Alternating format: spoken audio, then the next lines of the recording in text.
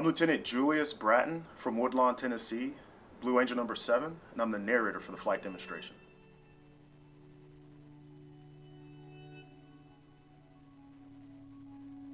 Coming from Woodlawn, Tennessee, where I live specifically is just outside of Clarksville, Tennessee. Woodlawn's a rural farming community, so being from there and now being a Blue Angel, it means that everything is possible. There are no limits to any goals that you want to set. When I think about relentless pursuit of excellence, I think about how I apply that in my everyday life. Everything I do, I am trying to make my deviations from perfection smaller and smaller with each set and rep. I understand that perfection is not attainable, but those deviations can become so small that maybe only I will notice, or maybe a very well-trained eye will notice. But as long as I can mark improvement and continuously strive towards that ideal end state, then that is moving forward and getting better.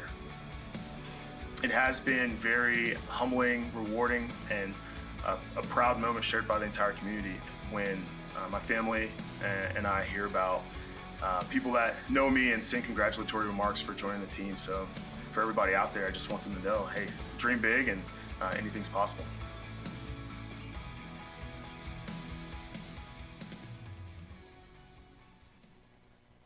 While some serve overseas, let's go. Others hold down the fort.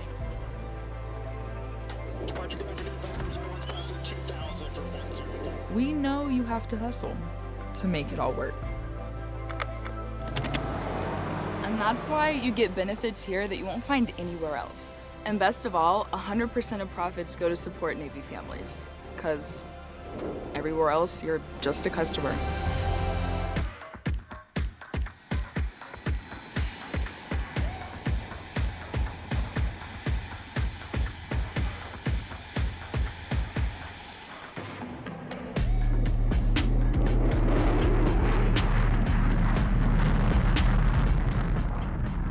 Travel around the country and show the tactical ability, the performance, and the power of the F-18, push the envelope and demonstrate that to the public, and then hopefully instill in them passion and desire to serve and potentially go into naval aviation themselves. That's the ultimate goal.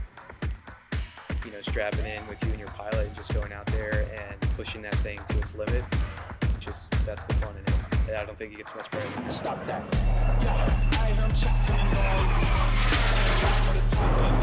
I heard chat with the boys. Let's keep walking. Just too sharp with the prize. Don't tell me I'm awesome. Yeah, I'm like there all the time. If you want to touch my please use caution. Stop that.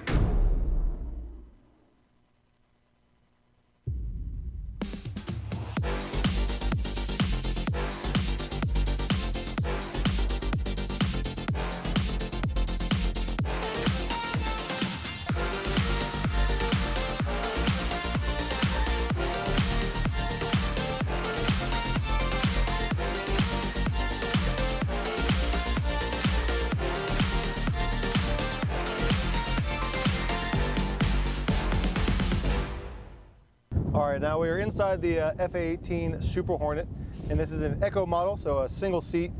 And for the most part, almost everything in this cockpit is exactly as you would see it in the Fleet Squadron. The only additions and subtractions are we have a little, we call it the noodle here on our flap switch, so that we quicker and easier move that if we need to. You'll notice here on the left side, there's the smoke pressure switch arming button, as well as a light. So with the pressure of this button will activate the smoke pressure system, and then with an actuation on the throttle stick or throttle control lever there, the light next to it will illuminate, showing us that the smoke is coming out of the jet. Next to this are our inverted fuel pumps. So another modification to the Blue Angel jet is that we have upgraded internal inverted fuel pumps, and those are activated by this red guard switch right here, and then these series of lights over here are indications to the pilot that the pumps are working or are not working as they may be. Another thing we have here is the stopwatch.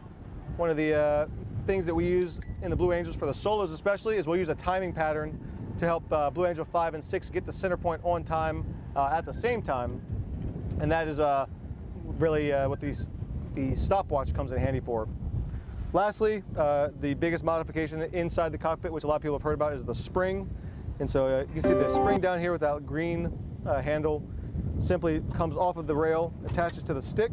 So now the stick is being pulled forward with about 40 pounds of pressure, and that is why planes don't fly with G-suits. As you can see here, my right arm rests heavily on my leg to support the 40-pound spring, and that is where the G-suit would inhibit any sort of movement that we make. This isn't an audition or the road trip you took to the coast. And it's far from those weekend camping trips. It's nothing like a district track meet, bagging groceries at the corner store, or crashing a party with your friends. Out here, it's not where the seat takes you, but who it makes you. Get up to a $40,000 bonus when you start today.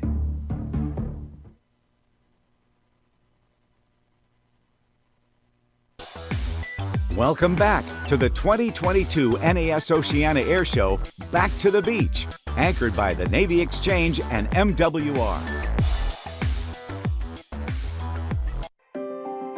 British Captain Christopher Newport landed here at the mouth of the Chesapeake in 1607. Rich farmland blossomed, but when the railroad came to town, tourism and recreation took hold. Virginia Beach boasts the longest pleasure beach in the world and the Chesapeake Bay Bridge Tunnel, the longest in the world. Notable residents include Olympic gold medalist Gabby Douglas, musician Pharrell Williams, and astronaut Alan Shepard. In the 1950s, the U.S. Navy set up an outlying airport for naval aviation in what was once flood-prone farmland. The new facility, which became Naval Air Station Oceana, provided relief to the crowded training airspace to the east over NAS Norfolk. In the decades that followed, NAS Oceana fully embraced the jet age by becoming the master jet base along the eastern seaboard. It was home to the F-4 Phantom as the Fleet Readiness Squadron. Later, both the A-6 Intruder and the venerable F-14 Tomcat called Oceana home. Today, NAS Oceana operates the FA-18 Hornet and Super Hornet. In total, 17 Oceana-based squadrons serve the flying portion of the Navy's fleet aviation operations, making it the largest FA-18 base in the world. Today, we'll celebrate naval aviation, the men and women of NAS Oceana, the bond with the city of Virginia Beach, and its rich history. Welcome to the NAS Oceana Air Show.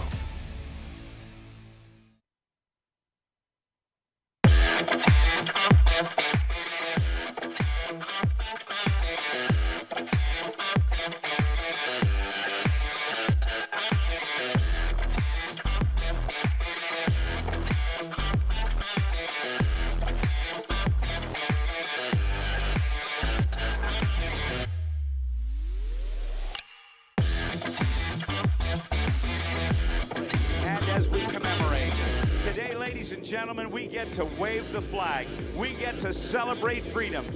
It's a perfect day. The 2022 Naval Air Station Oceana Air Show starts now. Hello, everybody. My name is Rob Ryder. I'm from Cincinnati, and it is great to be back here at Oceana to bring you the action here on what is just an absolutely perfect day, as we have welcomed the Patriot Guard, the Chevy Corvette Club, the Beachcombers, and the Civil Air Patrol to help us open the show. And in just a few minutes, we're going to have the opportunity to have our American flag jumped in by the United States Navy's parachute team, the Leapfrogs. Clear sky overhead. They'll be coming through in a helicopter that is from HM-12 at Norfolk. That MH-53E Sea Dragon will be the helicopter that they're coming in on.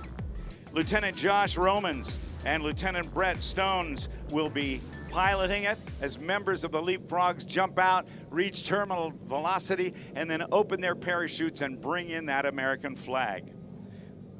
Our American anthem today will be sung by 23-year-old Rosalind Moreland. She has been singing the national anthem here since she was 15 years old, and she is a regular here. And after a couple of year hiatus because of COVID, she is very, very happy to be back. She's very excited to be working on a musical career, performing for many local charities and local events here, and has even opened for country singer Jared Neiman. We're looking skyward because in just a very few minutes, we're going to have the opportunity to see those jumpers come in. If you look high and to your right, thank you, Rose, you can see that helicopter up at altitude. Now that is one big helicopter. Amazingly, when you look at it, it's hard to believe that it's that big. But it's 99 feet long. It's the Navy's heaviest lift helicopter with a maximum gross weight, if I remember my numbers correctly, of around 63,000 pounds, maximum gross weight. We have a very light breeze coming over our left shoulder. That means the jumpers will now, as they are already away and under canopy, let's watch them as they work their way into position. For what we're going to see is canopy relative work. In free fall on the left, you can see the two jumpers flying together with smoke. As they work their way in, I want to share something about what's going to be happening here shortly. The year was 1814.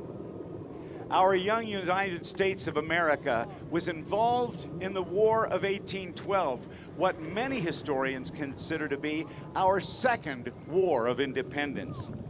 And on September 13th of 1814, an American attorney was taken to a British ship in Baltimore Harbor to arrange for a prisoner exchange. And while he was aboard that ship, he watched and witnessed a 25-hour shelling of Baltimore's Fort McHenry, when some 1,500 shells, mortars, and cannonballs were fired on the fort. And over the night, that attorney feared that the fort would be overtaken by the British. But the next morning, he didn't see a white flag of surrender. Instead, he saw a huge 40 by 32-foot American flag flying above the fort, indicating an American victory. That attorney was also an amateur poet, and he was inspired to write a poem called The Defense of Fort McHenry. His name, Francis Scott Key. And the first stanza of that poem became our national anthem. And as the Leapfrogs now come in with the POW-MIA flag in these very, very maneuverable canopies, let's give them a round of applause as they approach their touchdown point. And if you're watching around the world, that video you saw was from yesterday's jump. We welcome all the folks around the world who are watching yesterday's program. We had 65 countries, folks in those countries watching the show, and we're thrilled to have had so many viewers. Directly above us, two canopies that now we'll say three canopies that appear to have become one.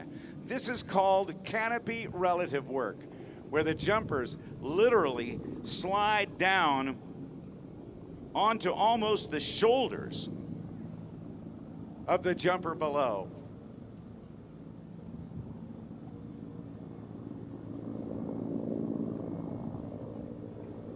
These canopies are just like wings.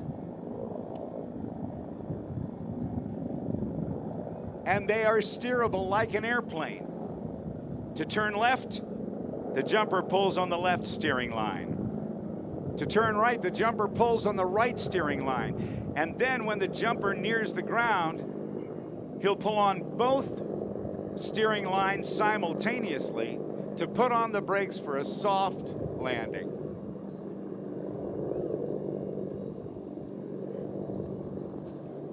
In free fall, the jumpers reach 120 miles per hour. And I can tell you from experience, it puts a smile on your face whether you want to smile or not. But when they're under canopy, it's relatively quiet.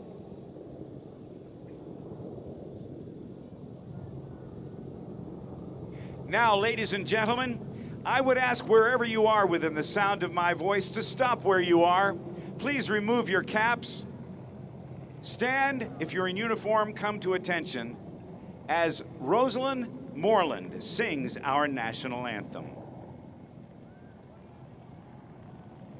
Oh, can you see by the dawn's early light what so proudly we hailed at the twilight's last gleaming, whose broad stripes and bright stars through the perilous fight o'er the ramparts we watched were so gallantly streaming, and the rocket's red glare, the bombs bursting in air, gave proof through the night that our flag was still there. Oh, say does that star-spangled banner yet wave o'er the land of the free and the home of the brave?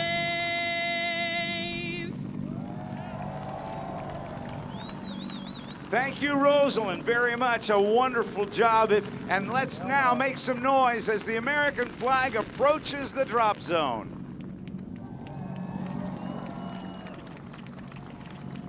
Now, people have said if the flag touches the ground, it has to be destroyed. But we've got people on the way to retrieve it, and that is the rule. As long as there's an effort made to retrieve it, then we're good to go.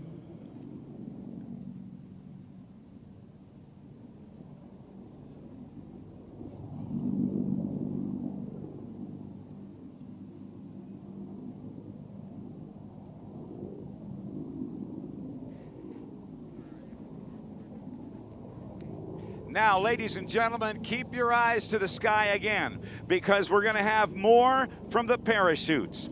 This time, in addition to the leapfrogs,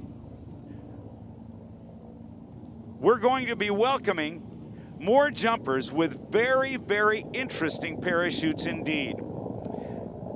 The explosive ordnance disposable technicians will be under canopy very, very shortly. Our air boss, Wayne Boggs, has given them a hot target.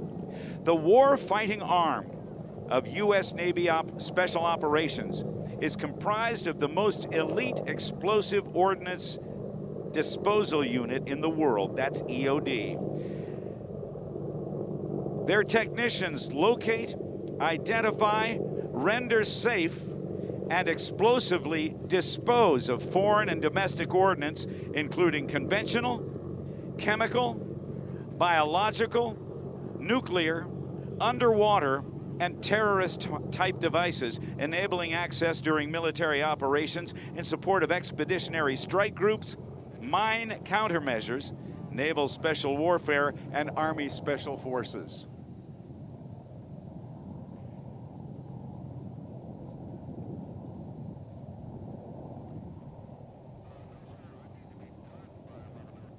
They provide training and assistance for military, federal, state, and local civilian law enforcement agencies in anti-terrorism force protection procedures, and they also conduct ordnance-related intelligence collection and counter-terrorism operations.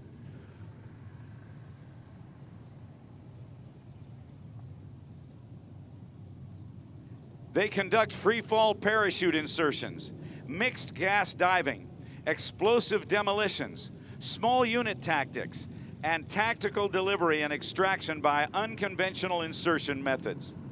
Since the brutal attacks on September 11th of 2001, the demand placed on these warriors and their families has been unprecedented. With ongoing global unrest, it is inevitable that our operators will continue to be called upon to serve overseas and here at home.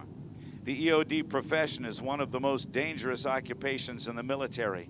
On average, there are over 6,000 brave men and women serving as EOD technicians who are willingly putting themselves in harm's way to protect the lives and property of others.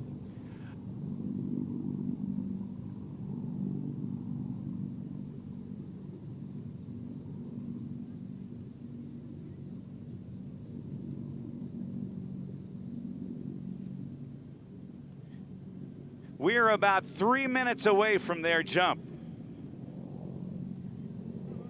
And we certainly want to see every moment of it. But that'll give me a couple of moments to say thank you to some folks who have stepped up to the plate in a big way here to help support this show. Among them, Hall Automotive, with 2 convenient locations in Chesapeake and Virginia Beach. Visit them today during Ram Power Days to save big in-store or online at hallcdjr.com. Huntington Ingalls Industries is a global engineering and defense technologies provider and recognized worldwide as America's largest shipbuilder. We're proud to be listed by Forbes as one of America's best large employers, with 18% of our workforce being military veterans, and they are hiring. So network with Huntington Ingalls Industries today at booth 38, just behind Show Center. Thanks to AT&T, proud to salute the military, veterans, and their families. AT&T military veterans, nurses, physicians, teachers, and their families get 25% off our best unlimited plans. That's less than $27 per month per line for 4 lines. All unlimited plans include AT&T 5G and AT&T Active Armor Mobile Security. Stop by and see the folks at AT&T for more info. Ready to make your next move? When buying or selling, ask for Adrienne, your coastal Virginia real estate resource. Adrienne Downing is referred for a reason and dedicated to bringing you home. To learn more, visit askforadrienne.com. Check it out, askforadrienne.com. Also, from the Cooper Hurley Law Firm, if you've been injured in a car crash, you can call Cooper Hurley Injury Lawyers, the car crash experts, to find out what your case is worth. 333-3333 is the number. That's Cooper's Hurley Injury Lawyers, the car crash experts. 333-3333. Sponsorship does not necessarily indicate endorsement by the United States military, the Navy in particular.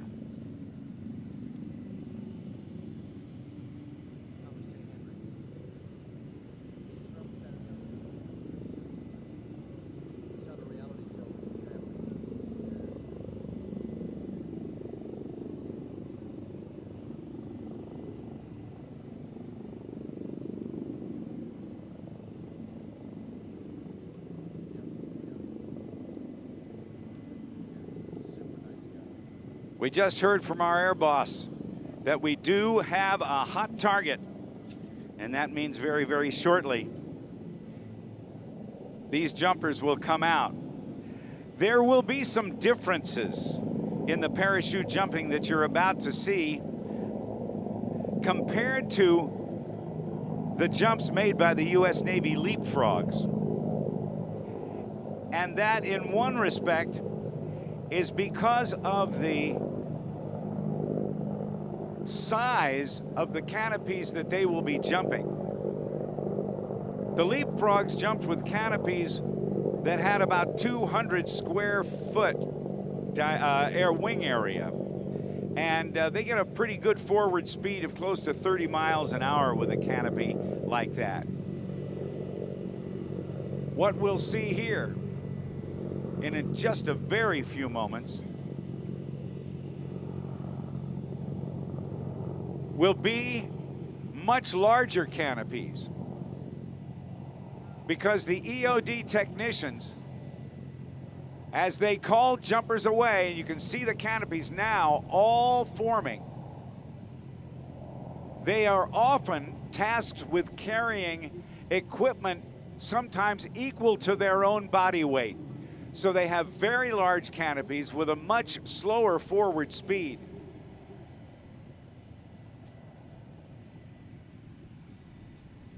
To introduce the group jumping today, we have a team led by EOD Senior Chief Anthony Byrne, the Air Operations Officer and LCPO for EOD Training and Evaluation Unit 2. He's joined by EOD Master Chief and CMC of EOD Mobile Unit 2, Mike Dial.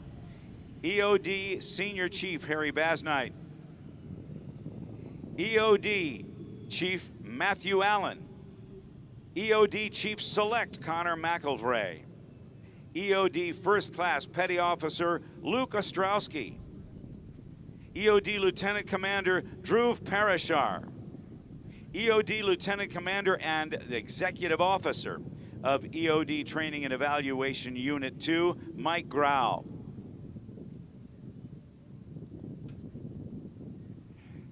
Now these jumpers can conduct jumps from as high, maybe 30,000 feet. And they can do two different types of jumps. One is hey-ho, high altitude, high opening, or high altitude, low opening, or halo. When they jump from 30,000 feet, they've got helmets on, they've got oxygen masks on, so they've got air to breathe when they're up there. And if they do a hey-ho, or a high altitude, high opening jump, they can literally travel a couple dozen miles under canopy.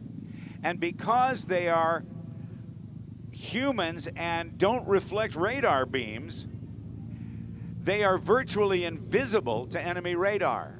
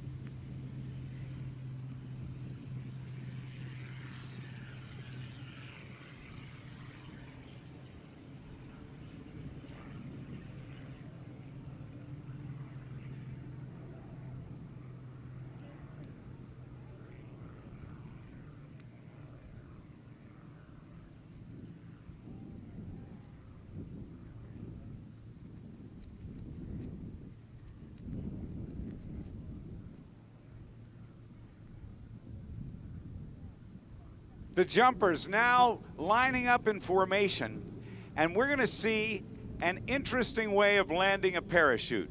It's going to resemble more like that of an airplane approaching an airport and flying what they call the pattern. And that involves flying near the airport and in the direction downwind opposite the direction they're going to land. And with the wind coming out of the northwest, I should say the southwest, they will fly northeast, the direction they're going now, and then they'll get closer to the ground and they'll make a right turn, moving from the downwind leg with a 90-degree right turn to the base leg, and then they will turn another 90 degrees and into the target and into the wind, giving them more controllability at low forward ground speeds. I was told by one of the jumpers yesterday that they got to about 1,200 feet and there was a temperature inversion and they couldn't get down. They were stuck at that altitude for a while.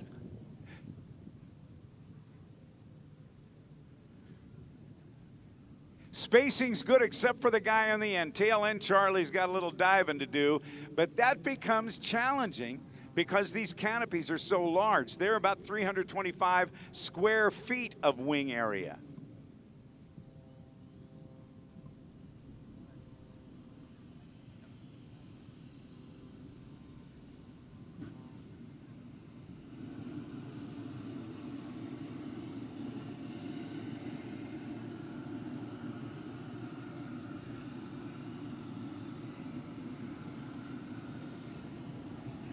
So the downwind leg is complete. There's the turn to base.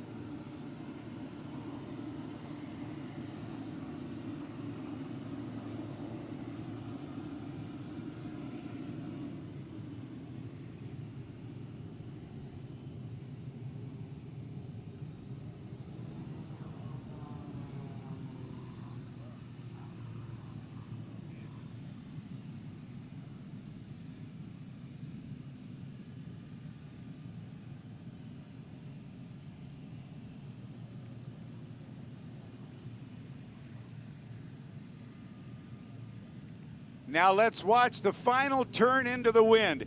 And they can hear you. It's quiet up there. Come on, Virginia Beach, make some noise. The louder you yell, the more accurate they're going to be.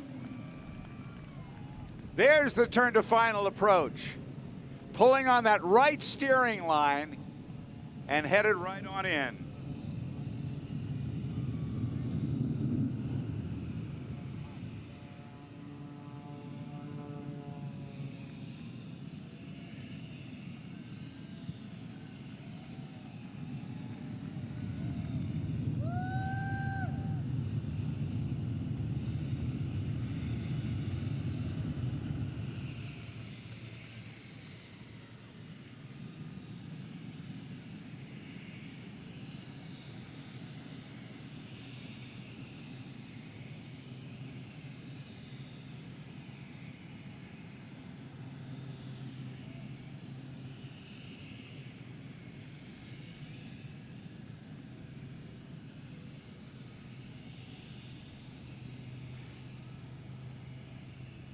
One more jumper to get down on the ground. All 7 others have landed safely. Watch him pull down on those steering lines as he puts on the brakes for a tiptoe landing. Ladies and gentlemen, a big round of applause today for EOD Training and Evaluation Unit 2. And on the left, the jump aircraft, Sea Dragon MH-53, that's what they call it, from M-12 in Norfolk. Lieutenant Josh Romans and Lieutenant Brett Stones coming in from the right. Look at the size of this helicopter.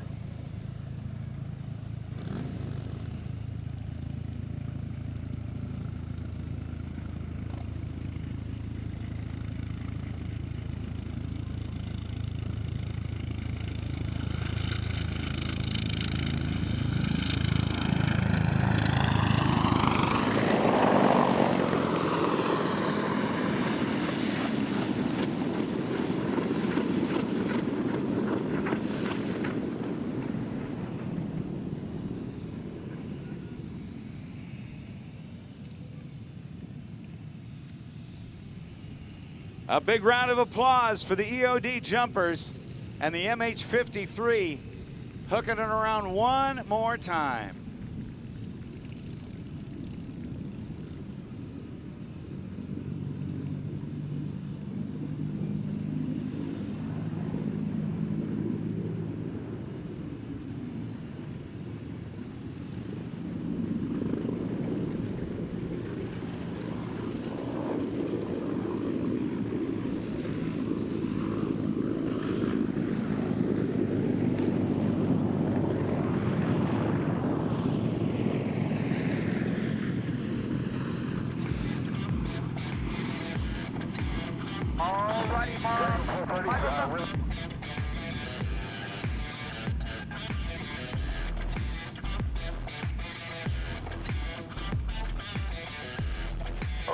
Michael's up.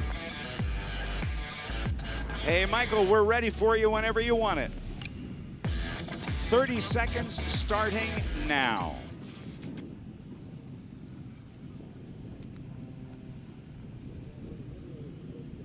Advanced aerobatic flight and is one of the best-known pilots on the planet.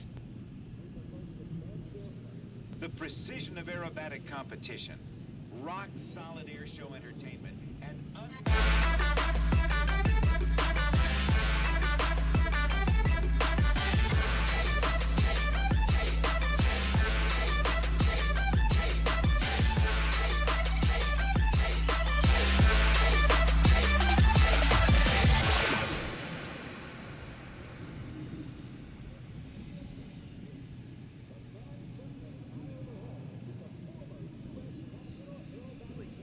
the man circling high overhead is a former U.S. national aerobatic champion, Red Bull air racer, and is one of the world's few aerobatic superstars.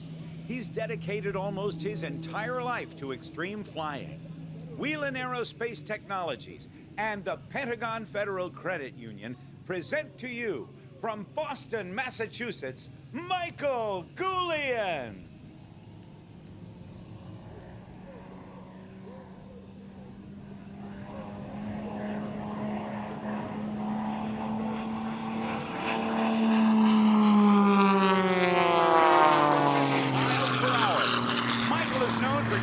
Air show performance 110% every time he flies, and by the look of that entry, that's not about to change today.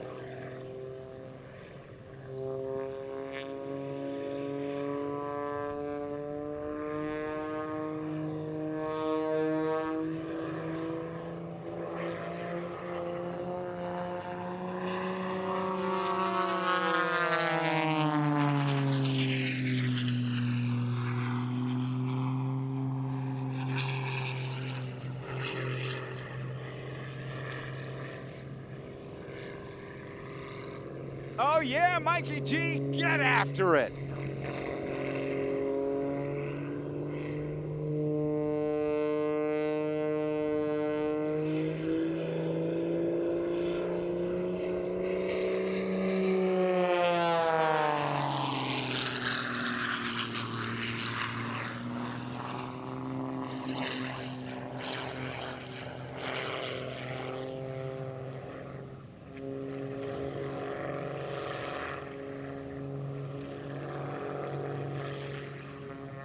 That's called the torque roll. Give it up for Michael Goulian.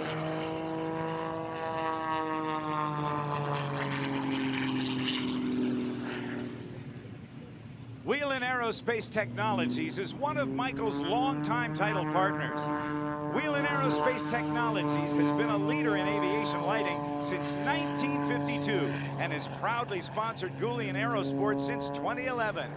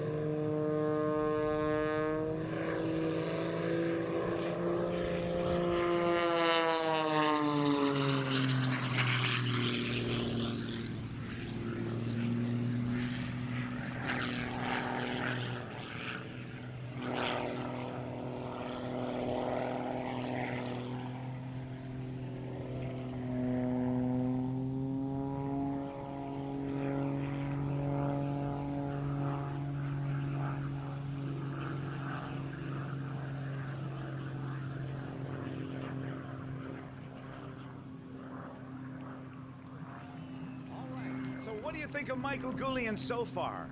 Michael performed in his first air show in 1989 when he was still a teenager and has been living his dream ever since.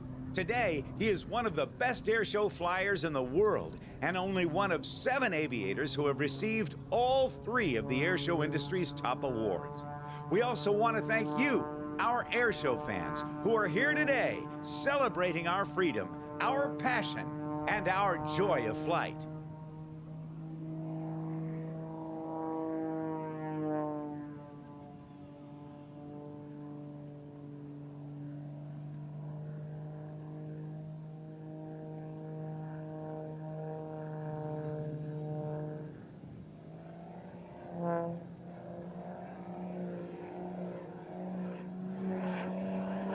Michael sets up from the next maneuver with a series of snap rolls taking him to show center.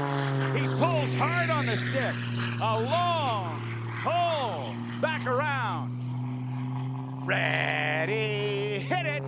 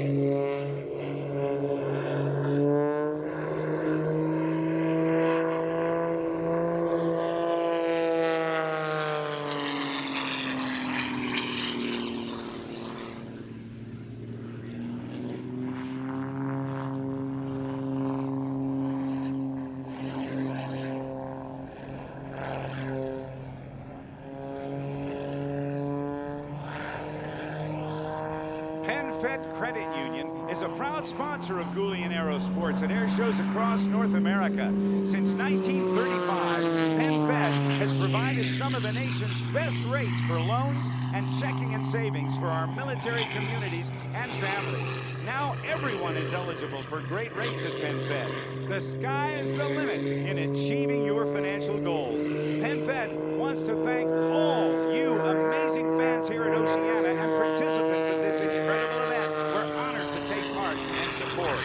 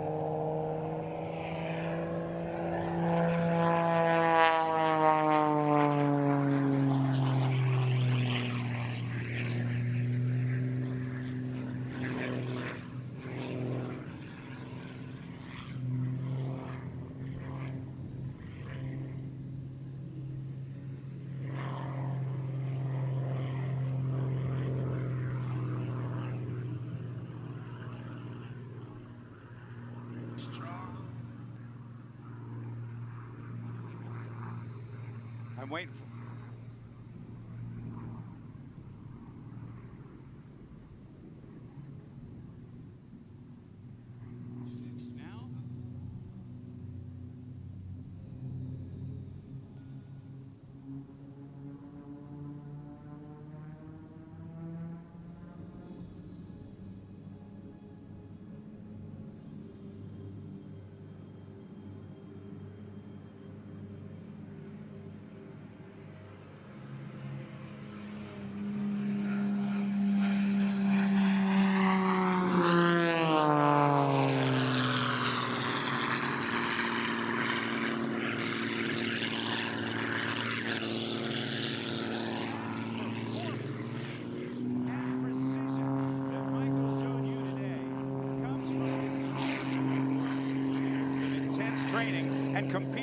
top-level regional, national, and global competitions. In fact, Michael has flown on 3 U.S. World teams and is a past U.S. National Aerobatic Champion. Only a few individuals have enjoyed the success that Michael has had in the air show industry, and he feels incredibly lucky and honored to be able to make a living flying aerial displays for incredible fans like you here at Oceana.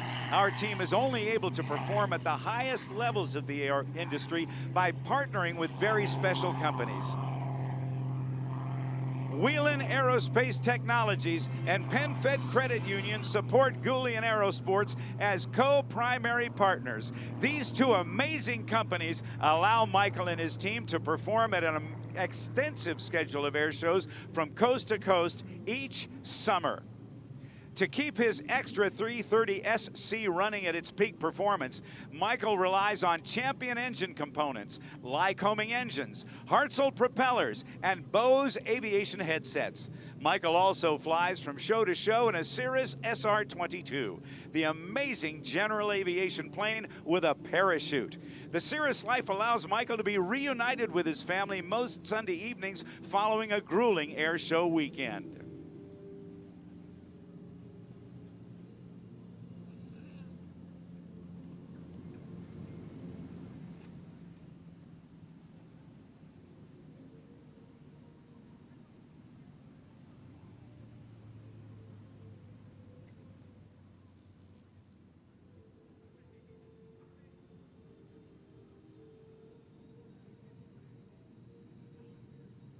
Now, ladies and gentlemen,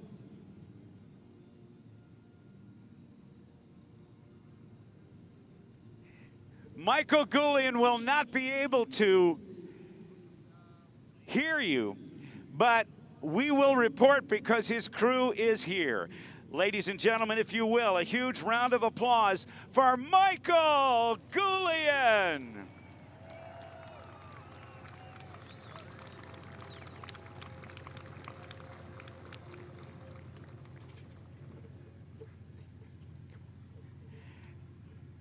And now my pleasure is to turn the microphone over to the United States Air Force's F-16 Fighting Falcon demonstration team and to bring you the action. Brandon Baden, and I apologize for calling you Brian yesterday. What a dumb thing for me to do. And Aaron Balzano. Aaron, you guys, it's all yours. And by the way, give Michael a wave when he comes by.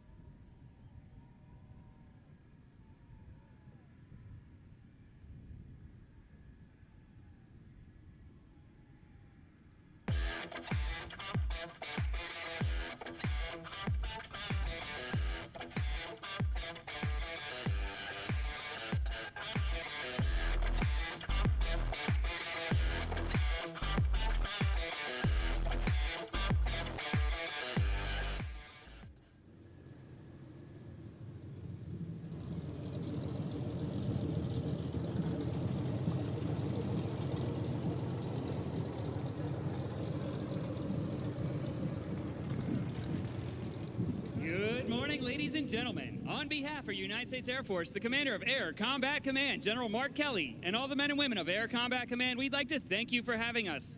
I'm the Viper Demonstration Superintendent, one-year narrators, Master Sergeant Brandon Baden from Manassas, Virginia.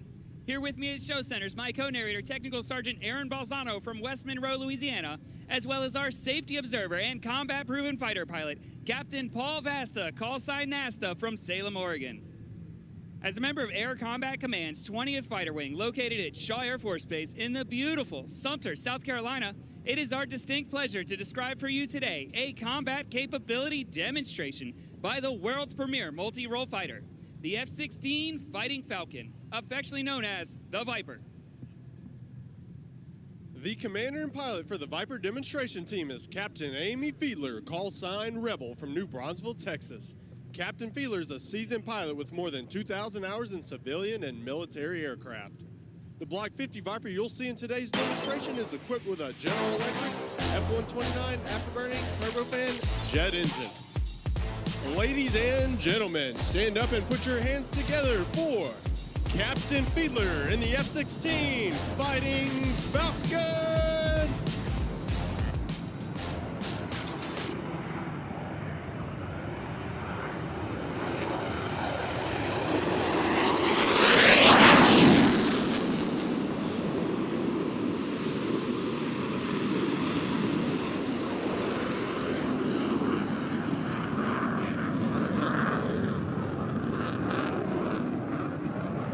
Captain Fiedler is now setting up for her first aerobatic maneuver, the Cuban 8. Watch as Rebel chases a vertical figure 8 over the demonstration area.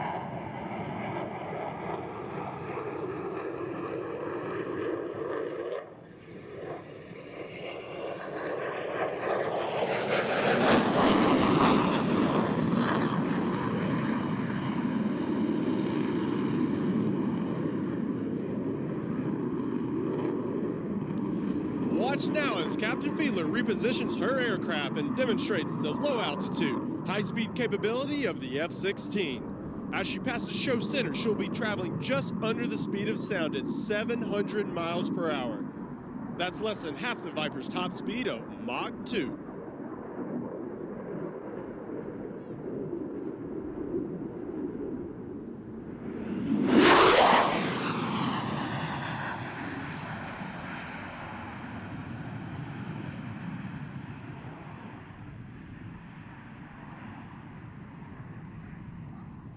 As she returns to show center, Captain Fiedler will accelerate rapidly and snap the F-16 through a series of aileron rolls, demonstrates exceptional roll maneuverability.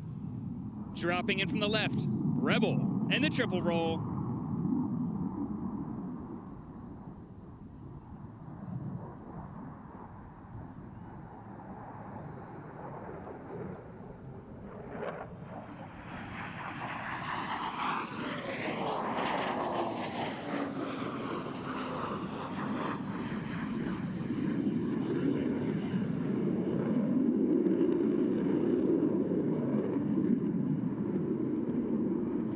In a dogfight, the ability to turn tight is crucial. Watch now as Rebel shows you just how exceptional the F-16 is in a 9G turn. At show center, she'll bank sharply and accelerate through a tight turn, pressing her into the seat with a force of 9 times her normal weight, or 9 Gs.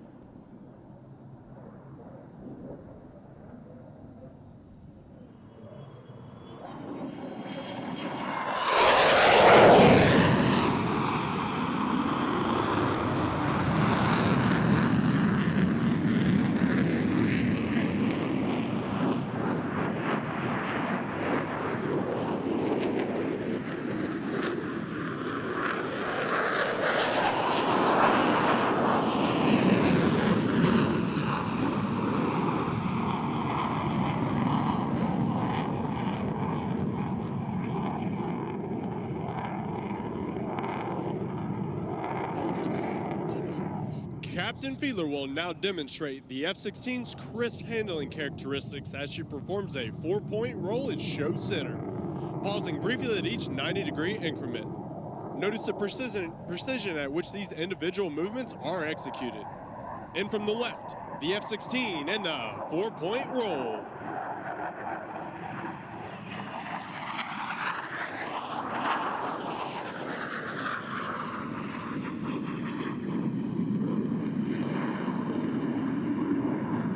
And now, one more time from your right. Watch as Rebel unleashes the sound of freedom. She'll float over the sound barrier. She crosses show center at 950 feet per second.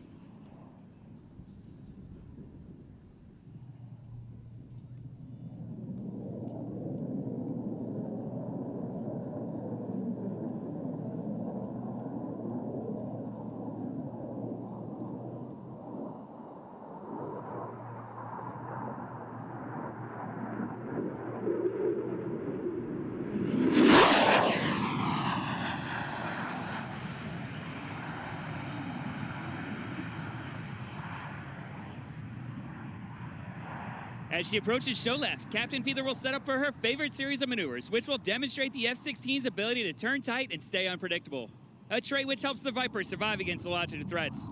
She will then quickly transition from horizontal flight into the vertical. Ladies and gentlemen, from the left, it's the Falcon turn.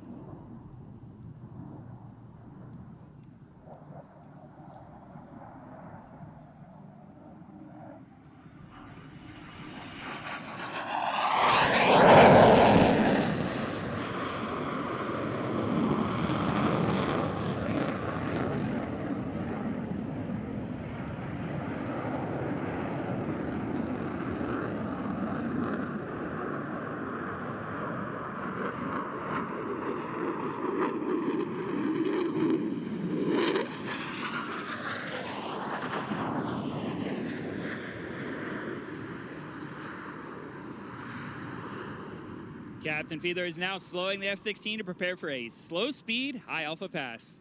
While the Viper can fly at more than twice the speed of sound, slow-speed control is just as important to those who fly it. High alpha refers to the high angle of attack at which the aircraft will be flying. We'll be holding the Viper at a 23-degree nose-up position and move only 120 miles per hour. When she reaches show center, Captain Fiedler will apply full afterburner and accelerate her aircraft into a nearly vertical climb, demonstrating the F-16's awesome thrust-to-weight ratio and maneuver we proudly call the rocket launch.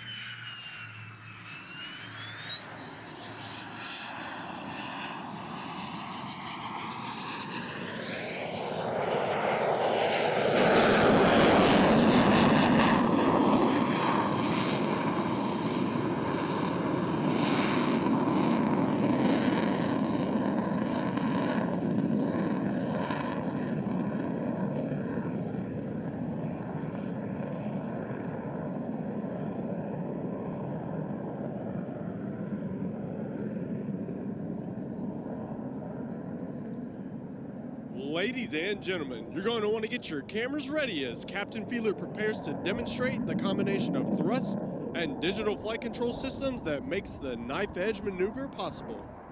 From your right, the F-16 and the knife edge pass.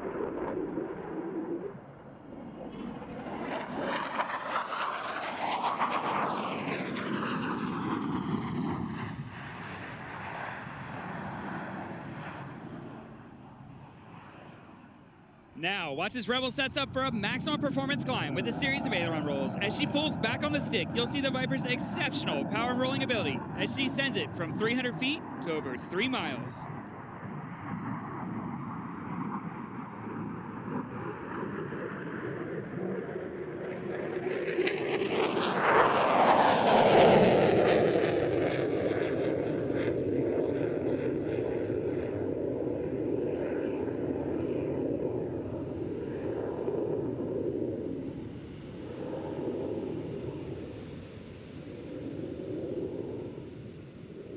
Ladies and gentlemen, Captain Fiedler has begun a spiraling descent in preparation for the dedication pass. Captain Fiedler and the rest of the F-16 Viper demonstration team from the 20th Fighter Wing wish to dedicate this pass to the men and women from all branches of the armed forces and their families who are so bravely fighting today's joint fight. We would also like to remember our wounded warriors and veterans in attendance, and those who have given their lives defending this great nation. This will be your best photo opportunity, so get your cameras ready to capture this salute.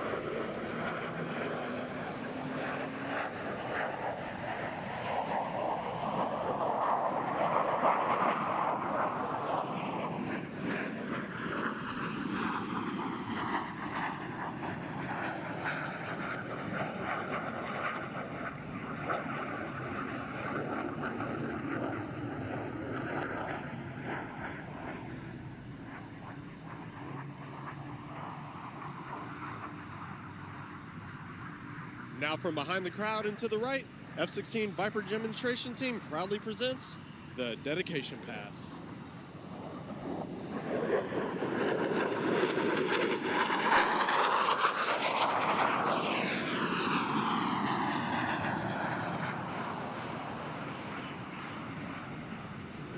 The Viper you see in action today is maintained by our expert team of maintenance professionals. Crew Chief Staff Sergeant Bobby Harper from Ellenboro, West Virginia.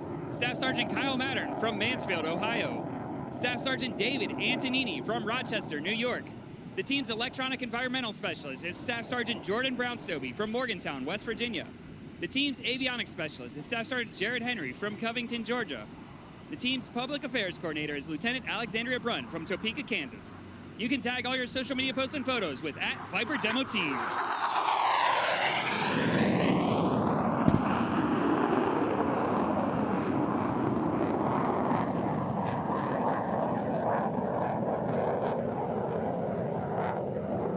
All right, guys, we're gonna need you to make some noise. I know you can do better than that. I've heard a little bit of cheering.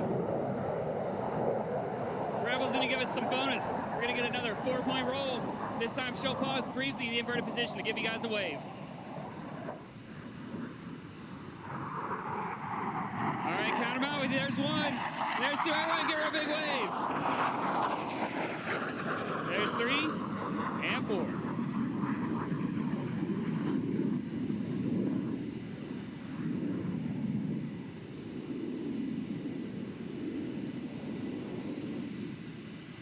All right, ladies and gentlemen, you're not going to want to miss this one. Rebels coming back around to show you what 30,000 pounds of thrust looks like in a 27,000-pound aircraft. I'm going to need you to stand up. Let's show her what you got, ladies and gentlemen.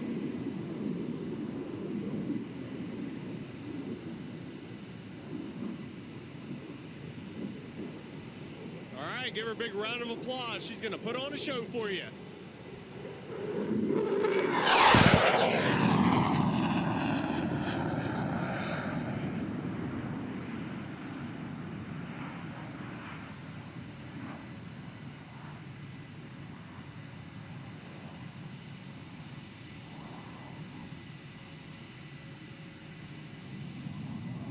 Rebel is now approaching from your left for the last maneuver, a tactical pitch up to landing. She will cross the runway at 500 feet and perform a rolling pitch up as she turns to the downwind leg of the landing pattern.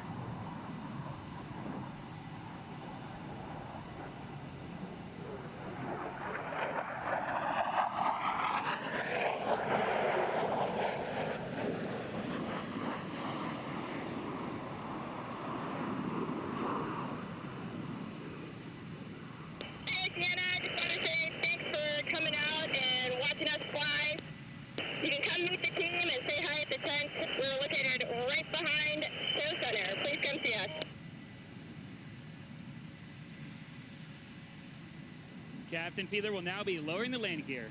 As she approaches the runway, she will decelerate to about 150 miles per hour, enabling the F-16 to stop in less than 3,000 feet if necessary. Add its ability to take off from relatively short runways, and you have a fighter that can operate from thousands of airfields in virtually every country in the world. While today's demonstration shows you how well the F-16 can maneuver in combat, what we cannot show you is its striking power or the accuracy and lethality of the weapons it carries. The Viper can hit targets well outside its visual range while flying faster than the speed of sound. Coupled with your innovative, motivated, versatile, and adaptable airmen, your United States Air Force F-16 Fighting Falcon is deploying new technologies and capabilities never before employed on a fighter.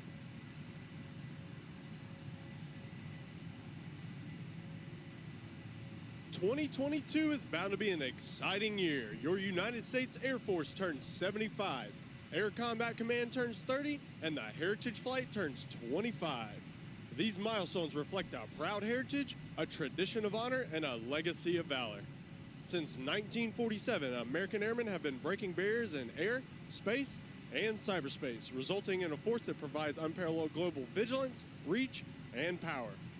Airmen throughout the Air Force and Air Combat Command are fully engaged as part of America's joint force in every region of the world and every mission area across the full spectrum of military operations. We have a proud history and heritage, and we will continue to ensure that the unique contributions of air power will endure long into the future. On behalf of the United States Air Force, the Commander of Air Combat Command, General Mark Kelly, and all the men of Air Combat Command, thank you for your attendance, thank you for your patriotism, and thank you for your support. Aaron And it's back to Balzano you. and Brandon Baden, thanks you guys. Nice work indeed. And by the way, you're talking about the 75th anniversary of the Air Force. It was 75 years ago today that the Air Force became a separate service from the United States Army. Happy birthday, United States Air Force.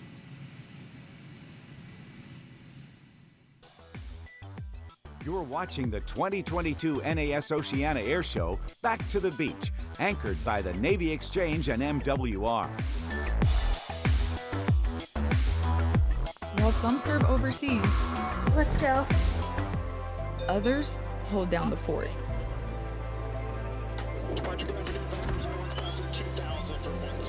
We know you have to hustle to make it all work. And that's why you get benefits here that you won't find anywhere else. And best of all, 100% of profits go to support Navy families. Because everywhere else, you're just a customer.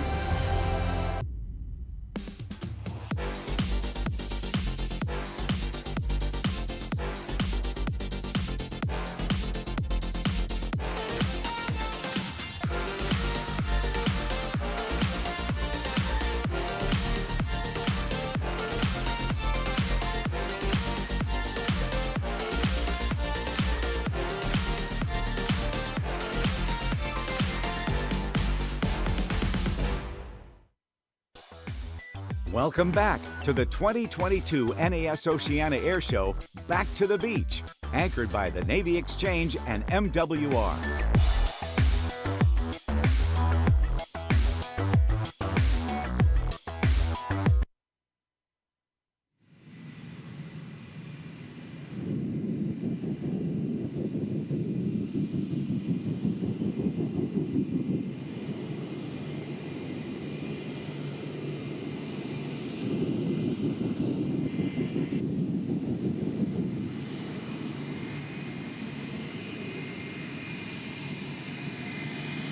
On the back of that truck are two jet engines. Westinghouse J-34s that were used on the Navy jet trainer, the T-2 Buckeye.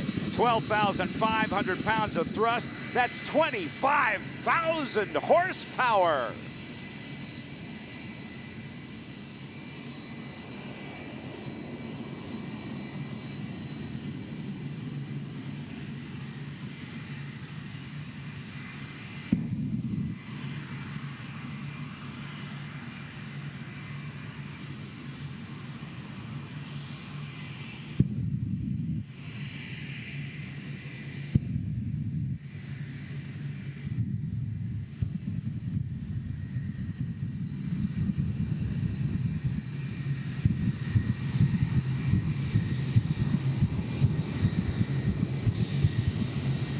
Oh yeah, the driver is Hayden Prophet II. Hayden is the grandson of legendary Hall of Fame drag racer Hayden Prophet, who was a four-time national champion at the NHRA and a two-time national champion in AHRA. And Hayden Prophet II now is at the controls of this amazingly fast, better than 300-mile-per-hour jet truck. Unlike the original engines on the T-2 Buckeye, these have afterburners, pouring raw jet fuel into the exhaust and give it a huge kick in the pants. And crew chief is going to make one last check as he pops the flames on the top. And in just a minute, we'll see him release the brakes spooling it up. Let's see how fast he goes. From 0 to 60 in a second and a half. There's 200, 225, 275, 310, 320, 325, 328 miles an hour. Come on, Virginia Beach, put your hands together for Hayden Prophet II.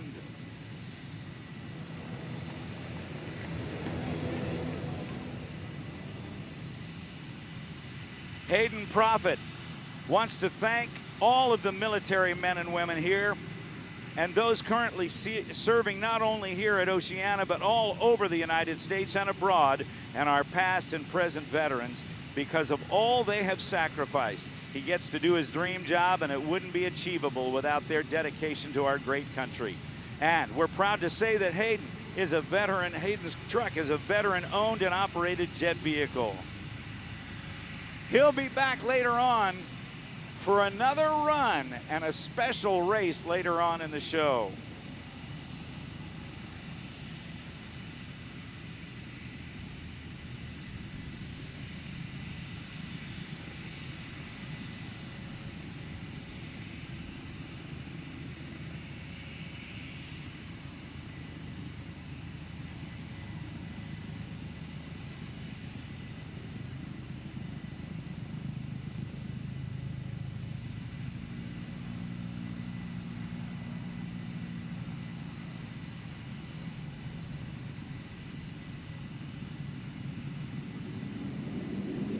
We're going to land the big MH-53 helicopter on the left.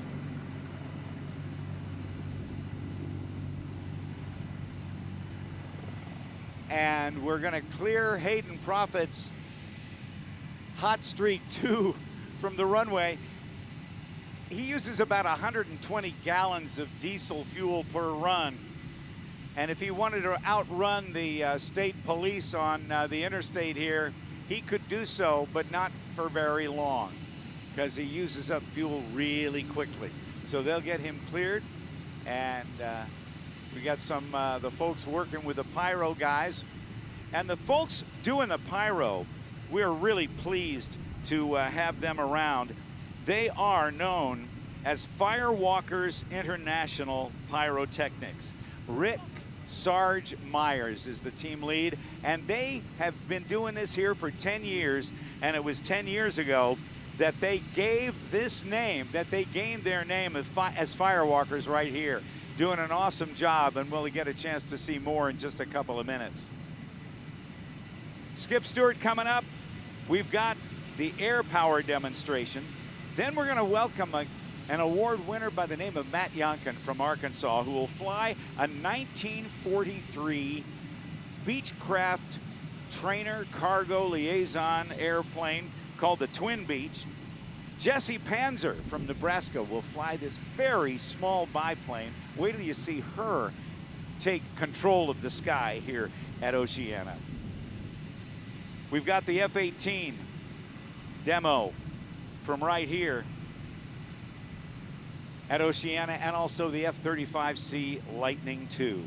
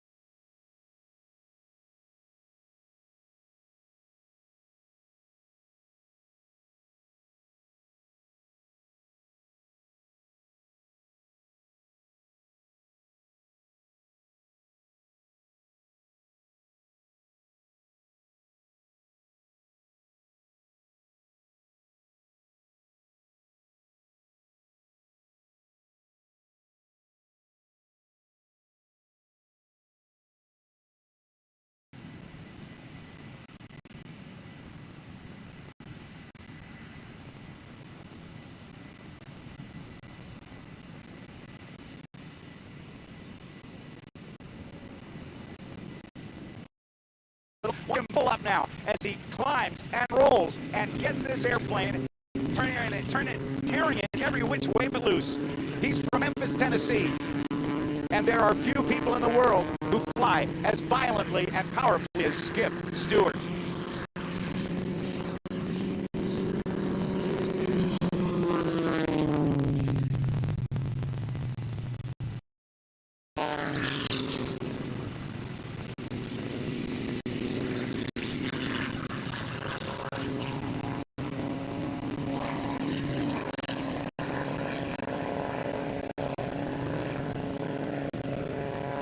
Is the double hammerhead. Few aerial performers can do that. Now negative G's. And Cole's heart experienced at 10 times his normal body weight.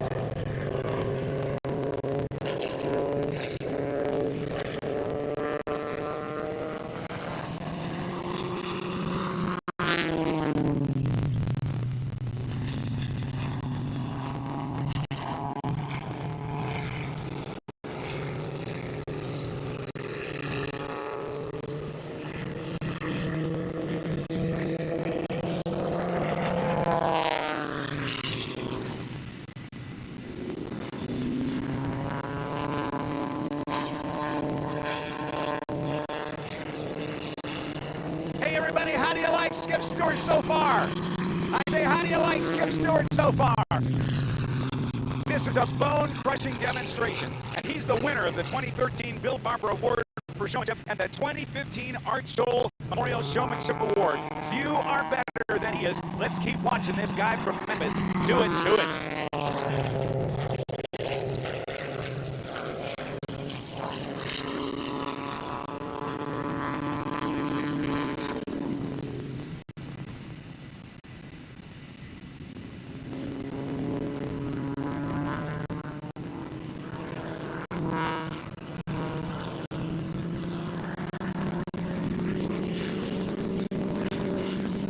Hanging from the straps, watch how he pushes out with 6 times the normal force of gravity. Negative, he's trying to toss it out of the cockpit as he now does the world's smallest inside loop. Look at that. He practices tirelessly in this airplane that he built himself, and he rebuilt every season as the roll rate increased on this muscle black plane known as Prometheus. This is an amazing demonstration because it takes such a great amount of physical condition to keep himself equal to the plane and the maneuvers that he does in it. Coming down the 45, he rolls the airplane to the upright position. The slider, watch for the outside snap, roll back into the sliding flight.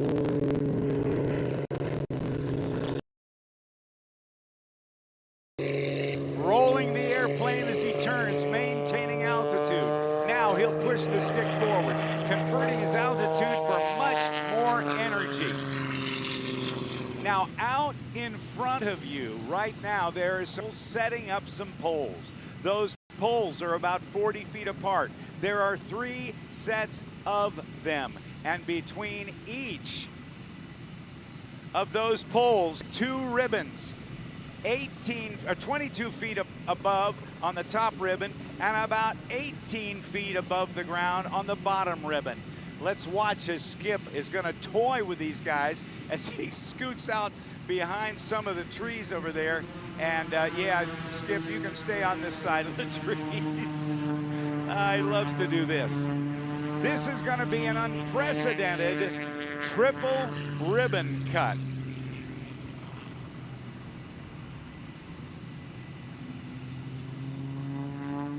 Now, get your cameras ready as he goes under all the ribbons with the wheels of Prometheus just a couple of feet off the ground. He's under number 1, under number 2,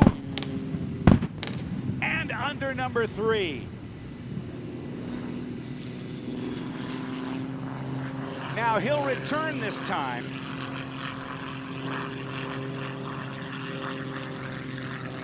He's going to go under ribbon number 1.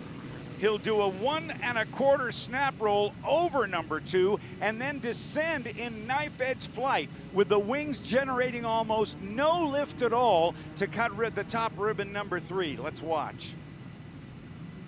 Oh yeah, did I tell you he's going to do it upside down? Yeah, he is. Here he goes. He cuts the first. He cuts the second. And he goes through and cuts all 3 top ribbons inverted. Now he's still not done. But as he comes back around, we've got Firewalkers International blowing the field up.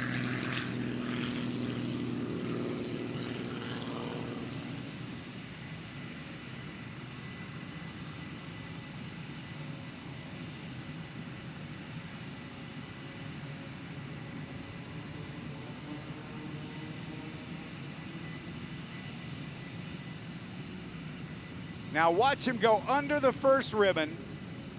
Watch for the quarters and a snap roll. There's under number 1. He goes over number 2, descending now toward the 3rd ribbon. Now watch this. He's got to be very careful because the wings are generating almost no lift, and he got it. Ladies and gentlemen, he ain't done yet, but put your hands together for Skip Stewart. This guy is an awesome flyer. Now, he goes high. Another descending knife edge descent. This descent is so dangerous because it takes this incredible amounts of skill because the wings just aren't generating any lift. He comes down toward the ribbon he just cut, goes for the next. Now watch him, left knife edge through the second point, and now holds it there in the left knife edge and cuts that final ribbon. There you go, the triple ribbon cut with Skip Stewart. He wants to thank Lycon Custom Engines, Whirlwind Propellers, Airflow Performance, Sarasota Avionics, Concord Batteries, Oregon Aero, Softy Parachutes, B&C Alternators, Horizon Hobby, Aerographics.com, Hawk Racing Apparel, Skytech Starters, 3W Model Aircraft Engines, Emcotech. Oh, no, wait a minute, Skip's not done yet. He's going to go right through the smoke ring of the huge bomb that's just been set off by Firewalkers. He also wants to thank Saruman Aero Works, Wimo High Quality Model Aircraft, and Lynx Livery. Watch for the smoke ring. This is something that had never been done before this show just a few years ago. Skip Stewart took advantage of the wind and the smoke ring which is forming. Watch him, he's gonna play games with this smoke ring. Never been done before it happened here, and he's gonna continue it. He goes through. Now watch him pull up and do 5/8 of a loop. He'll roll back through. Roll up right, go back down through the ring. That's a Cuban 8. Fidel.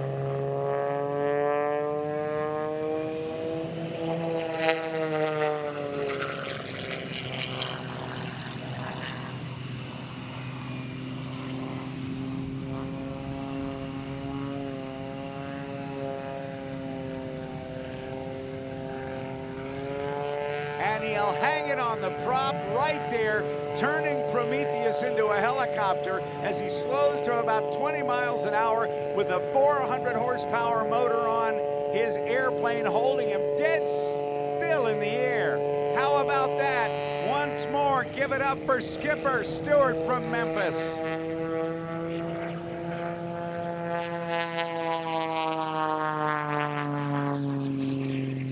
That was outstanding, as our Air Boss Wayne Boggs says.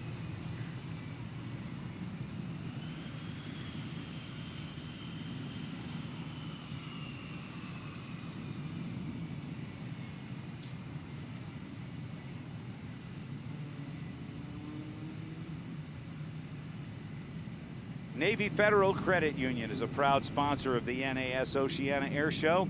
At Navy Federal, our members are the mission. Simply stop by our booth today to see how Navy Federal can best serve you. Prevalence provides high-value professional services to a cost-conscious world.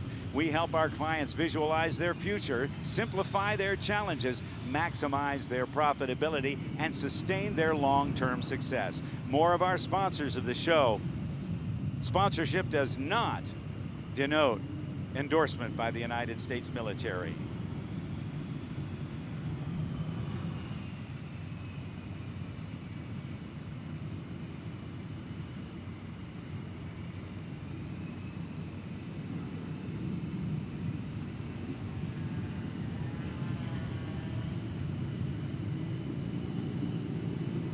Well, ladies and gentlemen, on behalf of the commander of Strike Fighter Wing Atlantic and the commanding officer of Naval Air Station Oceana, we're proud to present to you the 2022 Naval Air Station Oceana Air Show Fleet Air Power Demonstration. In today's demonstration, FA-18 aircraft from frontline squadrons based right here on board your Naval Air Station Oceana will display the incredible flight characteristics of the Super Hornet while performing tactical maneuvers employed every day by Fleet Strike Fighter aviators across the Navy in training and in actual combat operations.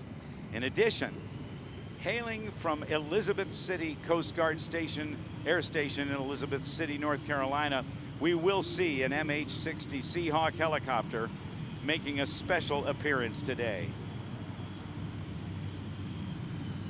Now, if you will direct your attention to the left,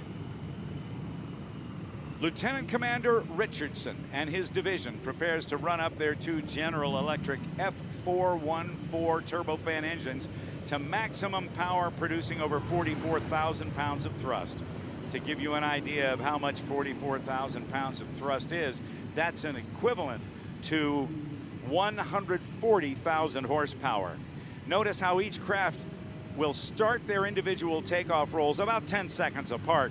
This will provide safe separation of the aircraft to allow each pilot to focus on their individual takeoffs while keeping the entire flight in close proximity to each other. Let's watch in just a moment as they start rolling down the runway, followed by high-performance takeoffs of the remainder of your fleet demonstration team.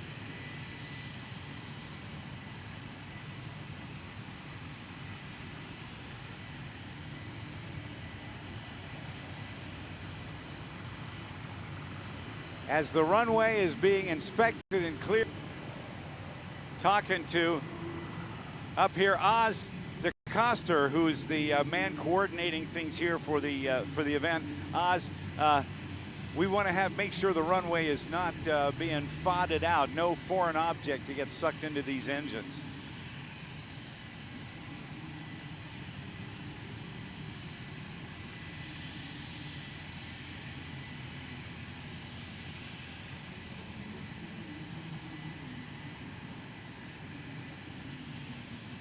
Multi-million-dollar engines and multi-million-dollar aircraft they're really second-generation Hornets, aren't they?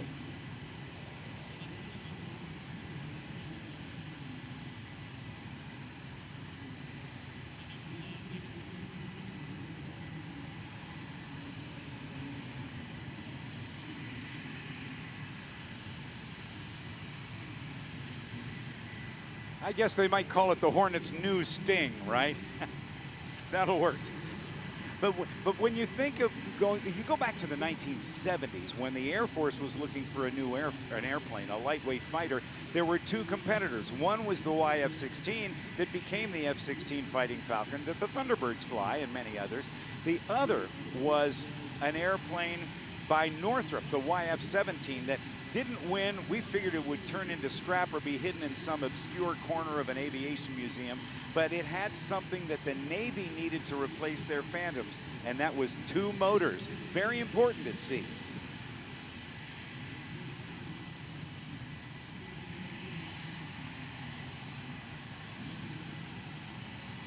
On one motor, and I know that the motors in single-engine fighters are super reliable as well, but it's it's super comforting to know that you've got one motor left to operate on when one of them conks out on you. It's good insurance, to be sure. So the folks from McDonnell Douglas back in the 70s then got together with the folks at Northrop who invented that airplane, and they beefed it up and they turned it into the FA-18 Hornet, which has been a huge winner for the Navy and Marine Corps. And then when the Navy needed to replace their aging F-14 Tomcats, they relied on that proven design of the Hornet and turned it into this Super Hornet. But it's a bigger airplane, isn't it? Yes, sir. It's slightly bigger. That gives it 2 more weapon stations, a couple thousand pounds more gas and payload. Having flown both of them, I think that it's a great improvement in reliability and gas, and still carries on all of the great characteristics of the original Hornet. And does a number of roles in addition to air-to-air or air-to-ground. There are versions that, well, I think the Growler is one that I like to think about. The EA-18G Growler, that's another variant. It absolutely is, sir, and that just goes to show that the incredible versatility of the original platform and all of the extra weight and space and payload that the jet has.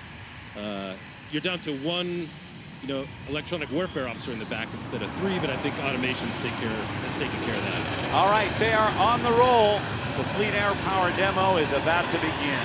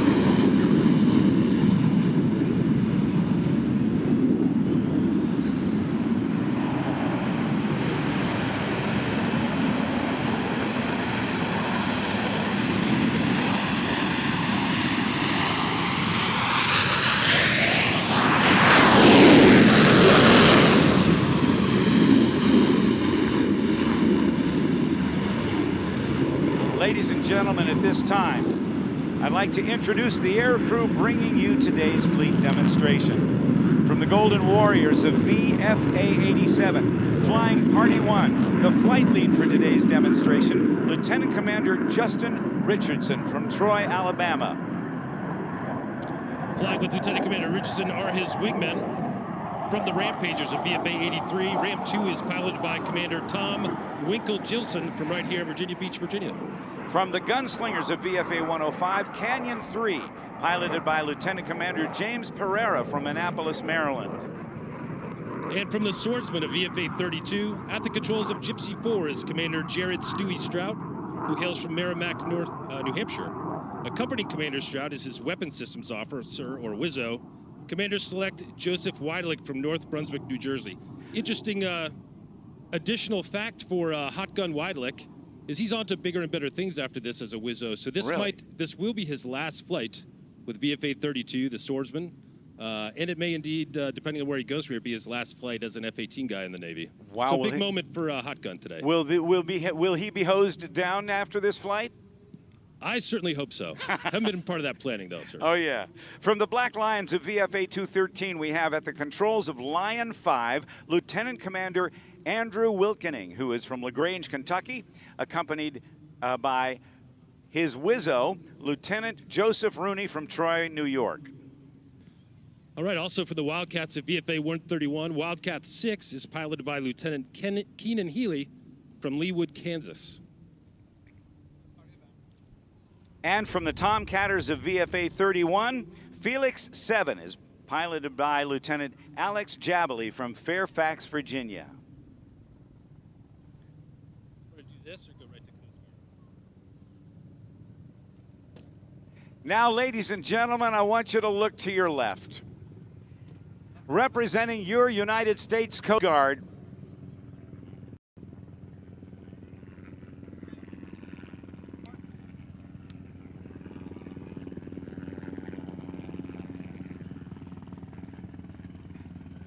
the United States Coast Guard is the smallest of our military branches. All the active duty and reserve members of the United States Coast Guard could fit into Yankee Stadium. Yet they patrol near over 15,000 miles of coastline and inland waterways. And if you're a boater, you know you have your radio tuned to channel 16. We had initially planned today to have a C-130 Hercules in addition to this aircraft, but it has been called out on a mission.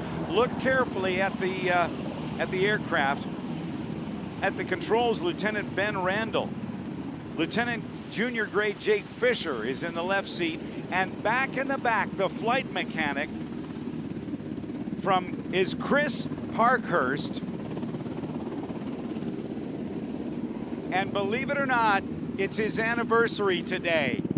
Why is he here? Because he's doing what he's supposed to do. But Chris's wife is here, and they're celebrating their anniversary at the Oceana.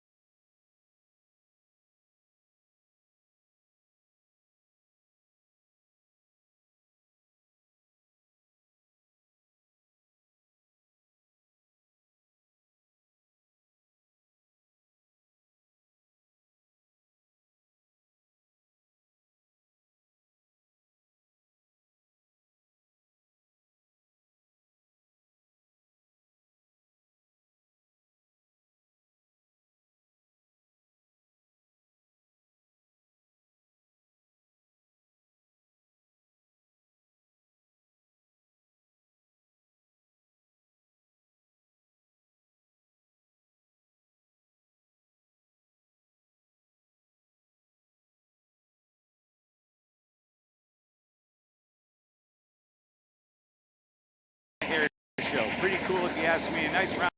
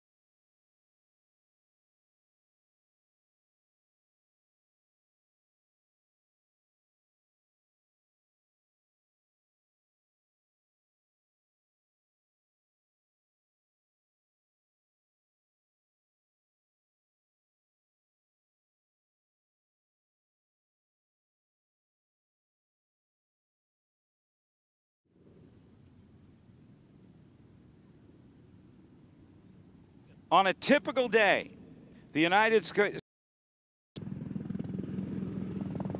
they will protect 2.8 million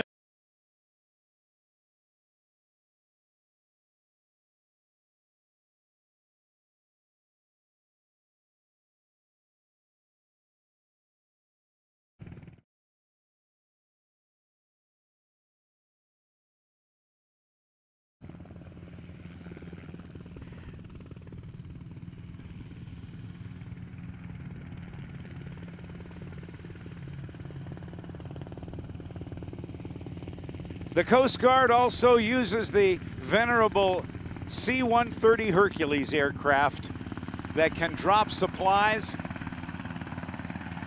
to vessels in distress, people who have been lost from vessels, and the flight mechanic that we see aboard, Chris Parkhurst, and the 2 other crew members, along with Ben Randall and Jake Fisher, will be a pararescue swimmer who is trained to go into the water to assess a situation and deal with medical emergencies when necessary to bring a survivor back aboard that helicopter and speed that survivor to treatment back at the air station. They are called out on days that the weather is just horrible. And yet, the helicopters like this one, and also the nearly 100 Eurocopter Dolphin helicopters, their HH-65s, are equipped for instrument flight to go into the worst of weather. They also have the HC-144 Ocean Sentry aircraft.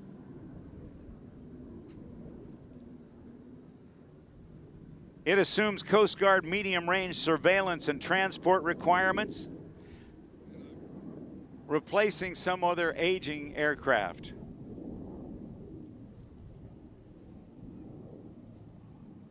Always ready, your United States Coast Guard.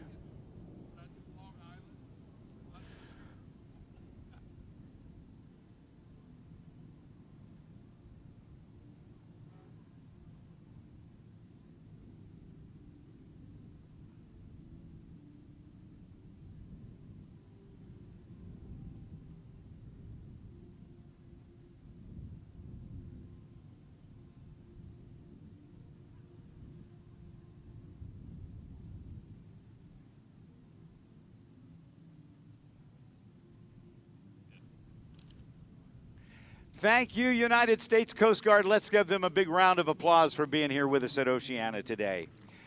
As we get back for the Fleet Air Power demonstration, the venerable FA-18 Super Hornet, commonly referred to as Oz and I have already said, as the Rhino, is an all-weather supersonic aircraft designed from inception as a multi-role carrier-based combat aircraft, able to conduct fighter, attack, and a multitude of other missions anywhere, anytime.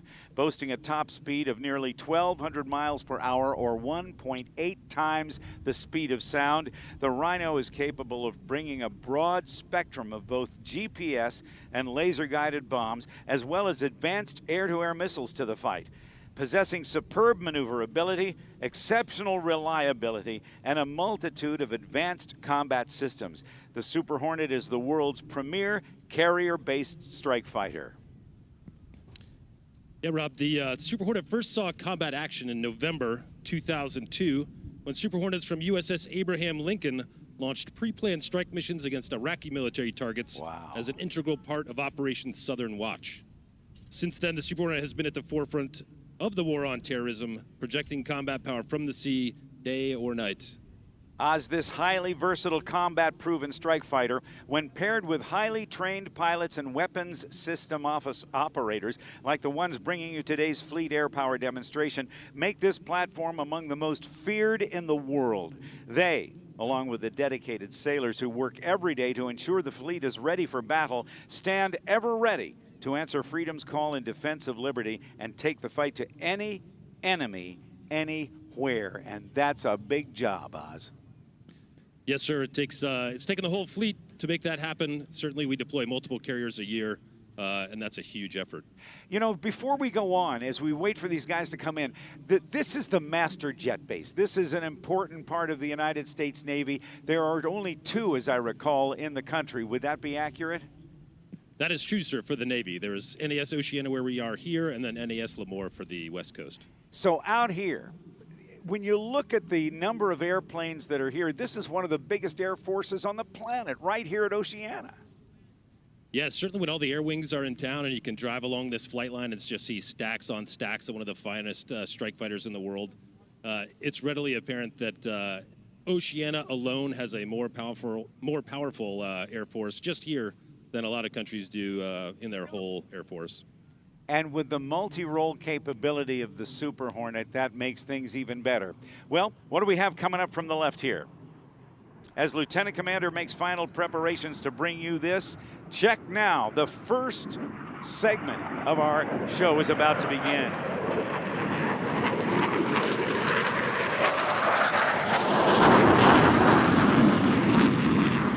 Lieutenant Commander Richardson has approached from the right. He'll go head-to-head with his adversary, Lieutenant Healy, who has come in from the left and maintained and gone into a simulated dogfight. As they crossed Show Center, they called fights on, and the rapidly maneuvering aircraft got Lieutenant Commander Richardson into an offensive position, highlighting the remarkable agility of the Super Hornet. He brings his nose to bear on his opponent for a quick kill.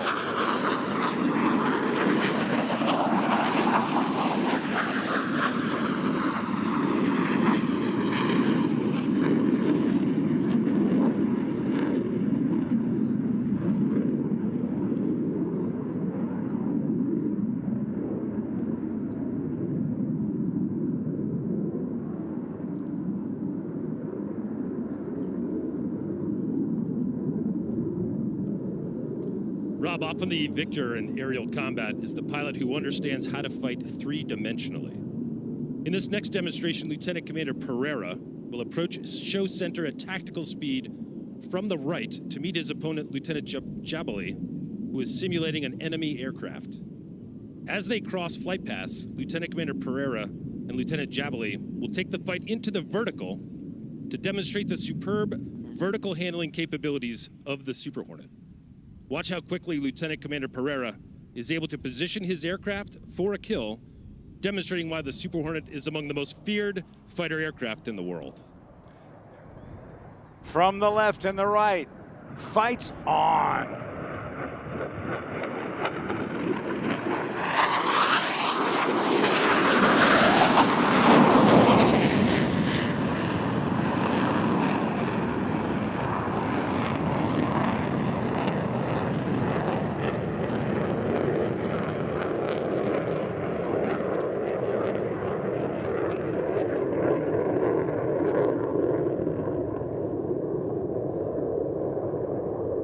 Since the beginning of the War on Terror, the FA-18 has proven through lethal precision why it is regarded as one of the most effective close air support platforms in the world.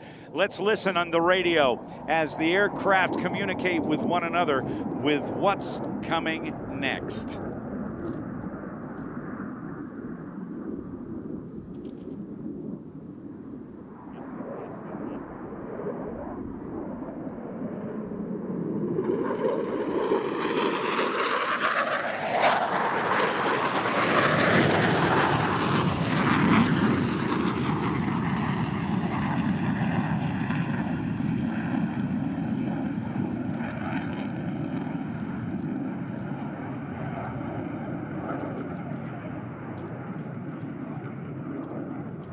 If you noticed earlier, there were single-seat and two-seat Super Hornets, the Echo and the Foxtrot respectively.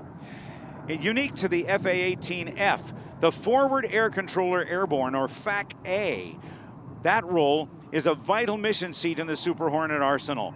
With a bird's eye view of the battle space, the FAC-A can receive information from the ground and call in airstrikes to support the boots on the ground. Let's listen now as the Forward Air Controller Airborne, Lieutenant Commander Wilkening and Lieutenant Rooney, call sign Lion 5, call in for Super Hornets to take out the threat.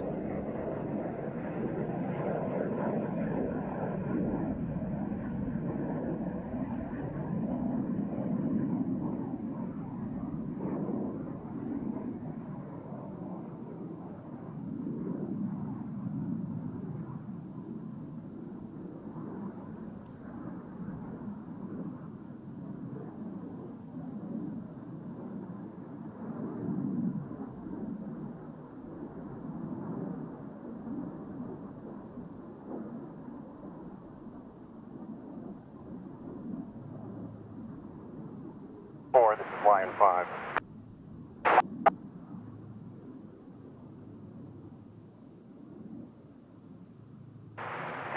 We have troops in contact, taking fire from multiple enemy positions.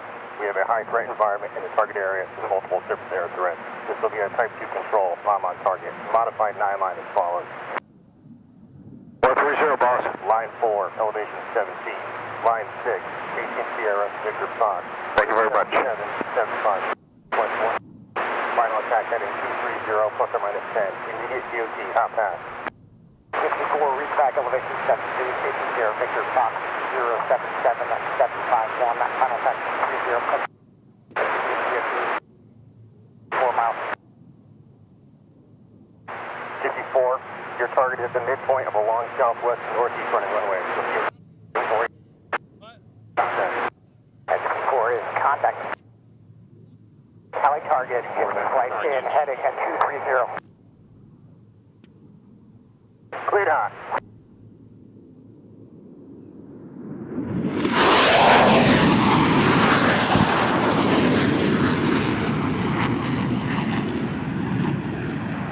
Good hit. Those bombs were right on target, folks. But now there are enemy reinforcements moving in. Listen now as JTAC calls in Lieutenant Commander Richardson and Commander Gilson from your right to engage the new threats with pop attacks. You'll see both fighters come in low. Are you contact 264's hits? And then pop up to get a quick look at where the enemy is positioned. Your target is a gathering of enemy troops 300 meters north at 54's hits. Request 1 bomb each. Final attack heading 230 plus or minus 10. Immediate COT. Hot pass. Party 1 pushing.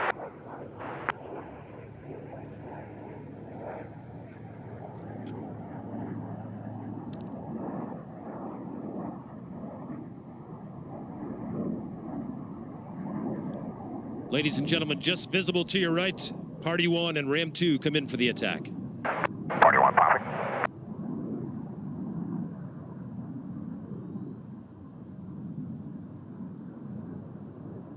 Party 1, Taylor target at 230. Party 1, clear hot. Ram 2 in. Party 1 off same 2 in.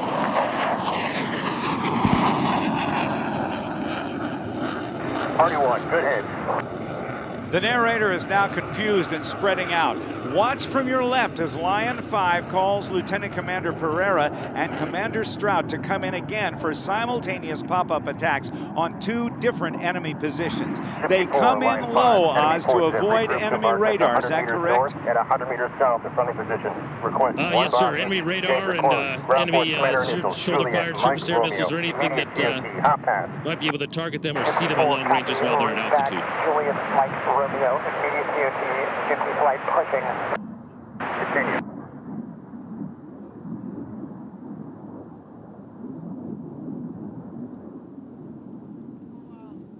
– 4 miles out now. That'll take just a few seconds at these speeds, Oz. Gypsy Flight popping. About 30 seconds.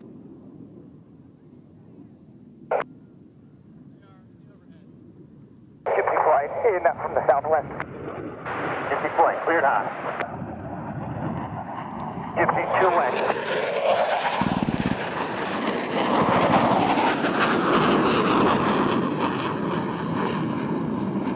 Gypsy, good hit.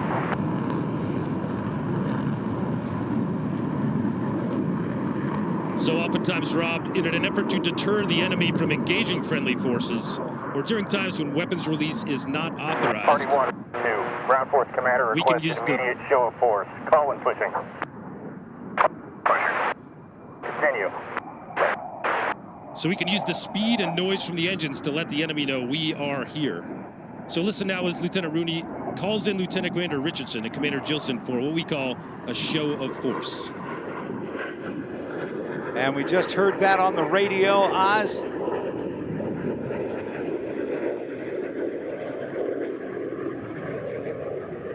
How many times, I wonder, has the Super Hornet been able to do a show of force, not expend a bomb or a bullet, and get the mission accomplished? Yes, sir. Many times. The show of force.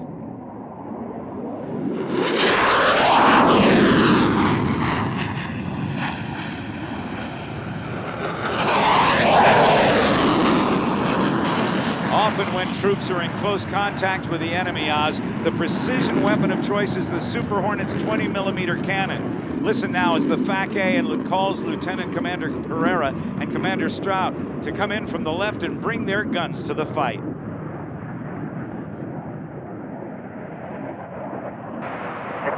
Ground Force Commander would like to bring you guys to clean things up with a gun. Top pass, forward pushing. Just quite copy on pushing. Continue.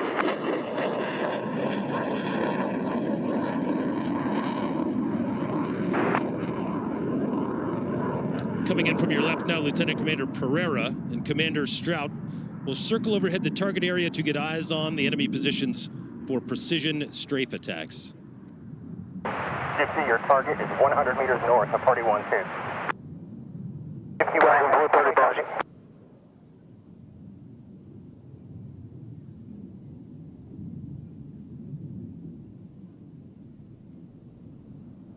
Gypsy 4, breaking straight. And 3 breaking.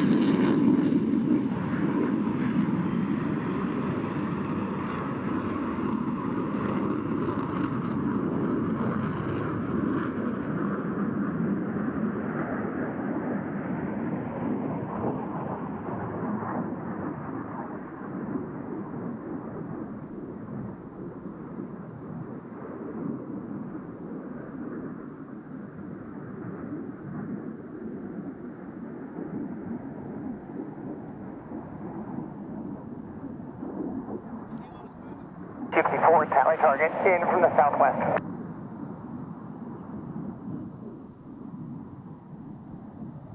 The strafing pass from the left.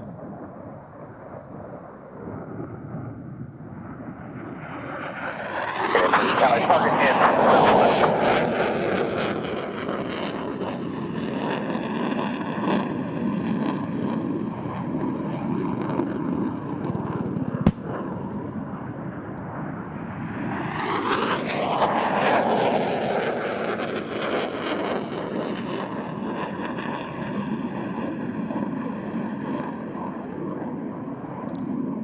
Rob, combat missions can often last upwards of 7 hours. My personal record is 7.8, but I'm sure there's guys in the crowd that have gone much longer than that. Oh boy. And that requires aerial refueling to maximize on-station time. A reality of combat, every carrier-based aviator must be able to perform the complex task of receiving fuel airborne, day or night, and under any conditions. A testament to the versatility of the Super Hornet, it is not only able to perform all the lethal combat missions you've seen today, but it is also able to fill the role of airborne tanker as well. Right now, Lieutenant Commander Wilkening is configuring his aerial refueling store in Lion 5 to provide critical gas to Party 1, piloted this afternoon by Lieutenant Commander Richardson. And Oz, we've looked at, I know you've seen it, I know I have, on YouTube. You can see back after World War I, a couple of Curtis Jenny trainers in formation, one with a hose dangling down, and on the bottom airplane, a guy standing half on the cockpit, half on the wing, trying to grab that hose and put it into the gas tank. That's the way aerial refueling started, but now the Air Force does it with a flying boom method, but the Navy does it differently. Can you explain that to us? Yeah, we do it more with what we call an in-flight refueling drogue. So we run out a hose with a basket on the end. And instead of flying in formation and getting plugged by the tanker, we actually fly our probe into the basket ourselves. Ladies and gentlemen, I have seen this sort of formation flown, but never actually plugged. Look at this, the real deal here, passing gas, if I may use an indelicate term, as the receiver works his way into that basket. Oh boy! Very close, and that's a challenge because there's turbulence created by both aircraft that keeps the airplanes from wanting to be able to connect. You guys have got to overcome all that. We do, sir. Sometimes it's easy, and sometimes the guy before you's bent the basket, so it's going around in circles and all kinds of interesting stuff.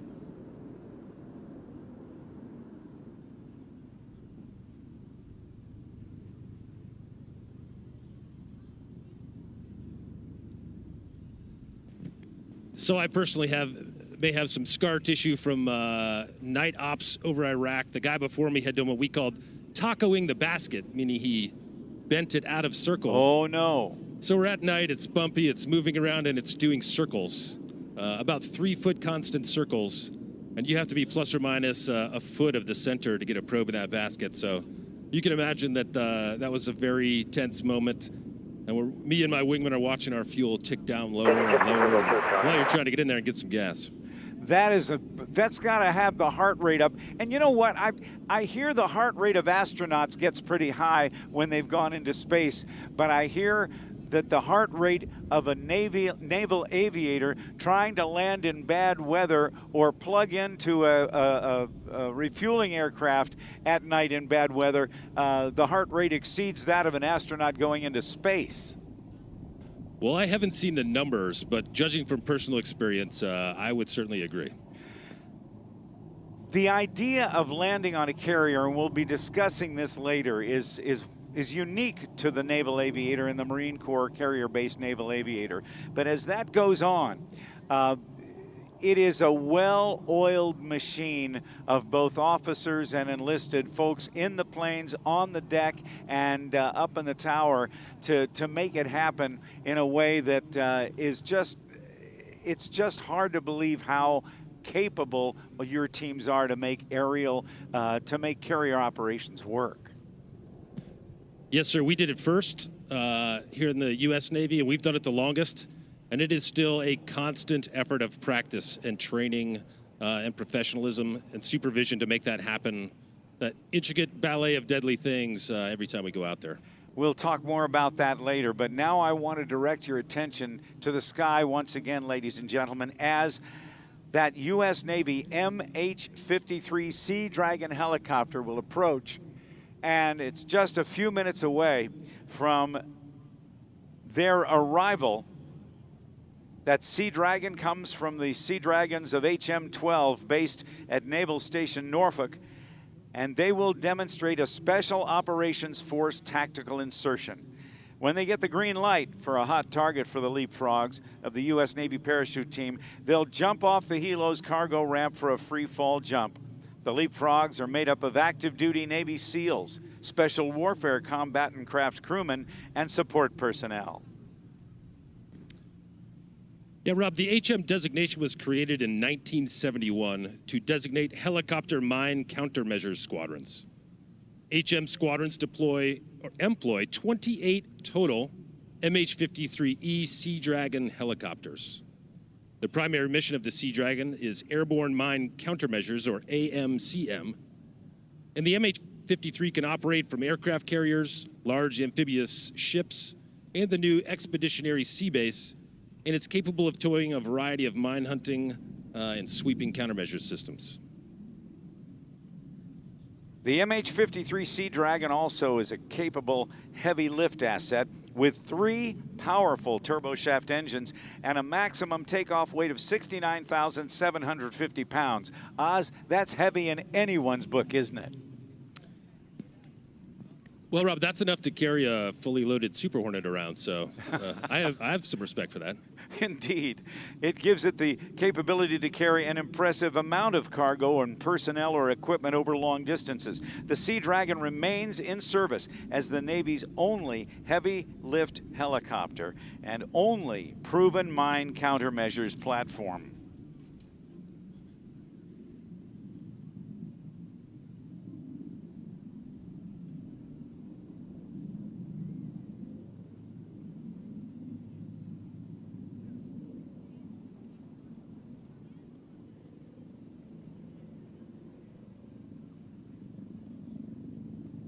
One minute to jump.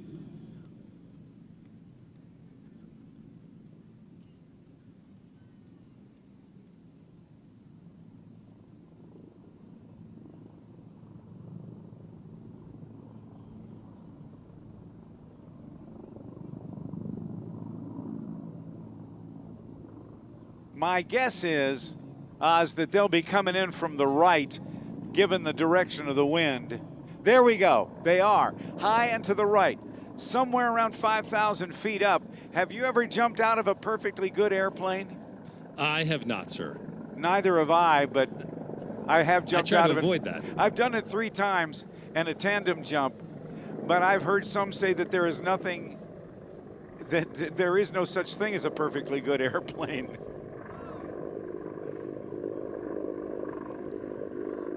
We have jumpers away. Let's watch the Navy SEALs.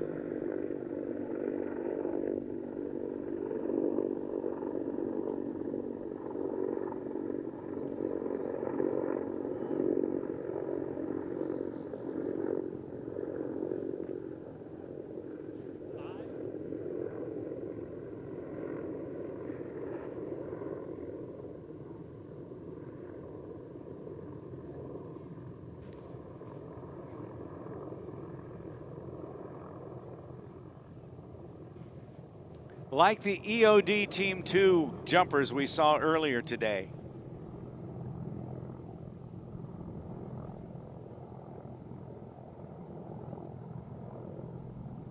They have these very steerable canopies. But let's watch now as we see 2 and maybe 3 jumpers all grouped together.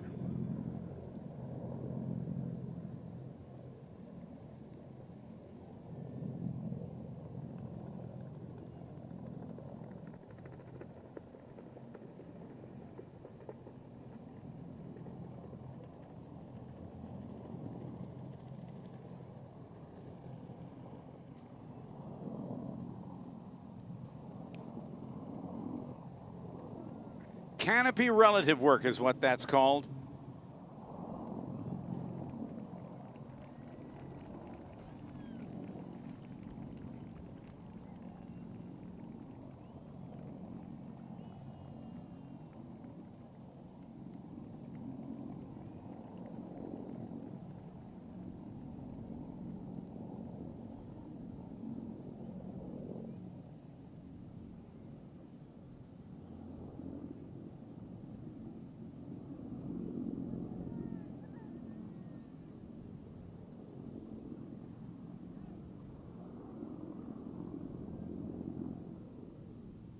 Watch now as the leapfrogs are now in a down plane. 2 jumpers strapped together.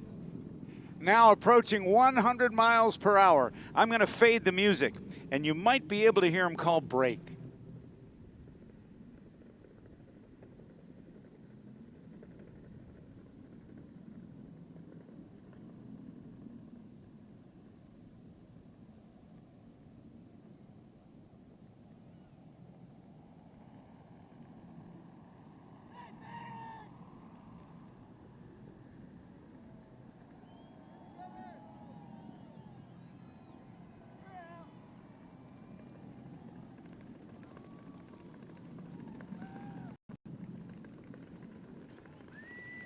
Ladies and gentlemen, how about that for the leapfrogs?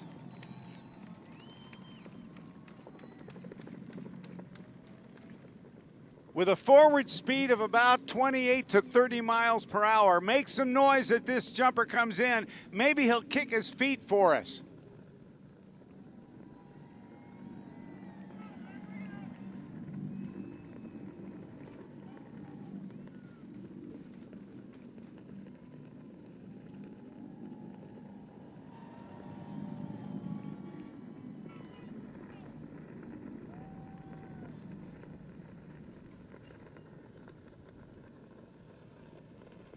Putting on the brakes and a tiptoe landing.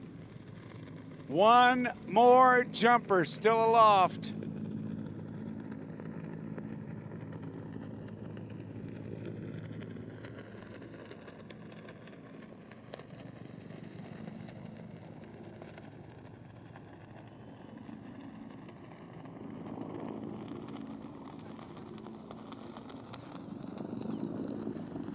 With the banner for the leapfrogs.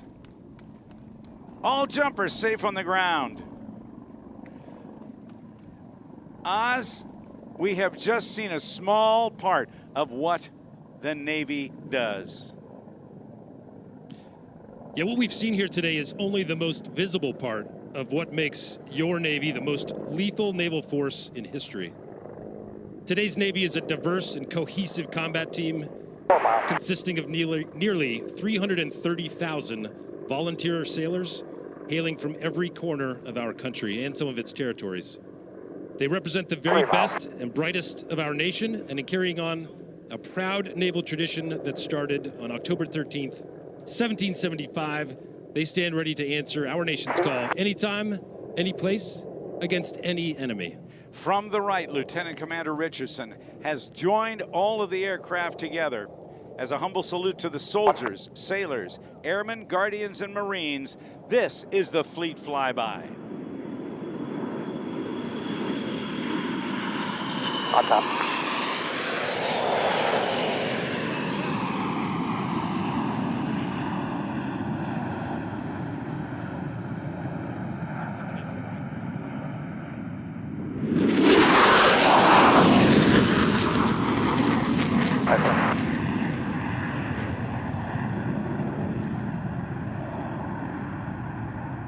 Rob, the distinguishing part of naval aviation, which we've talked about a couple of times this afternoon, that sets carrier-based naval aviators apart from other pilots is the fact that after every mission, we must return to perform the difficult task of landing on the pitching deck of an aircraft carrier day and night, regardless of the weather. The skill, concentration, and simple grit required to conduct such a dangerous task after a 7-hour combat mission demands that only the very best are afforded the privilege of calling themselves carrier-based naval aviators. You've got that right, Oz. The naval aviators, men and women, who have had the pleasure of presenting you today's demonstration are all combat-proven aviators with hundreds of arrested carrier landings and who have flown actual combat missions over the hostile skies of Iraq, Syria, and Afghanistan. Oz, the tactical maneuvers that you have demonstrated yourself and used in actual combat are what we got to see demonstrated here today. That's right, Rob. Those are the actual tactics employed by fleet naval aviators every day in training and combat. Here in a moment, we're going to see the F-18s approach the runway from the left for the carrier break into the landing pattern. And after recovering, Lieutenant Commander Richardson will marshal the demonstration team. They'll raise their canopies and taxi by to wave thanks for allowing us the great privilege of presenting to you this year's Fleet Air Power demonstration. It really is an awesome display that we get to watch as we come to Oceana each and every year and see this thing transition in the years from when you still had Tomcats. And I've been coming here, since probably 2004. As the announcer for the show, I got to see the Tomcats fly here, but the Hornets and the men and women who fly them possess that same honor, courage, and commitment as the naval aviators who first made those landings on the wooden decks of the straight deck carriers in World War II. Yes, sir. I think some things changed. The equipment, like we're not landing on wooden ships anymore. Obviously, the USS Gerald R. Ford is a very high-tech ship, and we've been running on steel for a while, but even that ship has electromagnetic aircraft launch and recovery systems and new arresting gear engines that are very different from anything we've used previously. Now, as they come by, let's get ahead a little bit.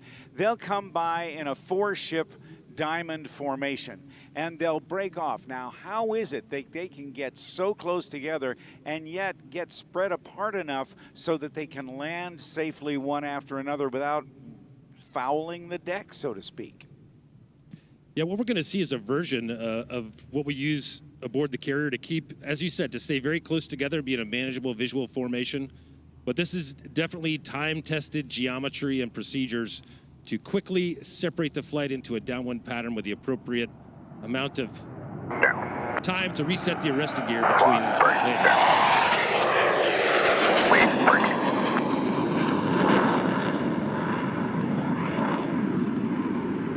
We just heard the call as each of the four aircraft broke, and now they're going to slow down to what? What kind of speeds do they get when they get ready to lower the landing gear? It varies by aircraft weight and configuration, but it's right about 130 knots, which is 150 miles per hour. All right, so they get the gear down, and we got 2 more coming in, and they're going to break to land as well.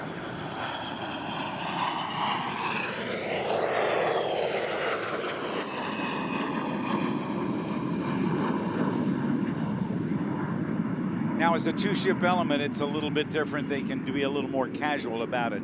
But this is something that's important to do to keep things moving, because the carrier fleet and its fleet of other ships are most vulnerable because they have to be pointed into the wind in order to make the landings proper. That's right, sir. So we're aiming for approximately 50 seconds between each aircraft to recover aboard ship. Now, as we see them touch down, 700 foot per minute descent rate, not unusual for an airplane like this or even an airliner, except that when an airliner gets over the runway, they do something called flare to make the landing gentle. The rhinos, the naval aviators, you guys don't flare, do you? We don't. That's sort of a technique for comfort and finesse. We're more interested in precision. And you are responsible as the pilot of a Hornet to catch one of 3 or 4 wires stretched across the deck of that carrier and to bring you to a stop in a matter of about 2 or 3 seconds from 150 miles an hour. That's right. That whole procedure I like to call the e-ticket ride. The super exciting. Ride. Yeah. Okay, and if you catch the wire, even if you catch the wire, the pilot does what, just in case? You're going to go full power the minute you feel the wheels touch the deck. In case you partially engage the hook or the cross-deck pennant separates or your hook breaks off. These are all things that have happened in the past, so you have to go right to full power as soon as you touch down. And that way, in most of those situations, you'll just be able to go right off the front end and come back around for another pass, as opposed to dribbling off the end into the ocean. Yeah, not good. And when I say catching a wire, when I say wire, it's a braided cable made up of other smaller braided cables. It's about 2 inches in diameter, isn't it? It is, yes, sir. It's called the cross-deck pennant. I think there may be some deck guys, some ALRI guys that could argue with me, but I think each one of those can take about 100 traps before we have to restring that with a different cable. Wow, and it takes coordination with not only the pilot and the landing signal officer giving instructions to the pilot, but there's a whole mess of people both above and below deck working this. Definitely. It's sort of like the duck on a pond, right? The flight deck, as busy as it is just the duck above, and below the flight deck, there's all the duck feet going 1,000,000 miles an hour, trying to keep all the systems up and running and capable of conducting flight operations. The idea of being able to land a jet on a deck on the landing area of a carrier, of which there is only one. There are multiple catapults to launch them, but only one way home. And to get that done every 50 seconds or so is an amazing ballet of enlisted personnel and officers all over that carrier. It is amazing, and you're never more aware of it when you're the last guy or among the last guys and you've boltered, which means you didn't land. And now you realize that all 5,000 of those guys are steaming into the wind waiting for you to get your job done correctly. And if there's a problem, as we saw earlier, we see that one of the FA-18 Super Hornets will configure as a tanker and pass some gas onto a needy airplane that has to make another try at landing. Yes, sir. Doesn't happen that often, but over my career, I've certainly been on both sides of that equation, both giving gas to somebody who needs it and climbing up to the tanker to get some myself. That's when I hear you talk about your experience, you're so cool about it, but I'm certain that that tensions were high during those times. Oh, for sure. And certainly when I had to go get it was at night as well, and I was a very junior pilot, so I was nervous. Like I said, 5,000 people are judging you. You know your skipper's probably in Catsy watching you go up to the tanker because you can't get aboard. And it's all learning experience, though. And you get it done in the end. Hey, taking off right now is the twin Comanche from Piper Aircraft and Skip Stewart's aircraft. They're headed back to Memphis, Tennessee. What a tremendous demonstration Skip Stewart gave us today, and they're all headed home as some of the other performers like Michael Goulian is already headed back to Boston, Massachusetts. In just a moment, Lieutenant Commander Richardson will lead this year's Fleet Air Power demonstration team for a show line taxi to wave thanks for your support. And as they taxi by, may I invite you to wave back to Lieutenant Commander Gilson, Lieutenant Commander Pereira, Commanders Strout and Weidlich. Is it Weidlich? I mispronounced his name earlier. It is Weidlich. Weidlich. Lieutenant Commander Wilkening, Lieutenant Rooney, Lieutenant Healy, and Lieutenant Jabali. And we'll get a chance to see them there off to the right at this time.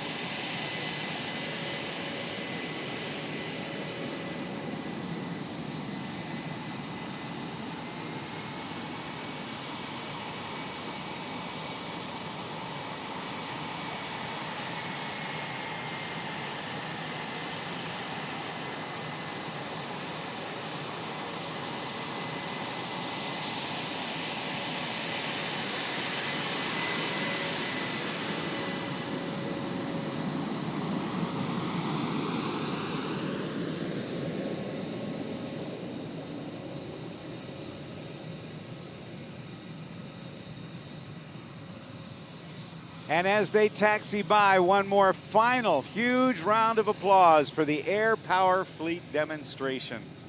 Wow. Oz DeCoster, thanks for being up here with me and explaining what's going on. It's really cool to have you here. Thank you, sir. It's been my pleasure, Rob.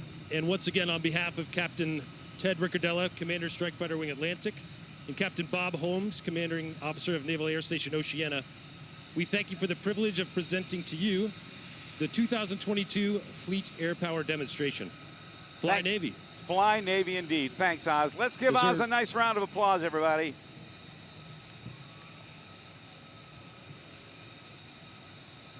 We have a bit of a break in the action right now before we bring on our next performer, but I do want to welcome to the stage a lady who is very important in terms of the show here, and her name is Anna Wood. She is Command Master Chief Anna Wood of the Navy's Exchange Service Command, one of the lead sponsors of the show. Thanks for your sponsorship, and I hope you're having a good day here at Oceana. I am having an amazing time here. Thank you, Rob.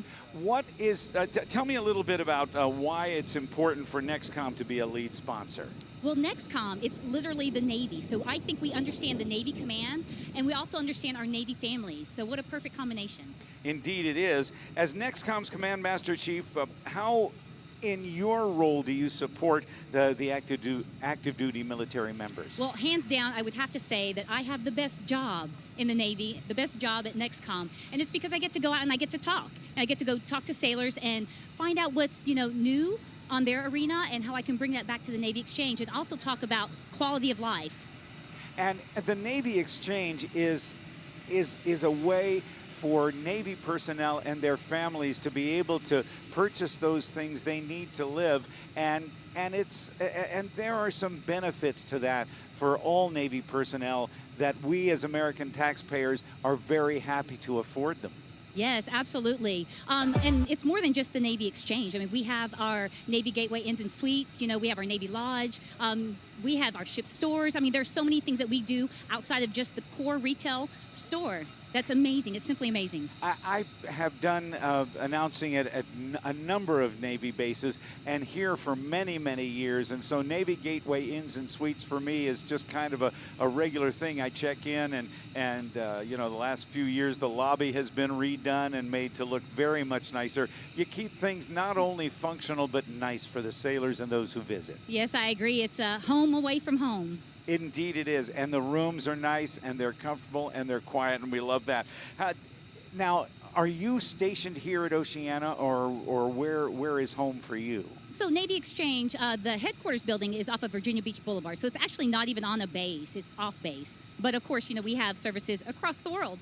And you travel around to see those as you talk to sailors and those folks who are beneficiaries of the offerings of NEXCOM. Is there something that you have found that is an overriding theme from among those people you talk to? Well, I'll tell you that I'm very new to the job. So today is probably my first official day, but official administratively tomorrow. But as a consumer of the Navy Exchange, I could tell you there are so many benefits that we want to talk about, and we want to spread the news that some people may not know, that we give back, and we give back not only to our service members but to the military families as well on base through our MWR services. So your experience here at Oceana, you've seen this show I guess many times, but now you have a new bird's eye view of it, haven't you? Yes, actually I do. Funny thing, again, I've been in the Navy for 29 years, but have never been stationed over here on the East Coast. You don't look old enough to have been in the Navy 29 years. You lied about your age. I didn't, but thank you, Rob. But no, what a wonderful opportunity to be here at Naval Air Station Oceana to witness, our family members, our community here to celebrate naval aviation. Oh, that's great. Anna, thank you very much for being here. A nice round of applause, if you will, for Command Master Chief of the Navy, Master Chief Anna Wood. Thanks, Anna. Thank you, Rob, so much. Nice to meet you.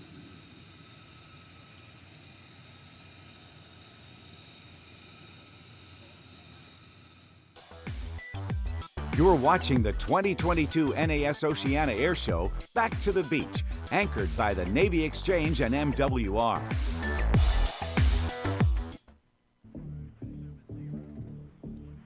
This is not a game.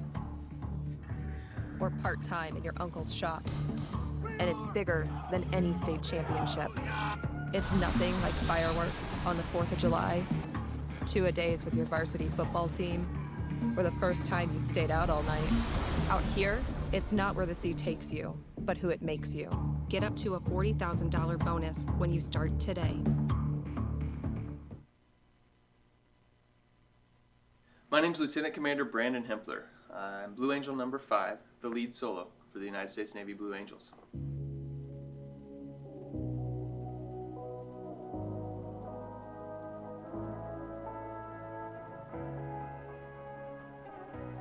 Here at the Blue Angels, every single day we strive for perfection. From briefing our flight to flying our flight to then debriefing our flight, we spend hours debriefing every single maneuver so that we can find those little imperfections that we have, and we are always seeking to turn those into the perfect flight. We have yet to have it, but every single day that is what keeps us motivated and keeps us persevering so that we can go and have that perfect flight. The advice I have for anyone watching this is basically the advice that I've followed my entire life, and that is treat people how you want to be treated, be the person that you want everyone else to be. Always working hard, striving for perfection, and setting your mind to meeting the goals that you have.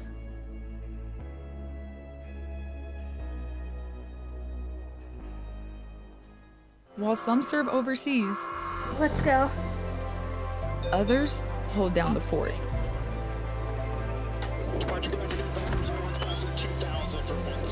We know you have to hustle to make it all work. And that's why you get benefits here that you won't find anywhere else. And best of all, 100% of profits go to support Navy families. Because everywhere else, you're just a customer. The gear we have here is identical to the same gear that the pilots were in the fleet prior to each.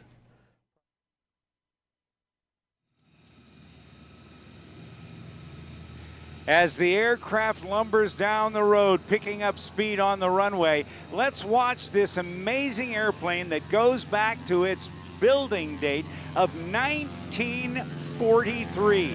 It's almost 80 years old, powered by two air-cooled radial piston engines that generate 450 horsepower each. That's the Pratt & Whitney R985 engine. It'll put out a growl that will be very, very distinctive. And that growl isn't just caused by the engine, it's actually caused by the propeller tips of those Hamilton standard propellers going supersonic at about 2,500 revolutions per minute. The pilot is Matt Youngkin, a third-generation pilot and a second-generation airshow performer.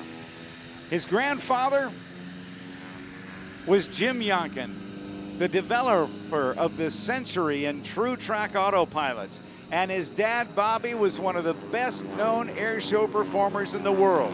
As we see Matt roll the airplane upside down, let me just let you know that the Twin Beach, this type of airplane was never intended to be flown aerobatically. It is limited to plus 3 Gs, or 3 times the force of gravity. And because of that, Matt Youngkin treats this airplane with such skill and gentleness. Keep your eyes on Matt Youngkin.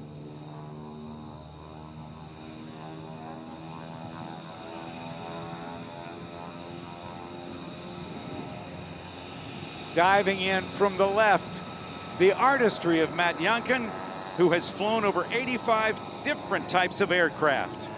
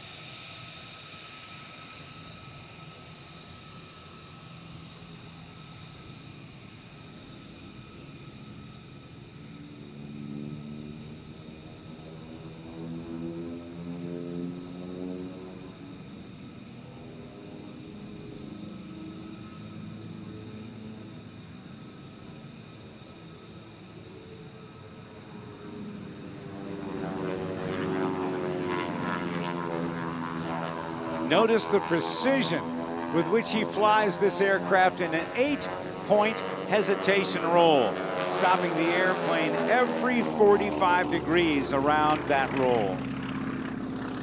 This is a 6,000-pound airplane, and it takes a lot of work to handle it both precisely as well as gently. Matt Youngkin, the recipient of the 2012 Bill Barber Award for Showmanship and the 2020 Art Scholl Memorial Showmanship Award given by the International Council of Air Shows. The 2 top Air Show Performer Awards given. We have so many award winners this year. Multiple roles of the Twin Beach.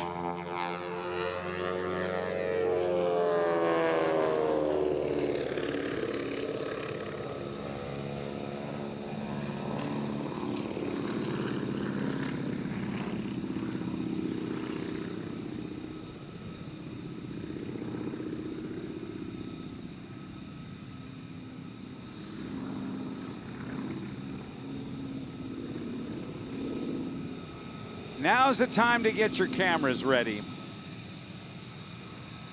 because coming up from the right, Matt Youngkin will do a photo pass in this iconic airplane, an aircraft that served so well with the United States military, but also became, if you will, the Learjet of its day after the war. From the right, putting it up on the left wing, here comes Matt Youngkin and the photo pass.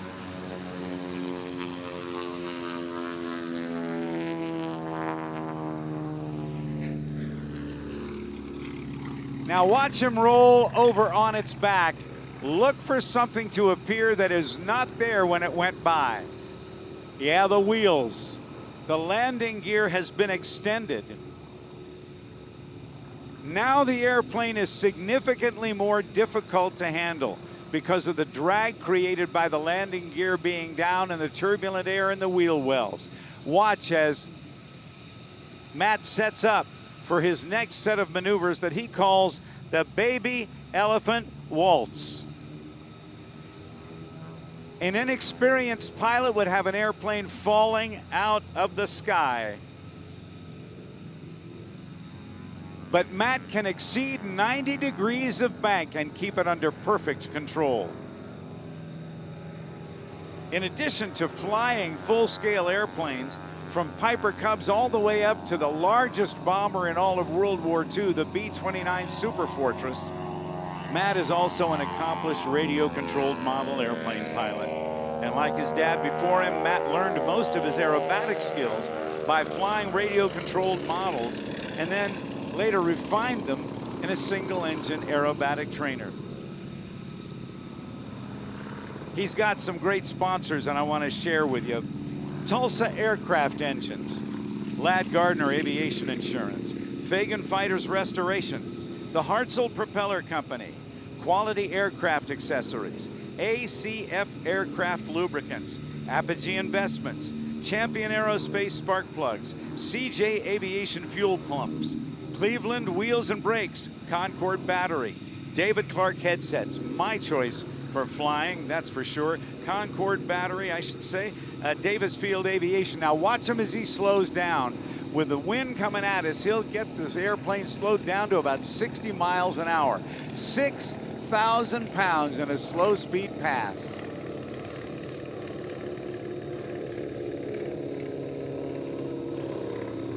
He also wants to thank the Goodyear Tire Company, Hooker Harness, Lift Aviation, McFarland Aviation Service, North Iowa Air Service, Oregon Aero for the seat cushions, Pacific Oil Coolers, Parker Stratoflex Aircraft Hoses, PS Engineering, Skyox Portable Oxygen Systems, Softy Emergency Parachutes, Wheelan Aerospace Technologies, and Westfall Aviation. Ladies and gentlemen, give a big round of applause to the man flying the aircraft known as Miss Ellie, the elephant from Dumbo. It's Matt Youngkin.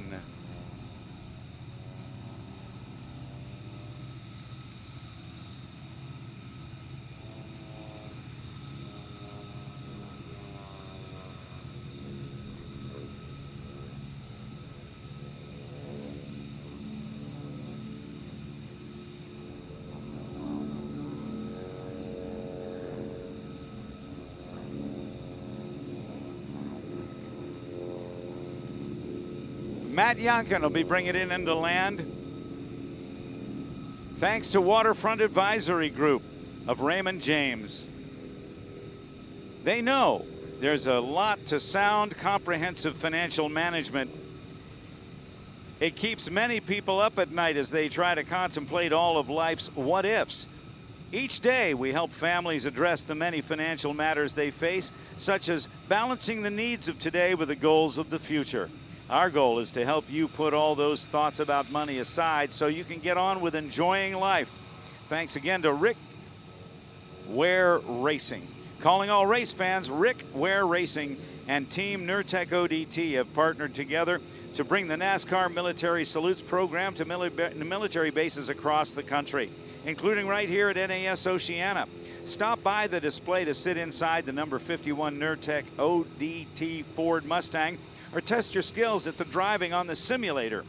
NASCAR driver Garrett Smithley will be stopping by to sign autographs and take photos throughout the weekend. Thanks again to Hall Automotive. As a member of the local community, Hall Ram is proud to support our military families. Visit us today during Ram Power Days to save big in-store or online at hallcdjr.com.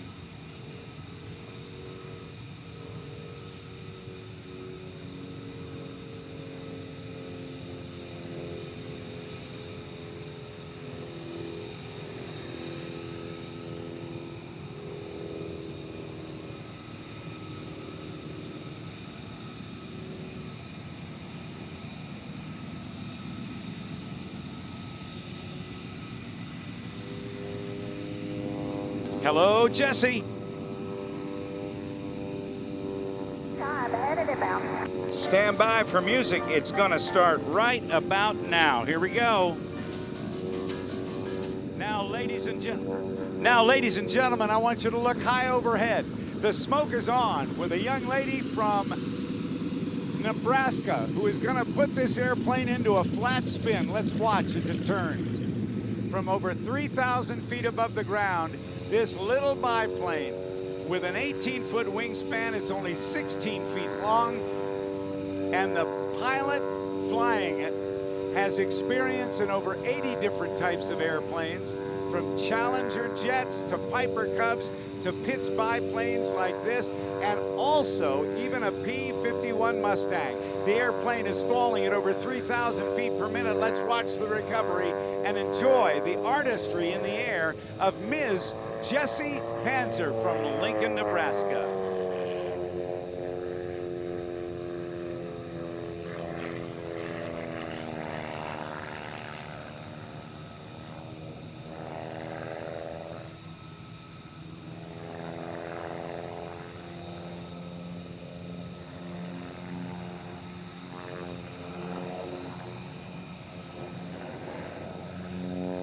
The airplane Jessie is flying is a souped-up version of a biplane that was created back in the mid to late 1940s by Curtis Pitts.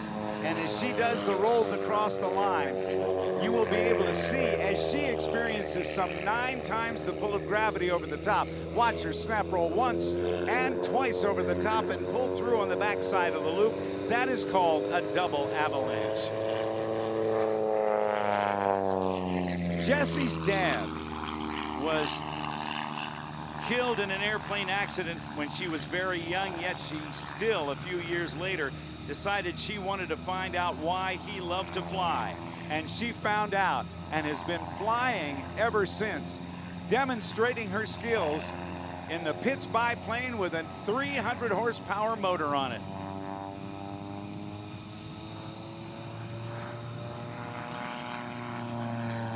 Now watch her roll to the left and pull straight up, set the vertical line, climbing skyward very rapidly to 2,000 feet above the ground.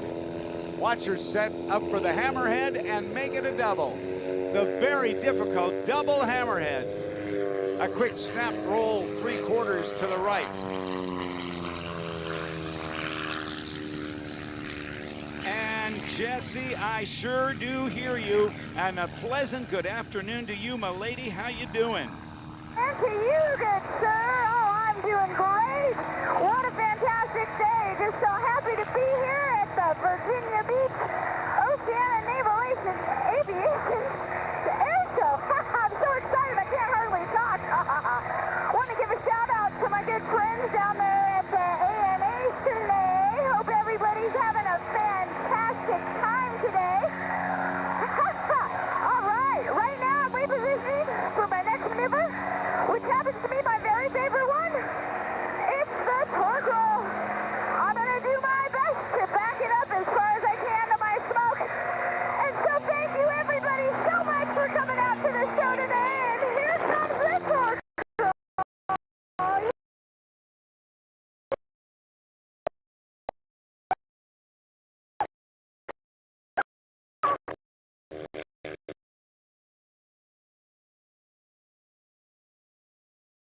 Right, forward, back is forward. She's back through her own smoke. There's 80, 90 miles an hour. That's nearly 100 miles an hour. Boy, Jesse, that was awesome. Nearly 100 miles an hour in reverse. Oh yeah, man. That was a good one. It sure was. Now, what's coming up next for us?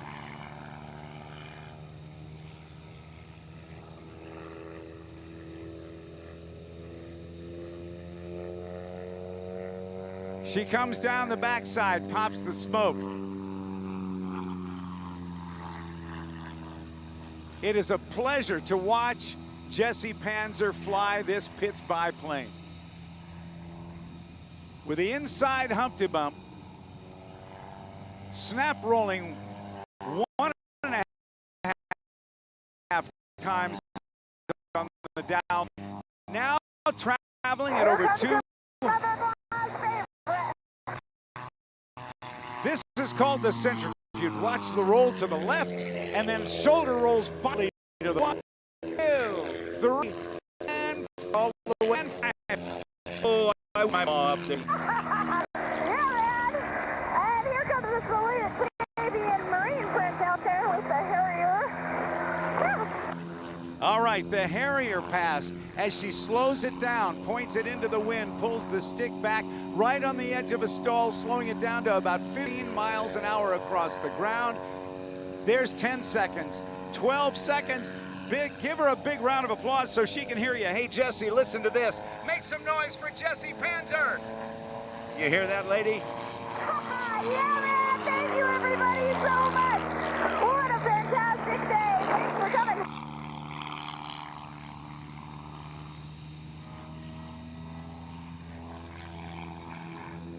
Jessie wants to thank her fine sponsors, Duncan Aviation, CJ Aviation, Tiffin Air, and Rare Aircraft.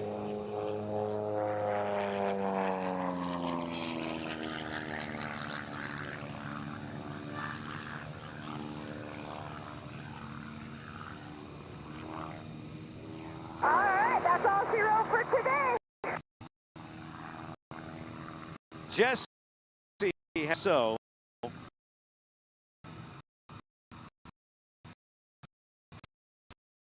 flown at the National Champ Air Races known of that well go now to her here and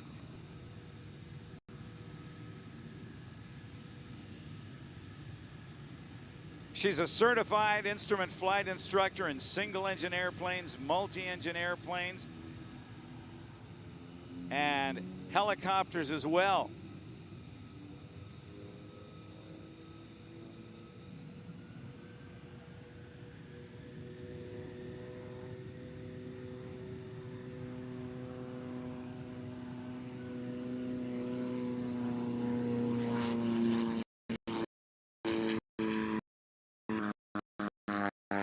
There's her salute to all of you.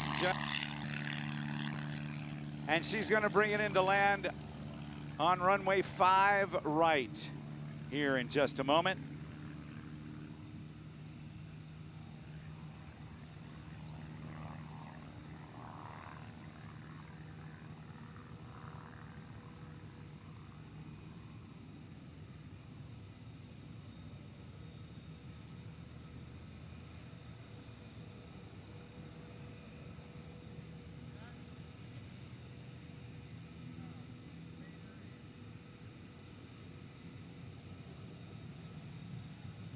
As Jessie prepares to land, she's on short final now. You might see a couple of other airplanes taking off.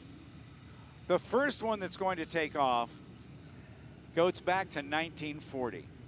It is a Chance Vaught designed F-4U Corsair aircraft, the first single engine aircraft to exceed 400 miles per hour in flight. It served ably with an 11-to-1 victory ratio over the enemy in the Pacific Theater in World War II, and even served during the Korean War. One of them, a Corsair pilot piloted by Jesse Fulmer, shot down a MiG jet fighter in 1952, and he was awarded the Silver Star for that. At the controls of this one is Mark callsign Mother Hubbard. The Corsair was built in huge numbers between 1940 and 1950, late 1952 or early 1953, depending on whose books you read and how you interpret those comments in those books. But unlike so many other production run numbers, there is a great deal of agreement that the number is plus or minus only a few of 12,571 Corsairs having been built during that time period, the longest run of manufacture in production of a single engine piston driven fighter. And I'm going to fade the music so you can hear the sound of the huge 2,000 horsepower Pratt & Whitney 18-cylinder radial engine, air-cooled, and the 13-foot 6-inch in diameter propeller that had to be really big to absorb that horsepower. You'll hear it. This is a unique sound along with Matt Youngkin's radial engines. This is the only other radial engine you're going to hear today.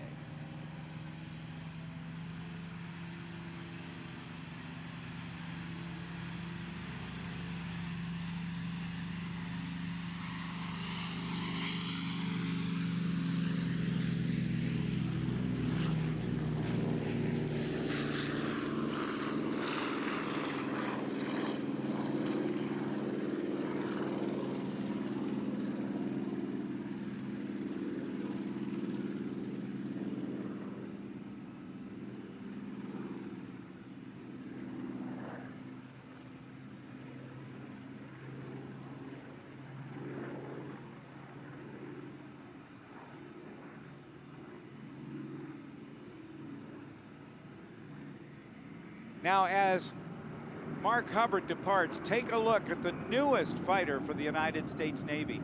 We'll see its demonstration a little bit later on, but in the meantime, two F-35C Lightning II, the next generation, the 5th generation fighter for the Navy.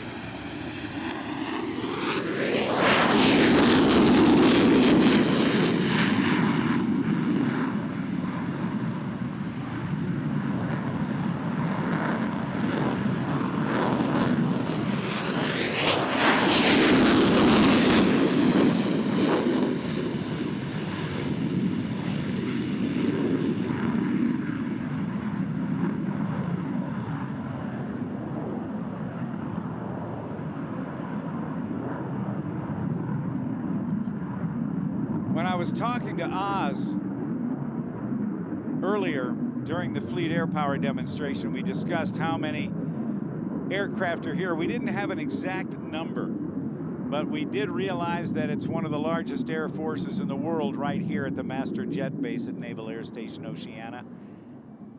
And the demonstration of the FA-18 Super Hornet is about to begin. Zach Drum, Lieutenant Commander, call sign Plattles. You've been flying this thing. Hey, tell me, Plattles, before we hand it over and watch Peaches and Spud fly. Your involvement in the Navy, heck, you and I met several years ago. You were still a lieutenant. Congratulations on the upgrade, but tell me about how you got in the Navy and what motivated you to do it. Not a JO anymore. But yeah, I graduated from high school. I went to the Naval Academy, and I think when I was a little kid, I used to come out to these air shows and just be inspired by all these tremendous and professional people that are part of the industry. So just one day wanted to fly the airplanes, you know, not necessarily in air shows, but it's certainly a huge motivating and inspirational part of my childhood. Service to country has to play a big part in what motivates you. Absolutely, yeah, that's why we do this. That's probably what you're going to hear from anybody else that would be talking to you today too, but it truly is an honor to serve and defend this country. The inspiration part of an air show, you know, we entertain, we inform, it's a great family event, but your story is so like so many others because men and women have been inspired to serve because they saw what others are doing in their service to country. Absolutely, that's what it's all about. You have, I've heard from our air boss, Wayne Boggs, that the aircraft has been cleared for takeoff, so I will hand you the whole thing right now. Ladies and gentlemen, it's time for the FA-18 Super Hornet demonstration from the Gladiators of VFA 106. Rob, thank you very much. Ladies and gentlemen, good afternoon. My name, as Rob said, is Lieutenant Commander Zach Drum, callsign Flattles, and on behalf of the entire United States Navy, we are proud to present the Rhino Demo Team.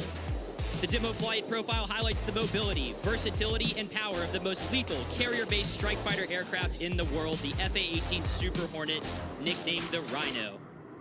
The aircraft performing today is the Foxtrot model, the two-seat variant of the Super Hornet.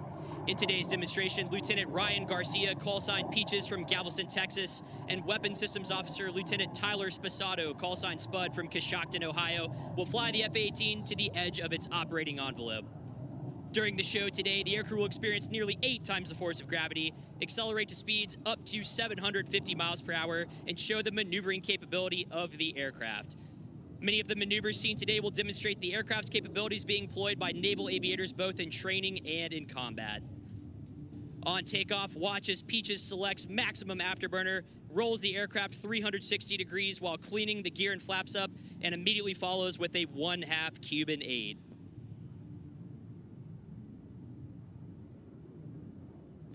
Peaches and Spud, you are cleared for takeoff.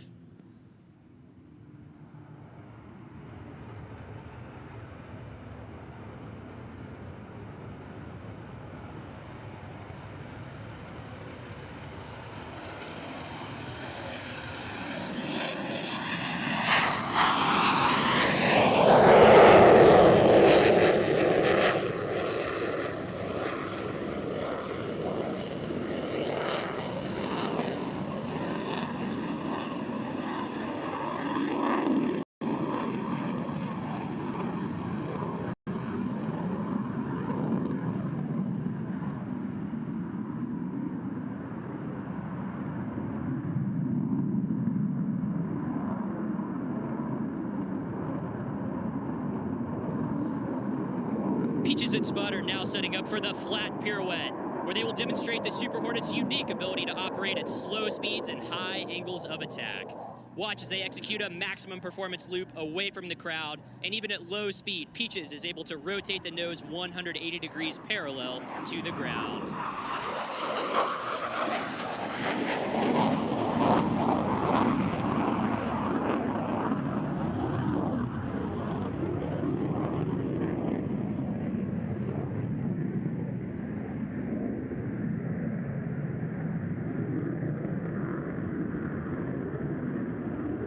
Ladies and gentlemen, the Rhino flat pirouette.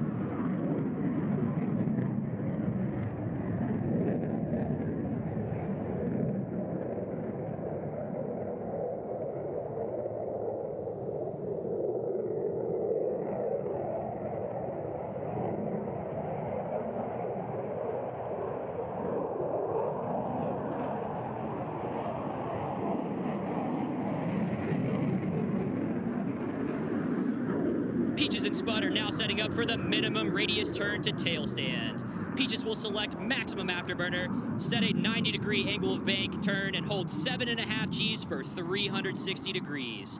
At the end of the minimum radius turn, watch as Peaches selects a maximum performance pull into the vertical, followed by a -2G pushover to level flight. Ladies and gentlemen, from the left, the Rhino minimum radius turn.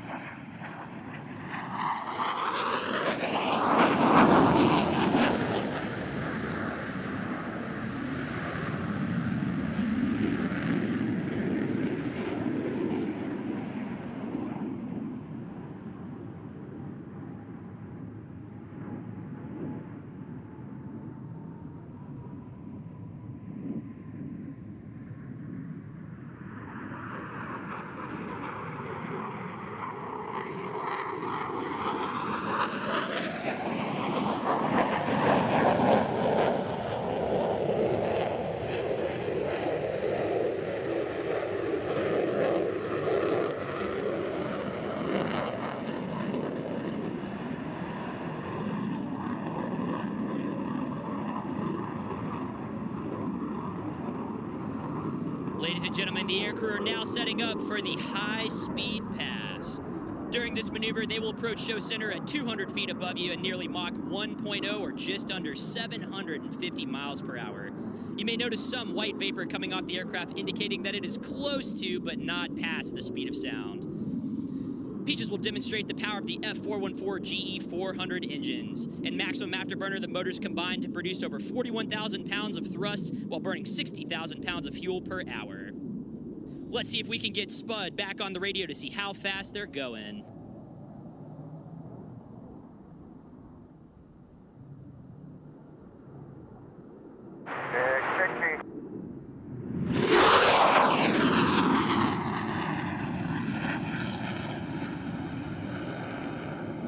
Man, that was fast.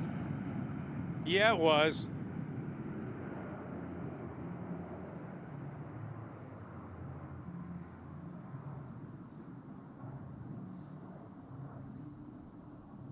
As Peaches and Spud recover out of that abrupt pullover, they will be setting up for the vertical pirouette. They'll approach show center from the left at 400 miles per hour and pull the aircraft into the vertical while rolling the canopy towards the crowd. At the top, they'll push the nose below the horizon and subsequently pull the nose back above the horizon before yawing the aircraft without ever taking the canopy off the crowd.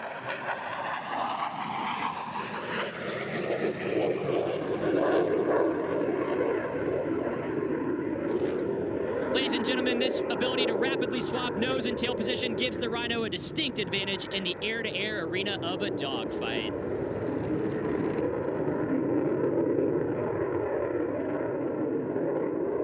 How about that vertical pirouette? Oh, oh yeah.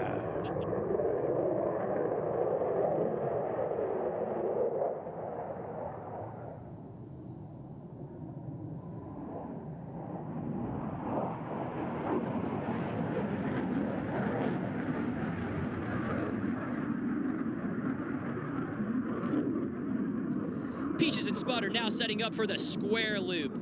As the Super Hornet approaches show center from the right at 350 miles per hour, Peaches will rapidly reposition the nose 4 times, flying a square path through the sky.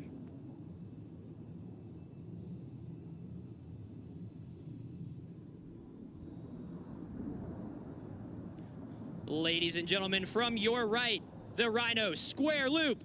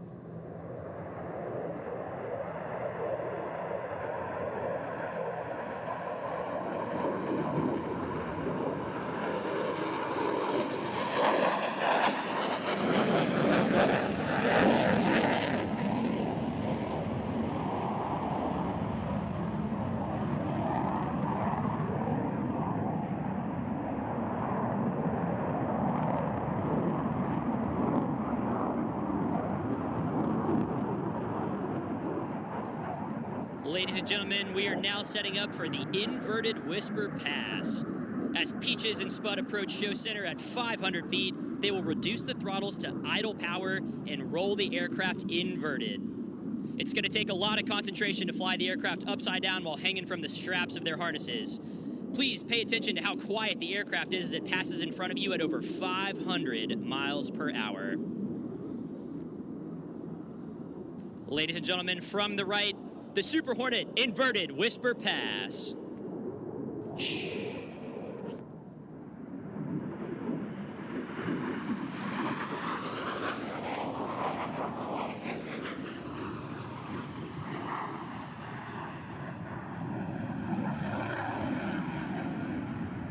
Let's get those afterburners back in there to set up for the high Alpha Pass.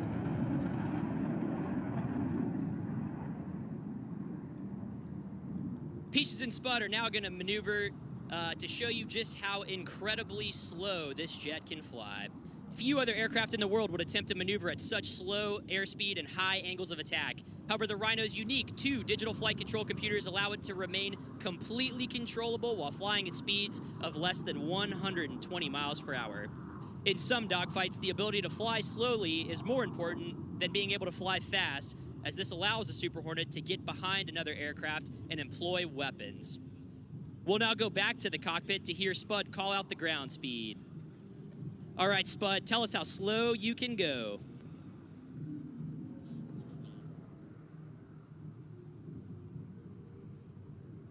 There's 20 Alpha, 120 ground.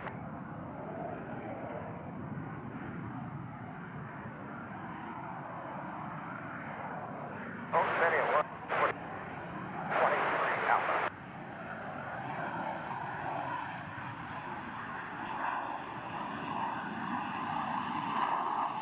There's 110. We're Alpha. I tell you guys, go any slower, you're going to turn into a bag of hammers. Oh, steady at 115 ground now.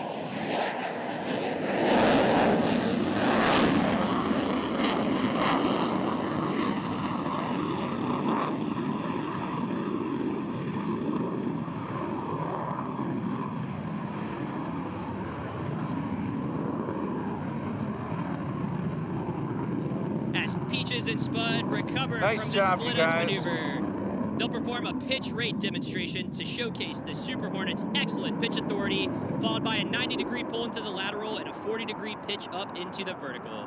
Ladies and gentlemen, as the aircraft approaches from the right, if you're enjoying the performance so far, let's make some noise for Peaches and Spud.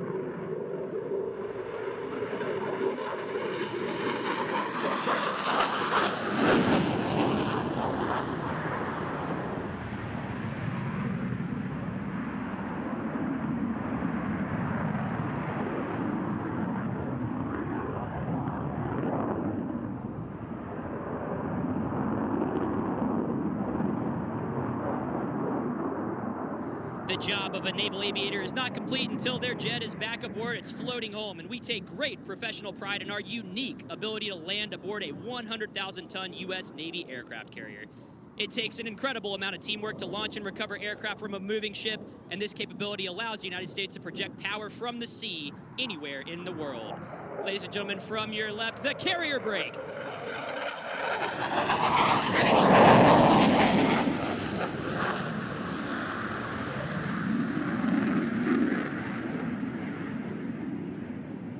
Even though an aircraft carrier is over 1,100 feet long, from the air it appears as small as a postage stamp. In order to land in an area 1/10 the length of a normal-sized runway, carrier aviators must touch down between 3 or 4 wires stretched across the deck of the ship. To do this, we'll use an optical landing system, commonly referred to as a ball. During the final portion of the approach, the aircrew and landing steers nodes will work together to get the aircraft safely aboard. Let's listen in on final approach.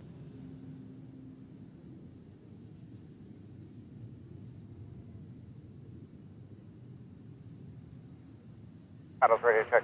Paddles out loud and clear. Loud and clear on backup. Tag paddles working 18 knots down the angle.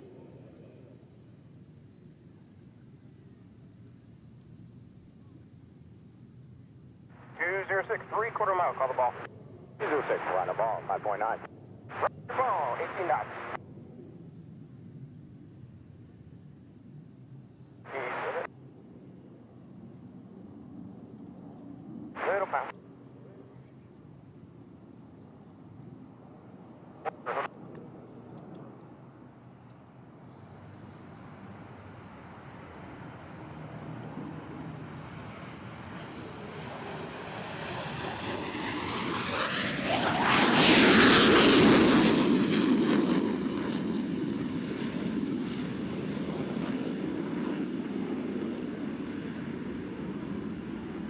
Nice.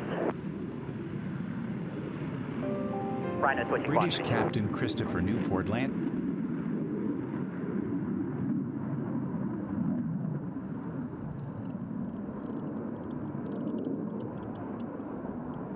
Ladies and gentlemen, get your cameras ready as Peaches and Spud are now setting up for the photo pass. The aircraft will pass show center in a 90-degree angle of bank, turn at 200 feet and 700 miles per hour. Ladies and gentlemen, coming from the right, the Rhino photo pass.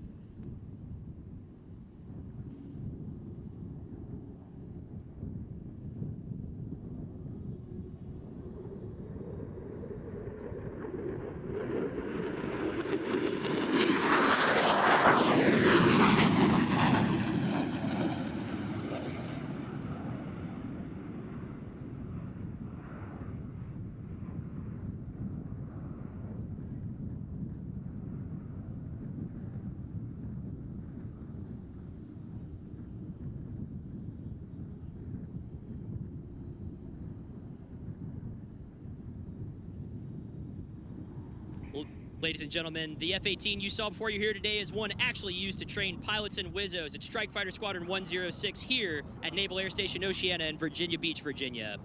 Peaches and Spud serve as instructors, teaching new aircrew how to fly and tactically employ the Super Hornet.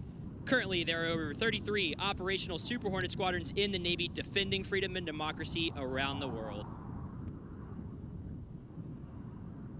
It takes many talented and dedicated young men and women to maintain, fix, and fly these aircraft. Please help us thank the entire VFA 106 Rhino Demo Maintenance Team here at the show today.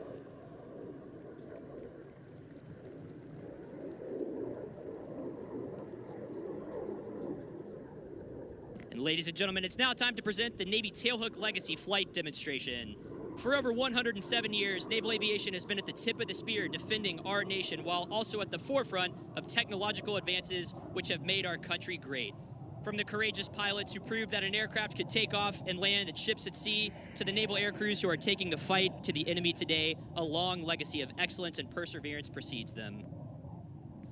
Get your cameras ready as Corsair, Rhino, and Lightning approach from the right in a 3-ship formation.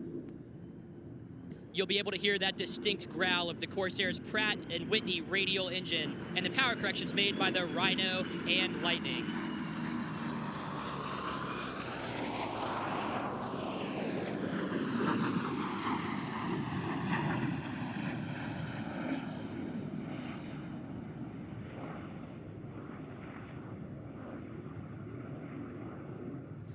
Ladies and gentlemen, what you are witnessing is dedicated to keeping naval aviation top to its proud legacy alive and well. The Tailhook Legacy Flight pairs venerable warbirds from our Navy's past with the high-tech weapon system known as the Super Hornet and the Lightning. Through these unique and dynamic formation flight demonstrations, we aim to inspire the best and brightest of the next generation of young Americans to join our ranks of naval aviation.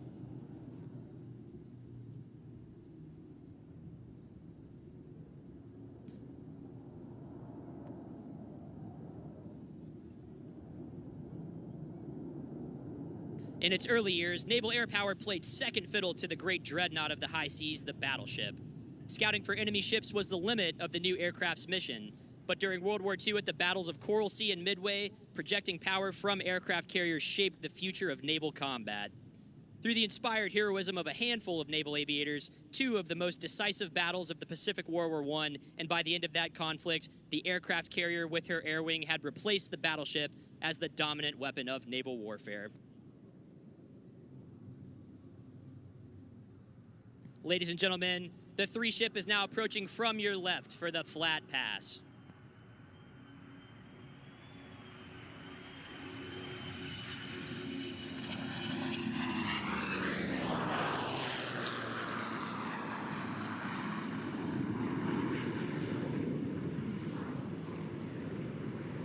As the pilots now position for the 3rd pass, they'll execute a left-hand orbit for the head-on pass.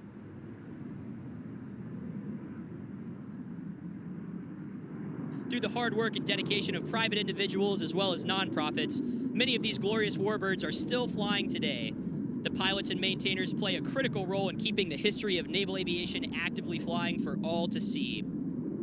During the air show season, several different vintage warbirds participate in the Navy Tailhook Legacy Flight Program. Some are the only flying example of their type in the world today.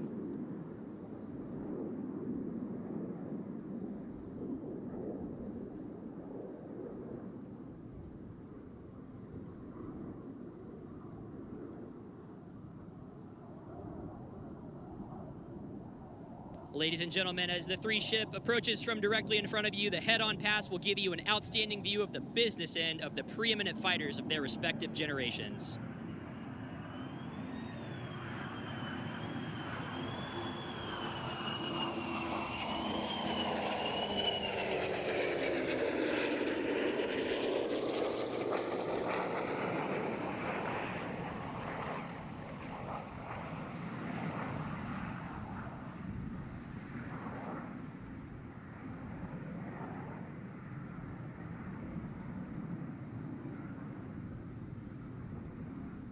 The vaunted Corsair saw combat in the Pacific and was used extensively by the Navy and Marine Corps in the Korean War.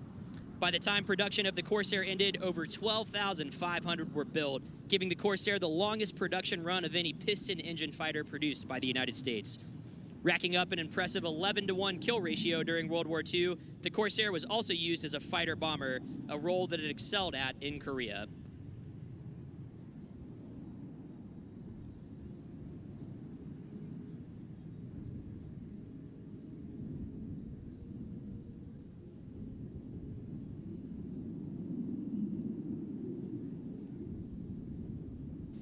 On their final pass, the Tailhook Legacy Flight Formation will approach from behind the crowd, pass directly overhead show center, and perform the opposing pitch-out maneuver for landing.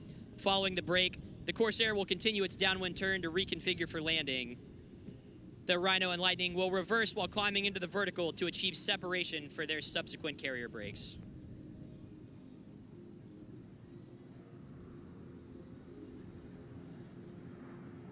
Ladies and gentlemen, from behind you and now passing directly overhead, the Tailhook Legacy Formation pitch-out maneuver.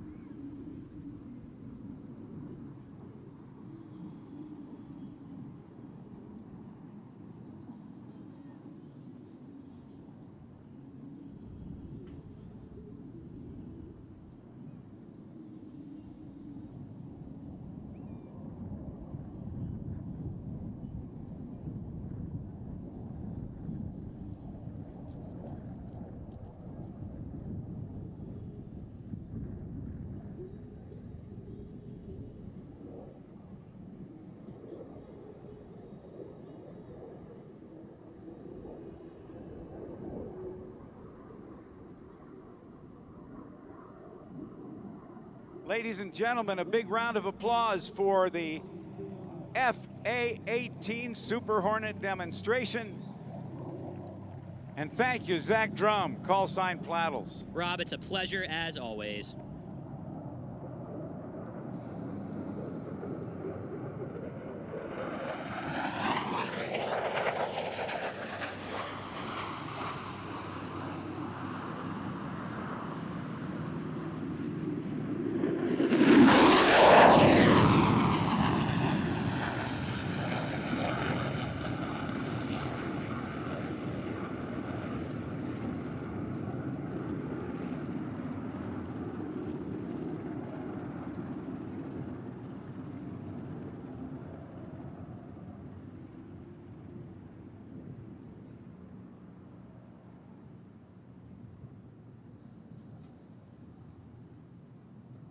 Making a quick switch right now as we recover the FA-18 Super Hornet. And Zach Plattles, great to work with you, partner. See ya. And we'll talk to you on the road, I'm sure.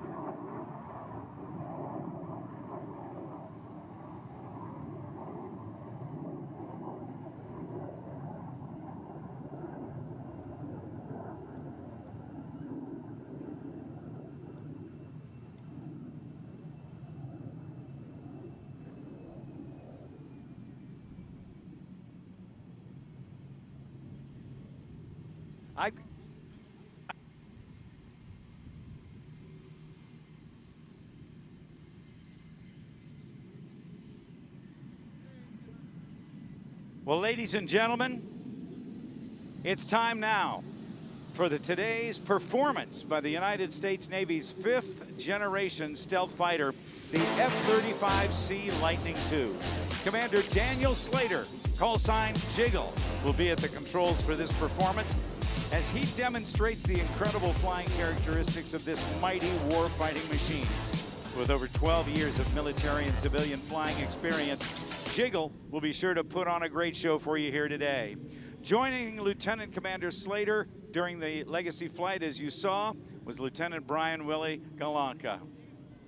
As the Navy's only F-35 fleet replacement squadron, the mission is to train and equip Navy and Marine Corps pilots and maintenance personnel to operate and sustain this Joint Strike Fighter aircraft. VFA 125 received its first Lightning in 2017 and has since trained over 150 pilots to fly the F-35C Model 2, including the Navy's newest winged aviators. The F-35C is the Navy's variant of the Joint Strike Fighter. It is the only 5th generation aircraft in the Navy inventory and combines stealth with sensor fusion to increase the lethality and survivability of the carrier air wing. The C model differs from other F-35 variants with its wider wings, increased fuel capacity, added ailerons, and an enhanced landing gear, all of which accommodate the often violent recovery on board aircraft carriers at sea. Like the FA-18 Super Hornet, the F-35 launches from the carrier using a catapult system and recovers using an arresting wire, decelerating from 150 miles per hour to a dead stop in under 2 seconds. Now, ladies and gentlemen, approaching from the left, Jiggle in the F-35 Lightning II with the single most powerful engine in a fighter aircraft, the F-35, the F-135 engine. With over 600 of all variants flying in the world, this is your United States Navy's F-35C Lightning II. Let's watch for the max climb under full afterburner. 43,000 pounds of thrust.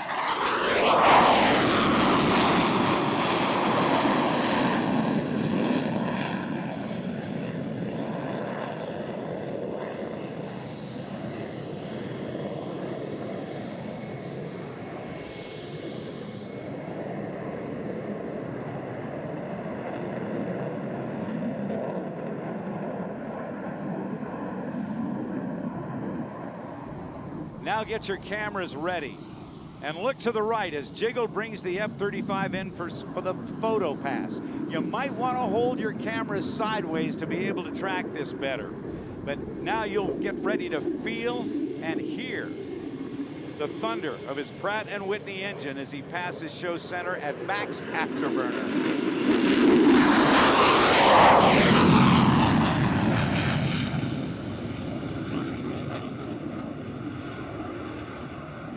What a great view of this incredible stealth fighter. Now to demonstrate the agility of the F-35C, Lieutenant Commander Slater will approach for a tactical pitch. From a speed of 300 miles per hour, Jiggle will select full afterburner, rolling the aircraft into a 90-degree angle of bank, and turn and showcase the extreme handling characteristics of the F-35 at slow speed and high angles of attack. He'll then climb into the vertical, demonstrating the sheer power of the Lightning. Here it is, the tactical pitch.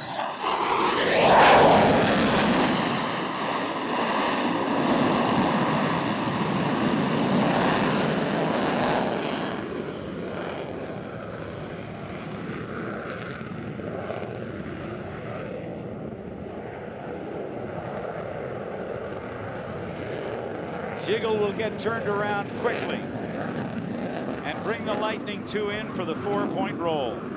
Flying at 300 feet and 350 knots, which is just shy of 400 miles per hour. He'll do a roll, stopping every 90 degrees. Then he'll perform a tuck under roll and set up for the next maneuver. From the right, the F-35C Lightning II and the 4-point roll.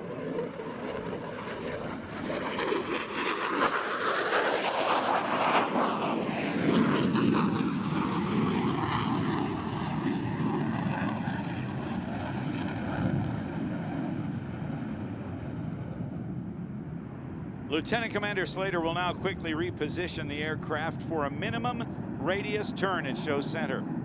During this turn, he will be forced into his seat at 7.5 times the force of gravity, which means he'll weigh 1,500 pounds if he started at 200 pounds to begin with, 7.5 times his normal body weight. The F-35 executes extremely tight turns to gain advantage on an adversary and quickly point its nose at will during dogfight engagement to the full turn. The full radius of this turn is less than 1,200 feet. From the left, the F-35C and the minimum radius turn.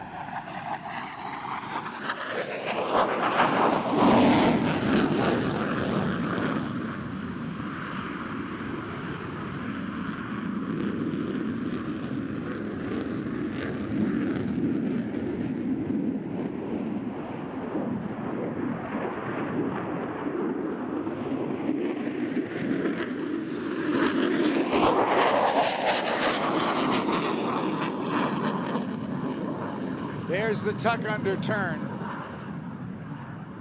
Most of us would have passed out during that turn, but Jiggle is in great physical shape. And with his anti-G suit, his speed jeans on helps him handle that very demanding minimum radius high G turn. Watch him as he comes back in now for the carrier brake, 500 feet and 500 knots, or 575 miles per hour.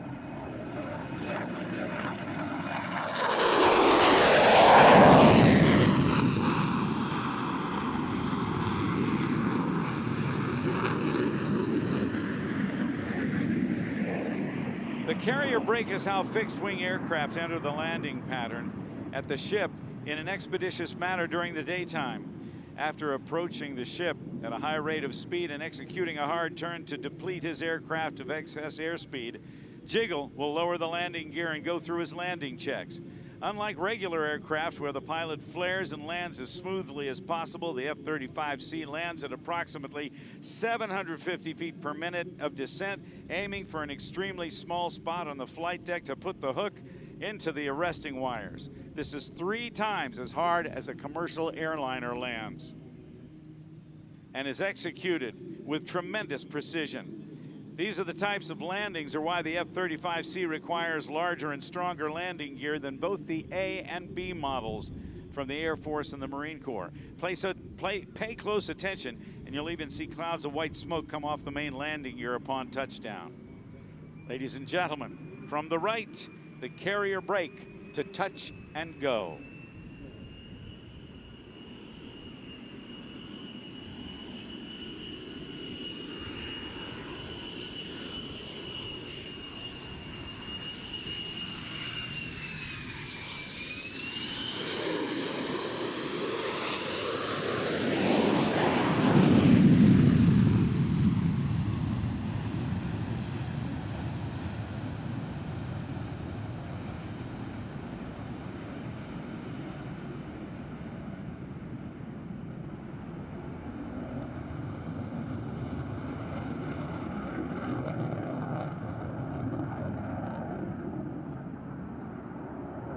Jiggle is now inbound for the high Alpha pass. Alpha refers to angle of attack, the number of degrees that the nose of the aircraft is pitched up with respect to the relative wind, in this case, the surface.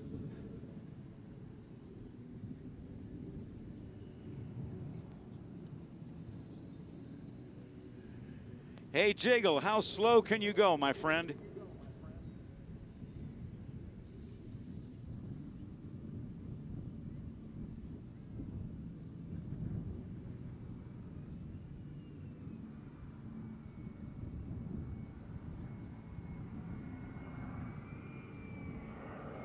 Pitching the nose up now. Pitching the nose up now, some 23 to 25 degrees of alpha or angle of attack. This airplane is now coming through at less than 120 miles per hour.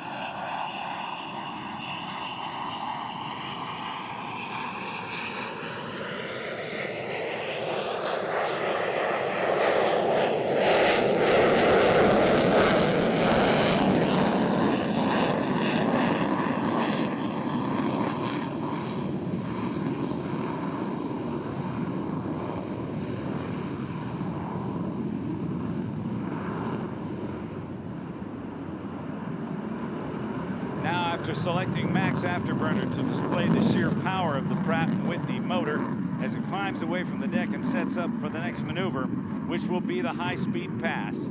He'll pull 6 Gs to get turned around back toward the show line. He'll approach show center at 300 feet above the surface and 0.95 Mach. That's 95/100ths, just shy of the speed of sound.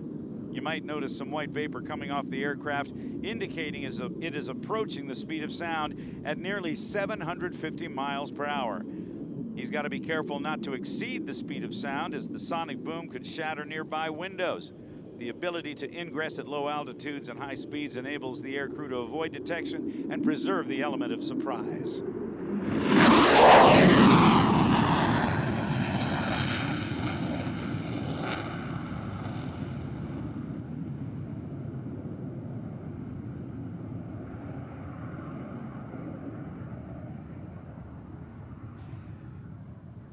The F-35 Lightning II is a stealthy aircraft. Because of the way it's constructed, with the materials and the shape, it's very difficult to see. And all of its weapons are carried internally inside the weapons bay. As he approaches from the left, Jiggle will open the weapons bay doors and you can see where the bombs and missiles are deployed. From the left, the weapons bay pass.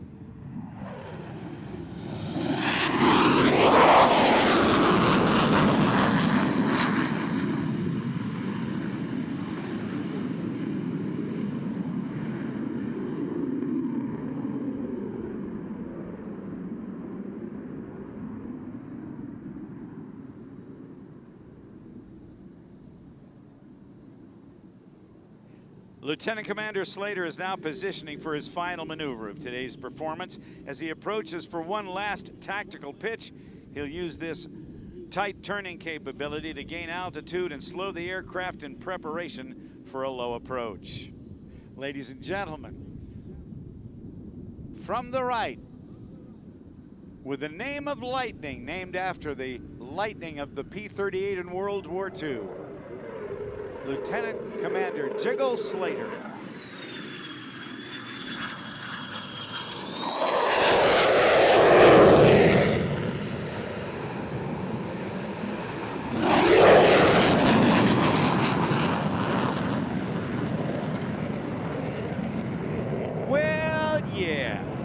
What a sneaky surprise from the F-35C demo team. Lieutenant Galanka was nice enough to give us a high-speed sneak pass before they join up for the conclusion of the performance. Ladies and gentlemen, we hope you've enjoyed today's performance by the Navy's newest frontline fighter, the F-35C Lightning II. Let's make some noise for your Lightning II. Yeah, I love to hear that kind of response.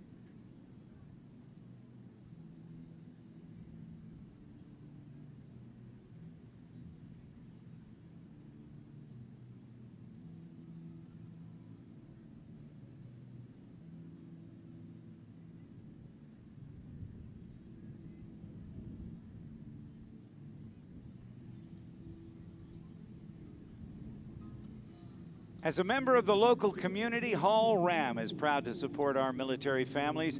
Visit us today during Ram Power Days to save big in-store or online at hallcdjr.com. And thanks again to Huntington Ingalls Industries, a global engineering and defense technologies provider and recognized worldwide as America's largest shipbuilder.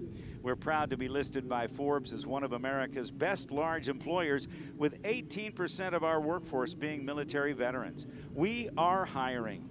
Network with Huntington Ingalls Industries today at booth 38, just behind Show Center.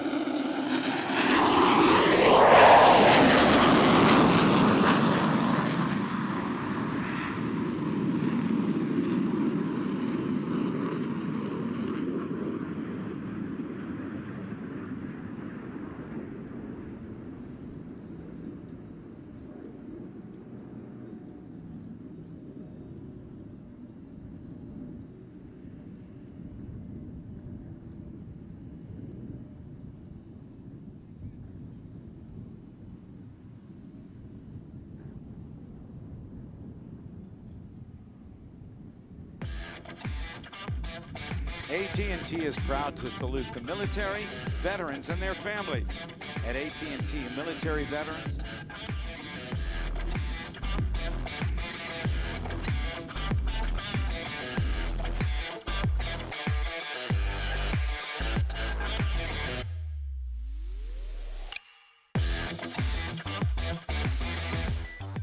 You're watching the 2022 NAS Oceana Air Show, Back to the Beach, anchored by the Navy Exchange and MWR.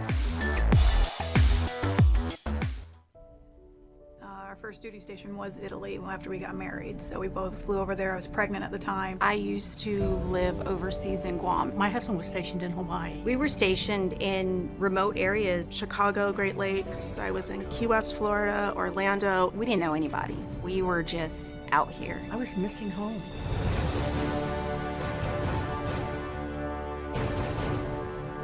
When you get to a foreign country and you don't speak the language, it's nice to get American products. You don't have the luxuries of all the stores that we do have stateside. If our customers have an iPad, those items make it so much easier to connect with their loved ones at home, you know, whether it's FaceTime or phone calls. And that was the only way for us to talk. We are able to connect to loved ones while they're thousands of miles away. The Navy Exchange will always be there to support us wherever we may find ourselves as a Navy family. We need to make sure if a person is located somewhere in this world that we're there to take care of them. That's who we are.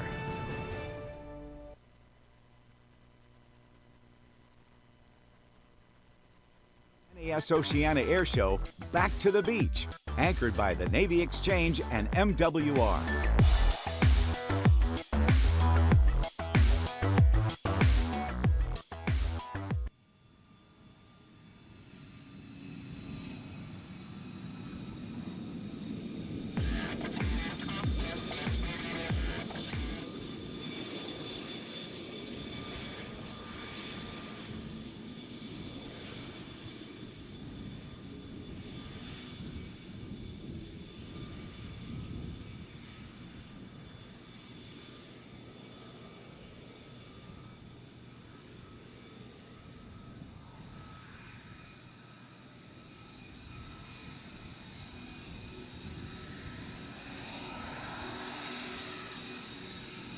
ladies and gentlemen, we are in a bit of a break. And to take advantage of that time, I want to just say a great big thank you to a guy that I've had the opportunity to work with at this show. I want to say since 2005 or 2006 when I started announcing this show. He's a former Tomcat driver, and he's been running this show for many, many years and has just stepped aside. And actually, he retired from the position a couple of years ago, but has stayed on in an advisory capacity. And his name is Corky Erie. Corky and I have become fast friends, as well as with Corky and his wife, Lori.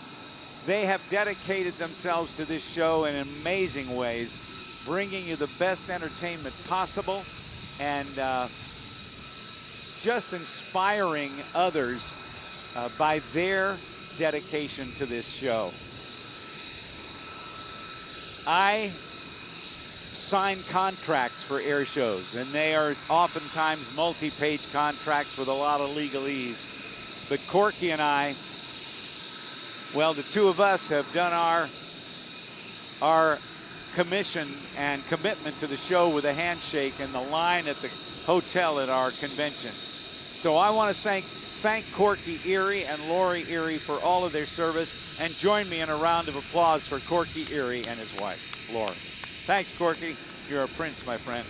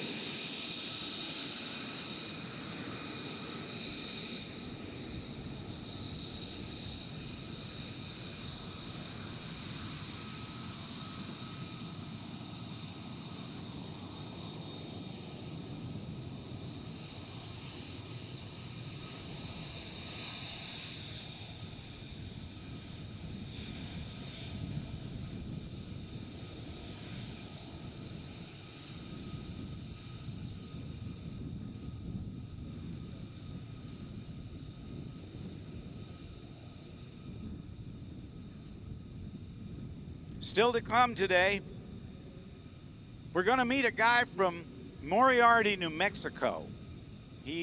Well, Moriarty is just outside of Albuquerque, New Mexico, and it is one of the greatest glider centers in the country. And one of the residents of that glider port there in Moriarty, New Mexico, is our next performer. His name is Bob Carlton. Used to be a rocket scientist, and now he's on the road, appearing at air shows around the country, flying a glider. But it's going to be different than your normal glider because it has a jet engine on it. Now, I'm giving stuff away, but you'll see it take off here in a few minutes.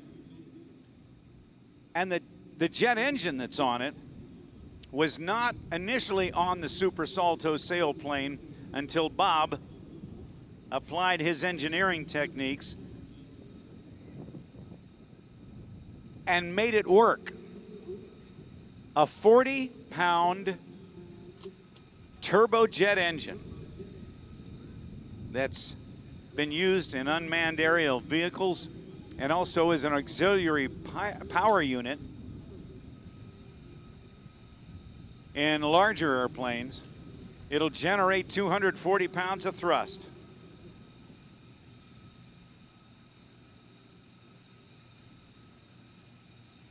So look to the left as Bob Carlton taxis into position in the Super Salto sailplane.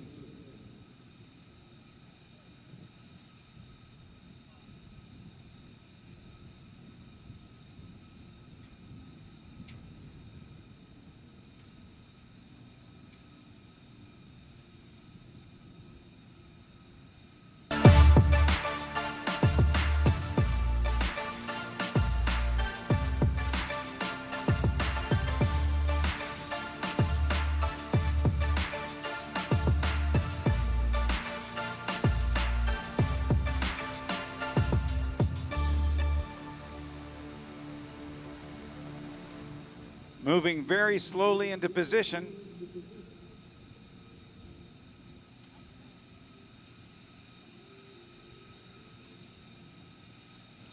And he's actually being walked out there by his wife, Lori. She's keeping the wings level so it doesn't get scraped. And as he shoves the throttle forward, she'll let go and he'll be on the roll. You can see him in position perhaps on the left if you're near the front row. We'll see him take off here in just a moment. And he is on the roll. Ladies and gentlemen, here comes Bob Carlton.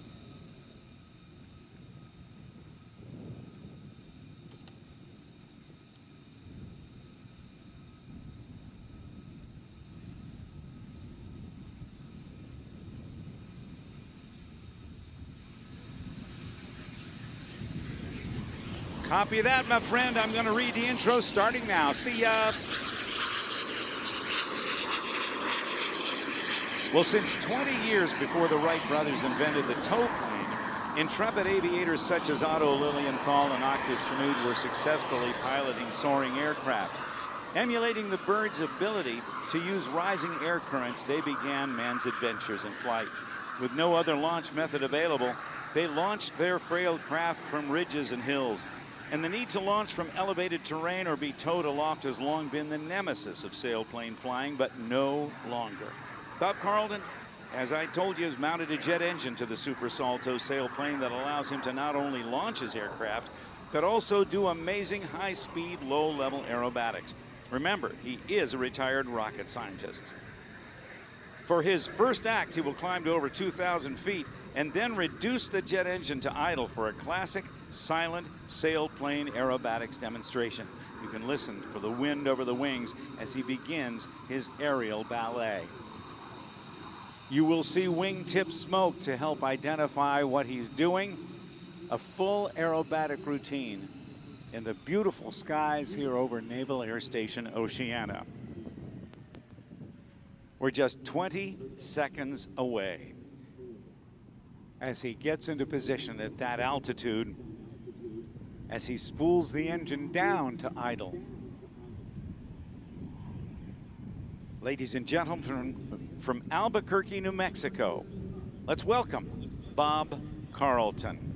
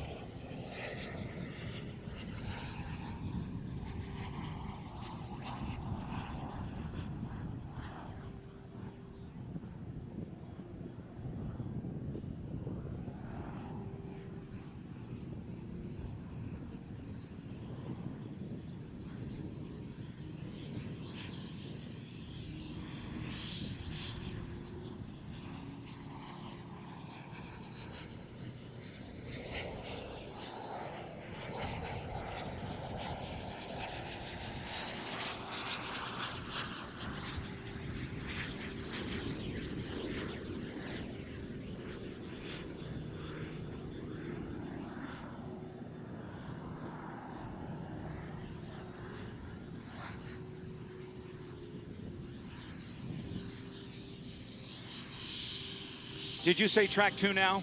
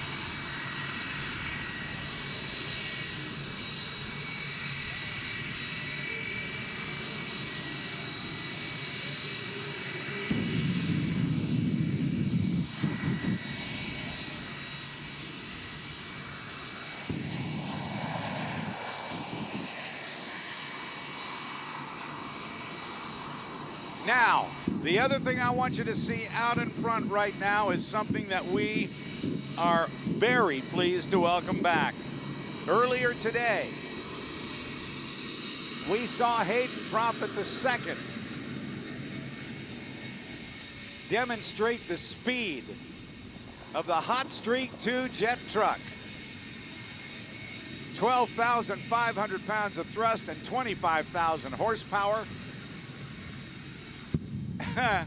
And we're going to do something we've never done before, and that's have a jet glider race Hayden Prophet. Now, Hayden has been able to get this jet truck well over 300 miles per hour with its two J34 jet engines on them by General Electric. They were used on the jet trainer that was the first jet trainer used by the Navy back in the late 1950s, 60s, 70s, and 80s, and I think even into the 90s. But he's got afterburners on him to really give him a kick in the pants. Bob Carlton can get up to around 175 miles an hour. And I'm going to see if I can talk to Bob real quick in the jet glider. Hey, Bob Carlton, can you hear me all right? I guess he's on the other frequency. But we're going to have a race, standing start for the jet truck, a diving, flying start for the jet glider. Jet versus jet, but 12,500 pounds of thrust to the vehicle on the ground and only 240 pounds of thrust to the Super Salto jet-powered sailplane.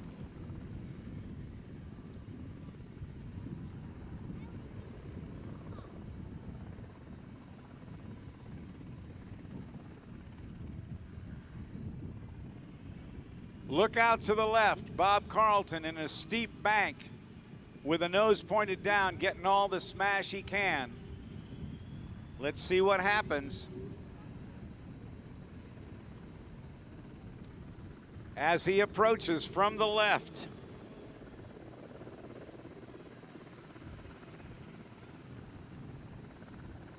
Smoke is on.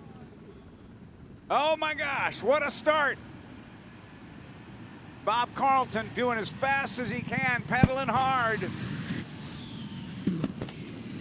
but going by very quickly. Hayden Profit II in hot streak 2, the 57 Chevy jet-powered truck.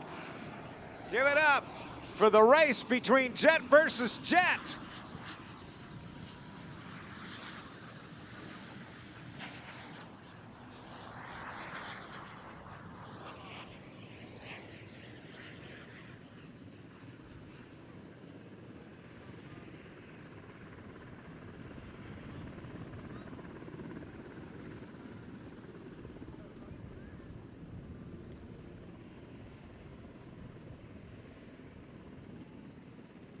Thanks again to Firewalkers International Pyro. Rick Sarge Myers started the group, and they've been the exclusive pyro team here at Oceana for about 10 years.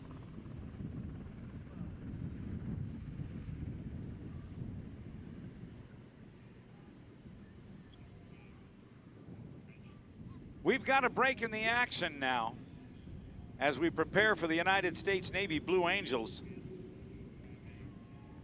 It's about 23 minutes away, so we don't want anybody to go anyplace. We don't want you to miss anything if we can avoid it. But thanks again to all of our sponsors, including Hall Ram with 2 convenient locations in Chesapeake and Virginia Beach.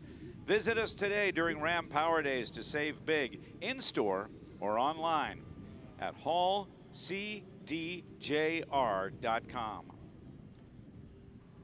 Thanks to Huntington Ingalls Industries, a global engineering and defense technologies provider and recognized worldwide as America's largest shipbuilder.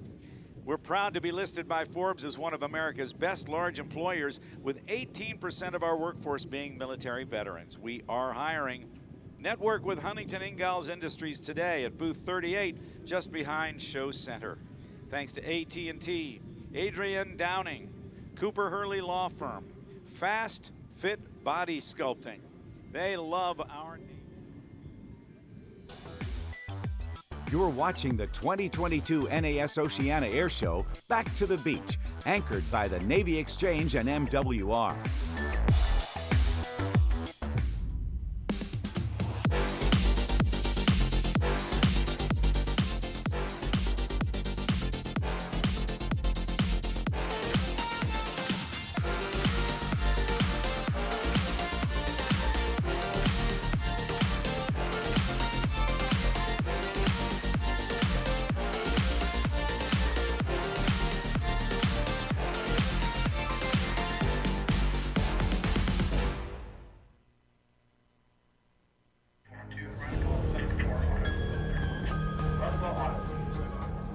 My name is Maddie Swagel, and I'm the U.S. Navy's first Black female tactical jet pilot.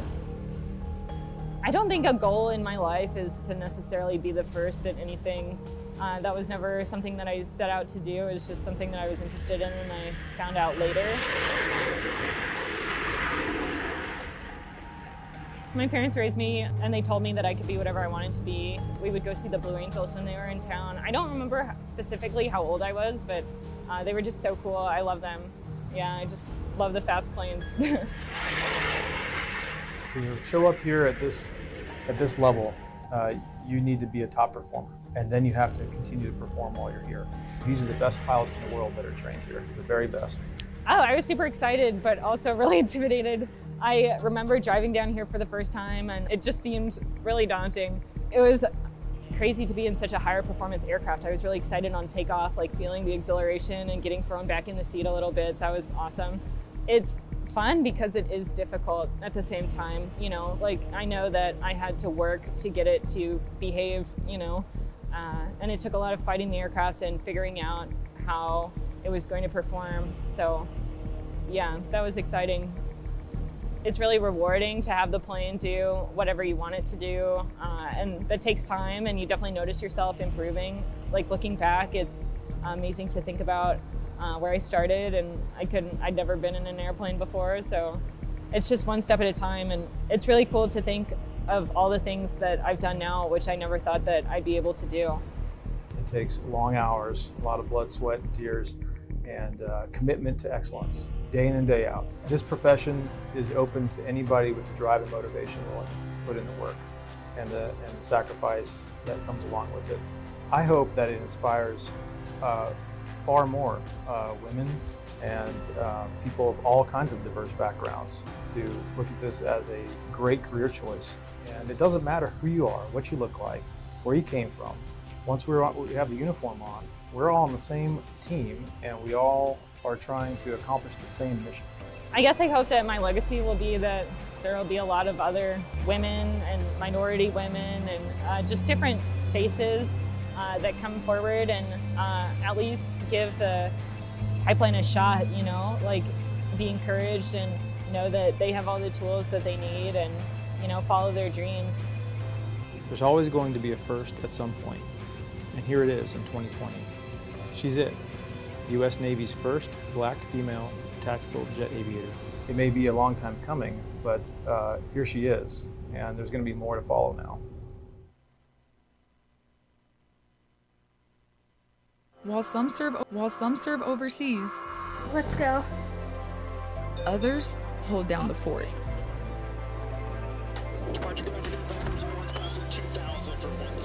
We know you have to hustle to make it all work. And that's why you get benefits here that you won't find anywhere else. And best of all, 100% of profits go to support Navy families. Because everywhere else, you're just a customer. The Carrier Strike Group, I and many people would argue, is the United States power projection capability.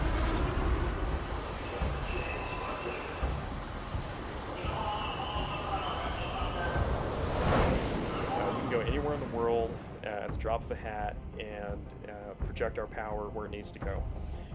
So the impact is no kidding. If we don't have that ability to do that, we lose some of our deterrent capability, certainly lose some of our power projection capability, so it's absolutely critical what we do here.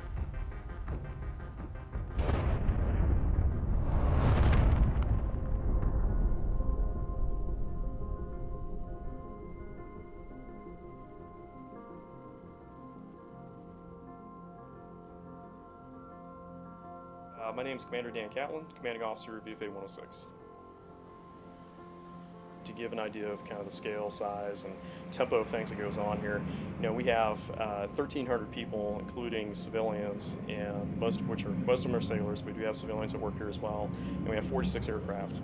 And on any given day, we need to have all those resources ready to go so that we can support training, which is incredibly important because from this squadron and our sister squadron, VFA 122 on the West Coast, we're generating the fleet replacement for all our career for the pilots and the weapon system officers flying the Super Hornet. Every single person, I tell my news check-ins, and I meet everybody when they check in here to welcome them aboard, and I tell them all the same thing, that there's not a single person in the squadron that's more important than the other person. I don't view myself as a commanding officer as any more important than the brand new 18-year-old airman, because both have important jobs. And if we don't do our jobs, that's going to come at the detriment of our mission. And so it takes everybody in this command, military or civilian, in order to get the job done. Step one for us is essentially a pilot VFA 106. Your job is to kind of instruct the new kind of generation of people coming through. Not necessarily generation, but guys who are about 4-ish or so years younger. So gone through a full fleet tour, essentially about 3.5 years. Coming back here and now just pretty much taking all the experience I've learned within the fleet, coming back now and just teaching guys who are just now learning to fly the F-18. And essentially we get them like a baseline knowledge to get ready and prepare themselves for going out to the fleet and essentially doing what I did about 3-4 years ago.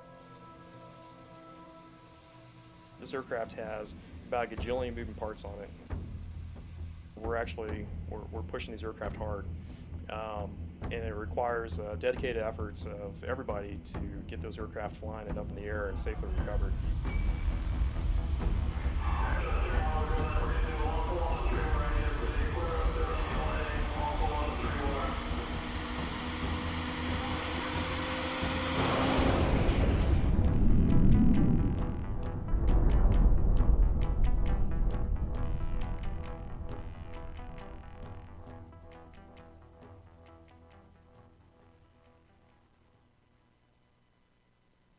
So what we have here is an F-18 Echo Super Hornet, and the first thing you might notice about that is that it's blue. So that's our first main difference between a fleet Super Hornet and our Super Hornet.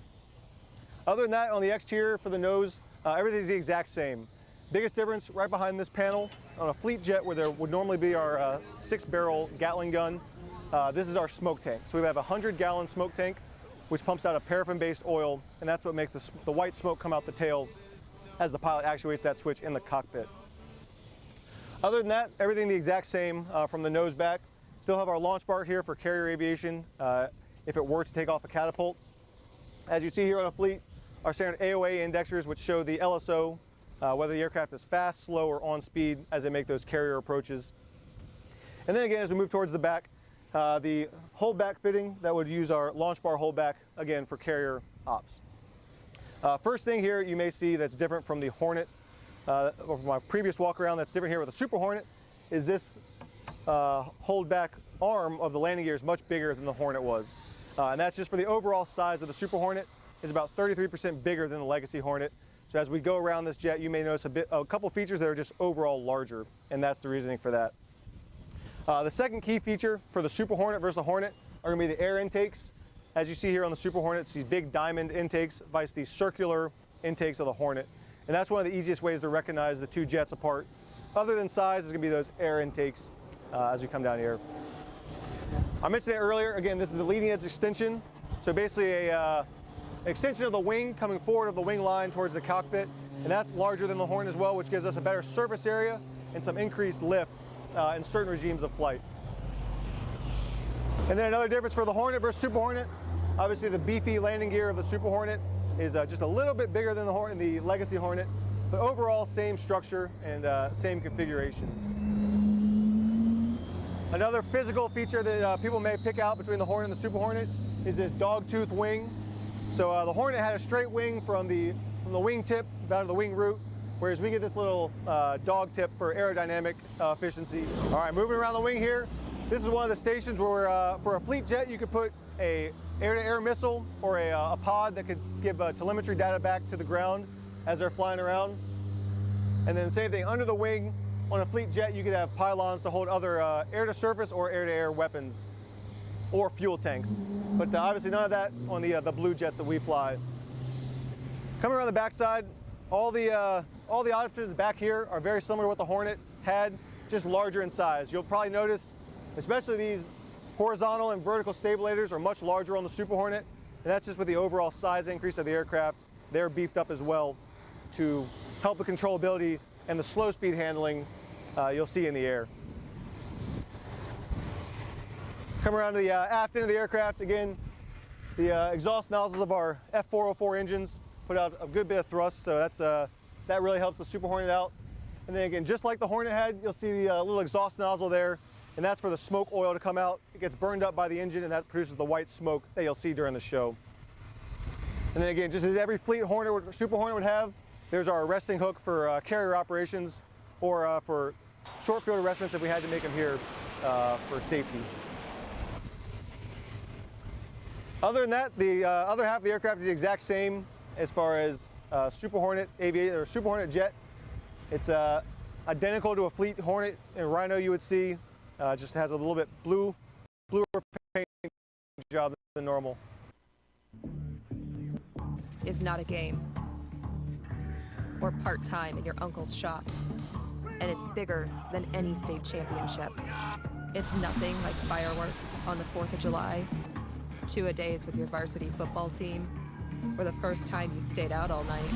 Out here, it's not where the sea takes you, but who it makes you. Get up to a $40,000 bonus when you start today.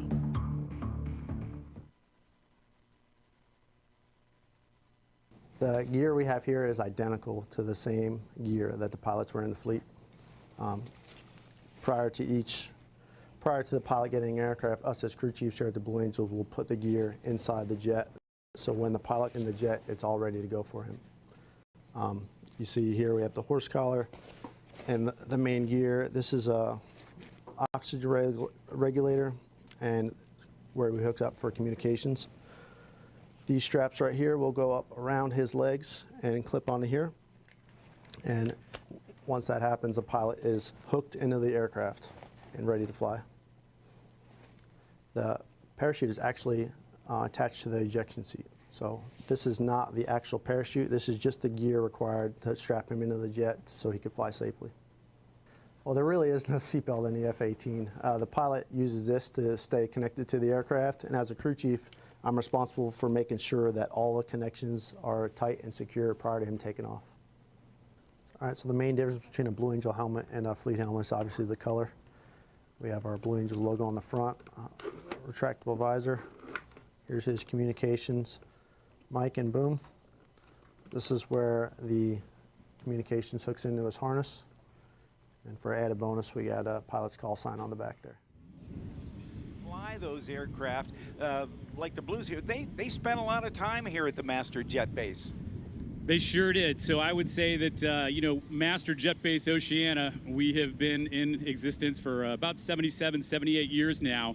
And we also have a counterpart out in Lemoore, California, that also provides Super Hornet readiness. I think that we are typically essentially an operational platform ashore, albeit without 2 nuclear reactors that you would have on an aircraft carrier. Yeah. So really, it's not lost on me and our team of about 1,700 here at Naval Air Station Oceana of the significance that we provide in order to man, train, and equip the fleet with a ready deck in order to get them embarked on board our nation's great aircraft carriers and get them downrange. And as big as this jet base is, it's still a part of this even nicer and greater community of Virginia Beach. VB makes a big difference here, and the people of VB love the folks at Oceana. Well, we're super excited here. For everybody in our crowd right now, who is from Virginia Beach? Wow. Awesome to have you on board. You know, having been here since summer of 19, as well as a period of about 2005 through 2007, it's great to get back here. We love everything about Virginia Beach. I'm super excited about the relationships that we have with all levels of leadership, to include the mayor, the city manager, all the deputy city managers. And it's really not lost on me the amount of incredible support that we have from the city of Virginia Beach in order to enable our fleet, our fighters, our family members to go ahead and do our mission really on a daily basis. Captain Holmes, thank you so much for what you have done for this base, for all of us who come in here and tie up your field and put your sailors to work with extra work to accommodate not only us, but the hundreds of thousands of people who come through the gates to enjoy this show. Thanks. Thank you, Rob. I appreciate it. And truly, on behalf of the entire team here at Naval Air Station Oceana, we are super proud to go ahead and host an event of this magnitude. Welcome everybody back to the beach and to bring you what we do best, flying aircraft and doing it well. Indeed. Thanks, Rob. Thank you, sir, and thanks again for the coin last night. I cherish these things. They mean a great deal. Ladies and gentlemen, Captain Bob Holmes, Commanding Officer of NAS Oceana.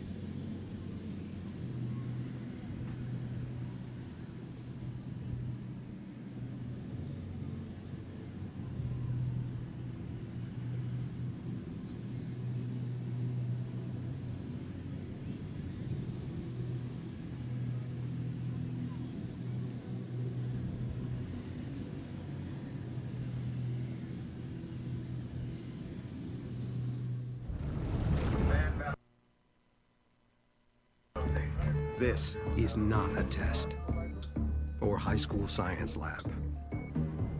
And it's far more intense than any video game. It's nothing like running for class president, checking in with your friends online, or the first time you got behind the wheel. Out here, it's not where the sea takes you, but who it makes you. Get up to a $40,000 bonus when you start today. So if I made it out to this point, that means I had already pre-flighted the jet, walked all around it, made sure the landing gear pins was out, made sure the intake covers were off. I did a full walk around the jet to make sure that everything is in the configuration it needs to be in for the pilot to fly the jet safely.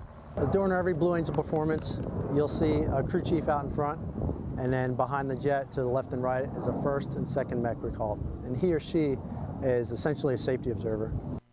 So if I'm out here at parade rest, the pilot gives me, he usually goes like this too. I'll throw out a two-hand signal, and the mech behind the jet will look at the engine and watch it start up for smoke or anything like that. After that, pilot will give me one, and then I'll say engine one. Boss will start the flight controls checks, and I'll be watching all of my show glasses on, and I'll be watching down the line, so we perform this in perfect sequence. So I'll be watching the number 5 crew chief, and as soon as it comes down in sequence, I'll come to attention, flight controls, flaps, down, flight controls, bit, flaps close, down, and then we'll send it back.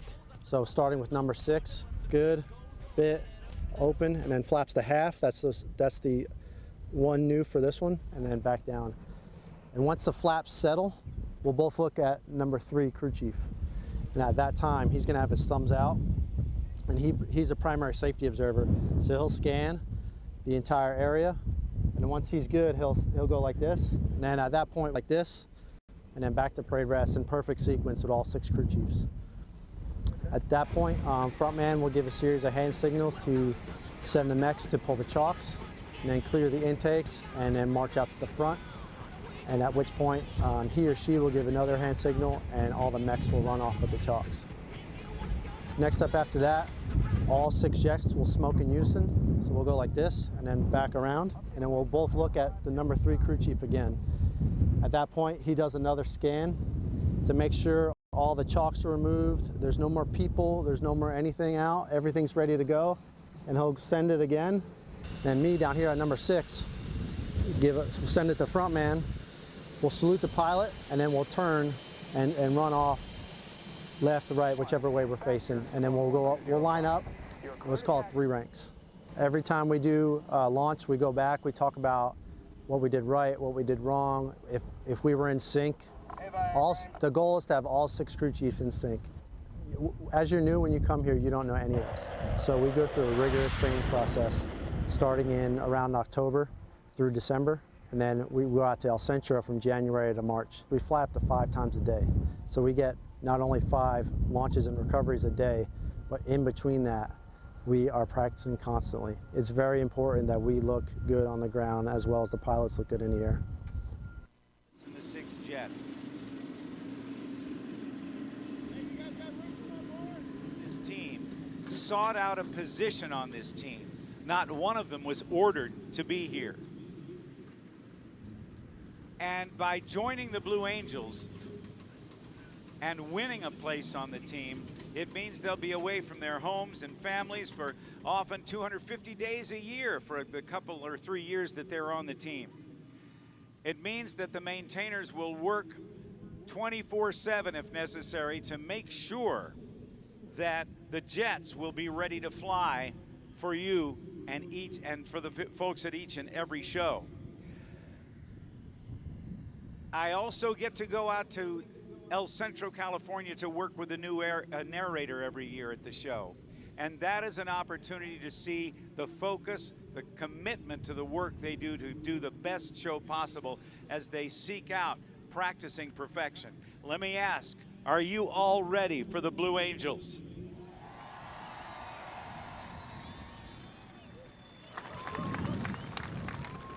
That's okay, but it's not good enough. They may not fly. Let's try it one more time. Are y'all ready for the Blue Angels? That's what I wanted to hear. The next voice you hear will be the narrator for the Blue Angels. He is Lieutenant Commander Griffin Stengel from Madison, Wisconsin. Ladies and gentlemen, it is my pleasure and privilege to present to you the United States Navy's Flight Demonstration Squadron, the Blue Angels!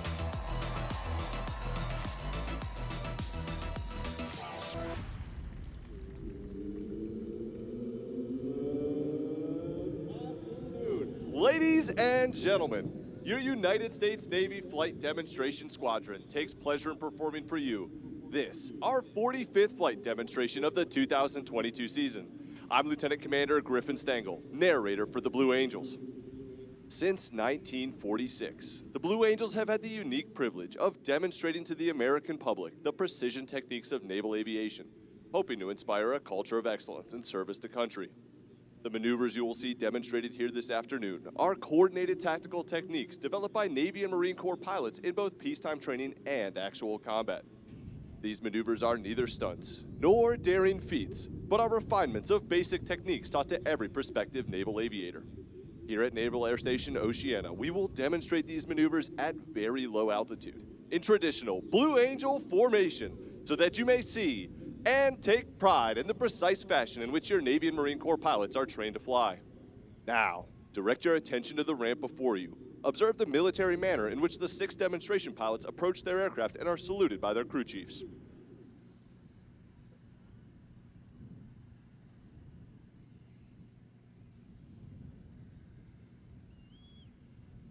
Ladies and gentlemen, Flying Blue Angel number 1. The commanding officer and flight leader of the Blue Angels from Fargo, North Dakota, Captain Brian Kesselring.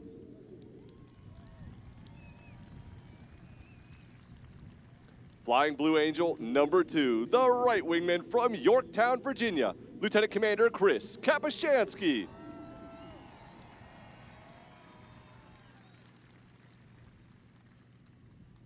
Flying Blue Angel number 3, the left wingman from San Francisco, California, Lieutenant Scott Goosens.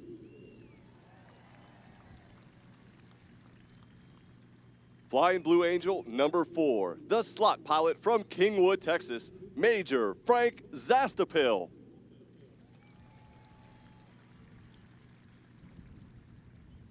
Flying Blue Angel number 5, the lead solo from Atlanta, Georgia, Lieutenant Commander Kerry Rickoff.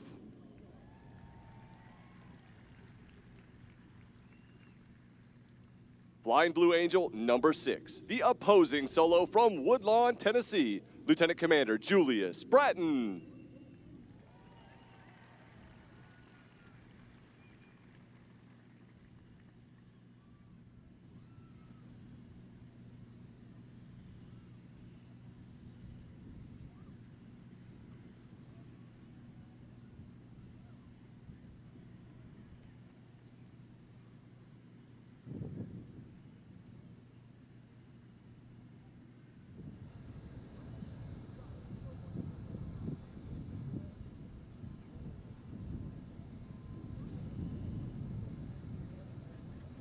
As the crew chiefs assist the pilots into their jets, you are witnessing the teamwork found in all Navy and Marine Corps units.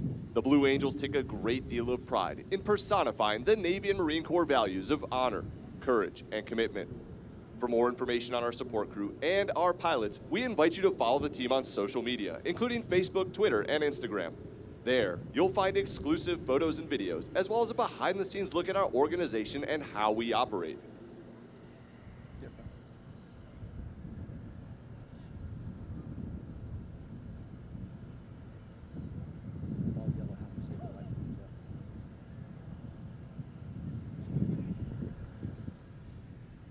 The Navy's Flight Demonstration Squadron, the Blue Angels, is the oldest performing U.S. military aviation demonstration team. Since 1946, the Blue Angels have brought naval aviation to men and women of all ages across America. We were first based at Naval Air Station Jacksonville, Florida, flying F-6F Hellcats. We continued flying Grumman Corporation aircraft for 22 years, transitioning in late 1946 to the more powerful and faster F-8F Bearcat. In 1950, we transitioned to jet aircraft with the straight-wing F-9 F-2 Panther, the predecessor of the swept-wing F9F8 Cougar, which we received in 1955. In 1957, the Blue Angels became equipped with high-performance aircraft with the arrival of the supersonic F-11F Tiger. In 1969, we received the McDonnell Douglas F-4 Phantom and flew this supersonic jet until 1974, when we transitioned to the A-4 Skyhawk. In 1987, we acquired the F-18 Hornet and demonstrated its reliability over 34 show seasons. We are now in our second year of flying the combat-proven Boeing FA-18 Super Hornet.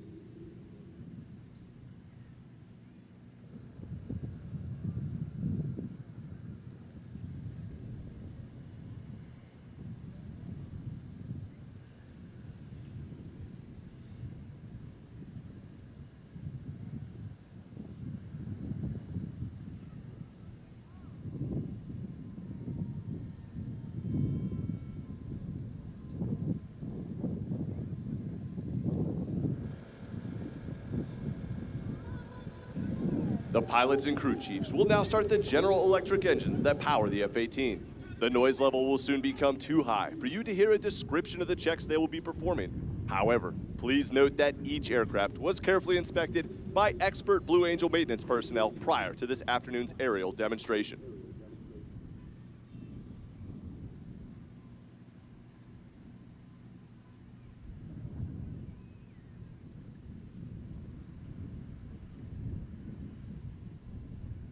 The Blue Angels fly the Boeing FA-18 Super Hornet, a multi-mission strike fighter, versions of which have been operational throughout the fleet since 2001.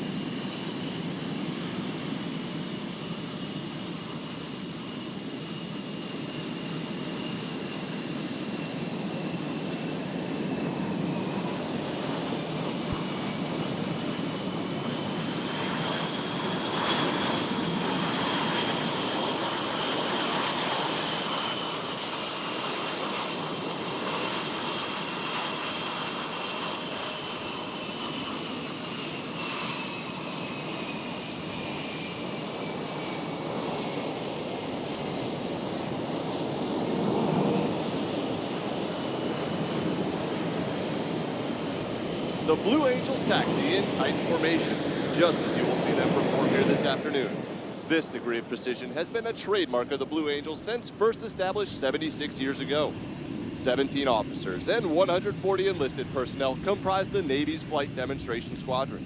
Pilots 1 through 4 fly in the diamond formation, showcasing the precision flying required of Navy and Marine Corps aviators, while pilots 5 and 6 fly as solos, demonstrating the maximum performance capability of the aircraft. Once again, I'm Lieutenant Commander Griffin Stengel from Madison, Wisconsin, Blue Angel number 7, and narrator for the flight demonstration, as well as the pilot for the key influencer and media personnel we normally fly at each show site. Blue Angel number 8, Lieutenant Caitlin Forrester from Scottsdale, Arizona, is the Squadron Naval Flight Officer and Events Coordinator. Commander John Fay from Fort Worth, Texas, serves as the Squadron Executive Officer.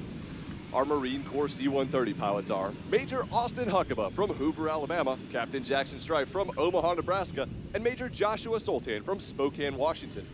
Lieutenant Commander Brian Abe, our maintenance officer from Richardson, Texas, is responsible for the men, women, and equipment that keep our aircraft flying. From Juana Diaz, Puerto Rico, our assistant maintenance officer is Lieutenant Henry Cedeno. From Virginia Beach, Virginia, the Blue Angel flight surgeon is Lieutenant Commander Monica Borza. From Scottsdale, Arizona, our supply officer is Lieutenant Paul Kruger. From Rochester Hills, Michigan, our public affairs officer is Lieutenant Chelsea Dietland. Our Boeing technical representatives are Mr. Jack Ralph from Fort Worth, Texas, Mr. Todd Lawson from Tigard, Oregon, and Mr. Landy Harnishfigger from Nantucket, Massachusetts. Our financial management analyst is Ms. Deborah Johnson from Pensacola, Florida, and our administrative officer is Mr. Aries Wilkins from Columbia, South Carolina.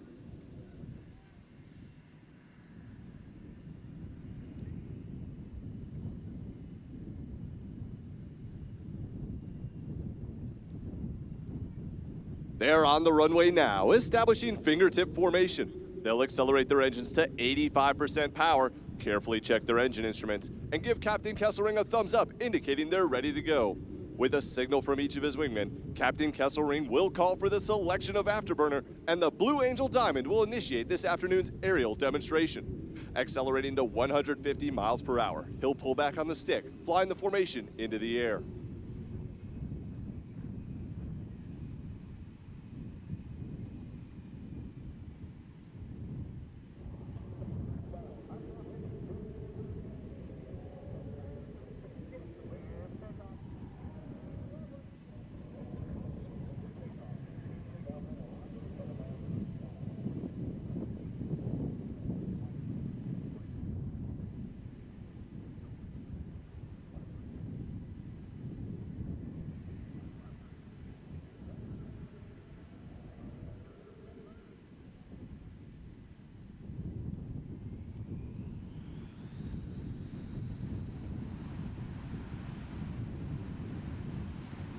Now, to the left, Captain Kesselring calls. Smoke on, off brakes now, burners ready now, and the Blue Angel Diamond is rolling.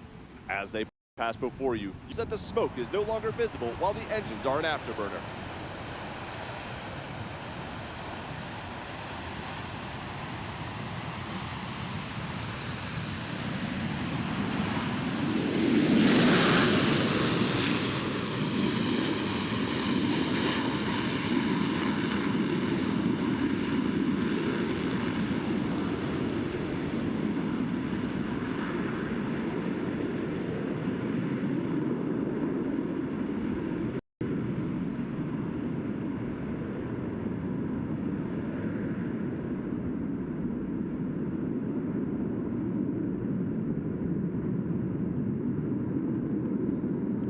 The smoke comes on as Captain Kesselring calls for the deselection of afterburner. Pulling through the horizon, he rolls the formation 180 degrees to the upright position, completing the half-Cuban 8. As the Diamond accelerates in the descent, they will acquire the necessary airspeed for their next maneuver.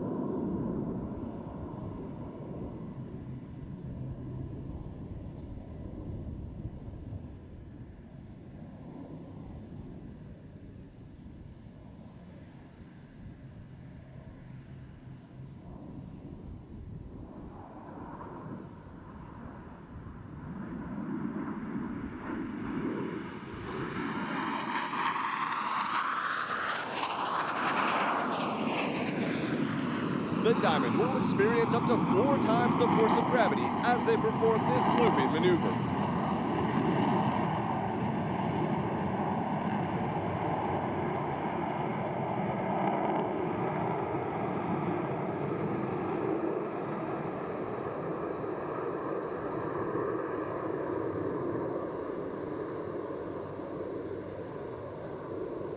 Back to the right. Blue Angels 5 and 6 are rolling. Blue Angel number 5 will complete the dirty roll on takeoff, while Blue Angel number 6 executes a precise slow transition and pitches up vertically at 6 times the force of gravity.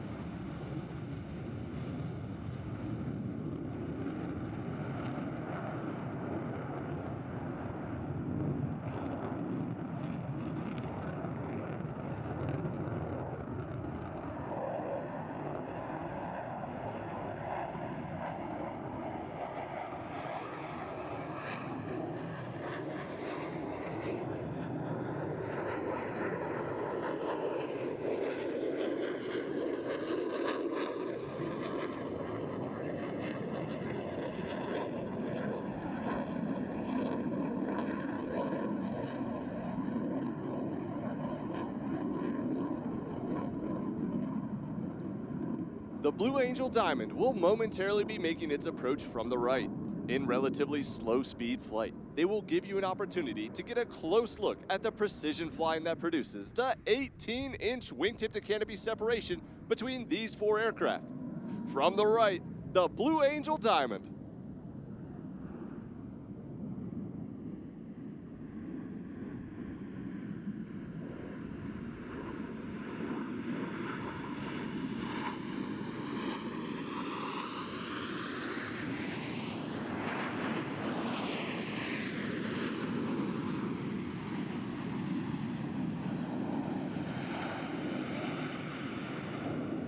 The sensation of weightlessness, or ballistic flight, similar to that experienced by astronauts in space, will now be felt by the 2 solo pilots. Approaching center point, Lieutenant Commander Rickoff and Lieutenant Commander Bratton will roll their aircraft to 90 degrees angle of bank and push forward on the stick as they perform the opposing knife edge pass.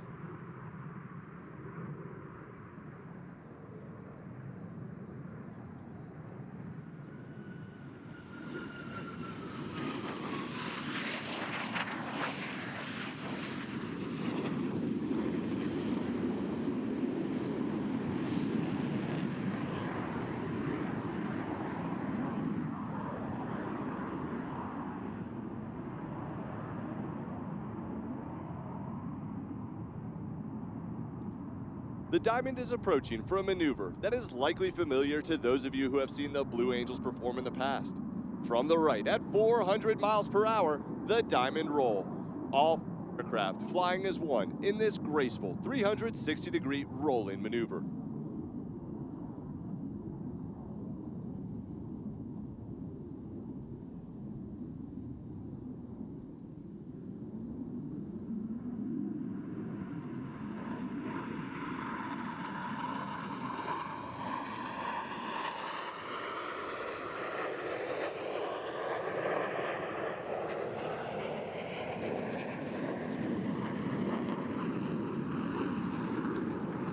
The 2 solo pilots will next demonstrate the inverted flight capability. Approaching inverted from the left and right, they will roll their aircraft 360 degrees, crossing over center point. Ladies and gentlemen, the opposing inverted to inverted roll.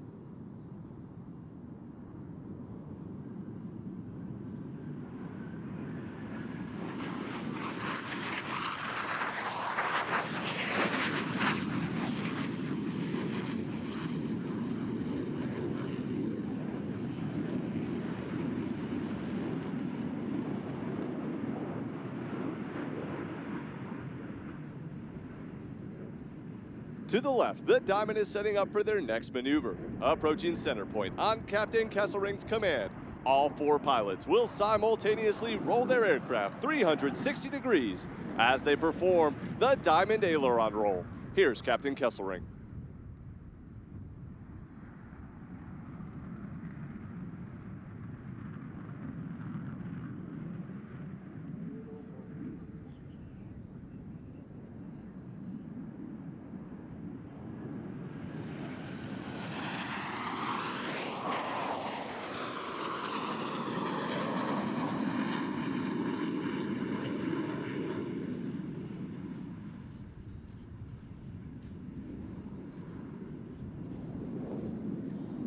Aircraft pilots and enthusiasts who appreciate the difficulties associated with carrier aviation will enjoy this next maneuver demonstrated by the 2 solo pilots. To the right, Lieutenant Commander Rickoff and Lieutenant Commander Bratton will establish a mirror image formation. However, look closely as both aircraft are in the carrier landing configuration as they approach for a maneuver we call the Fortus.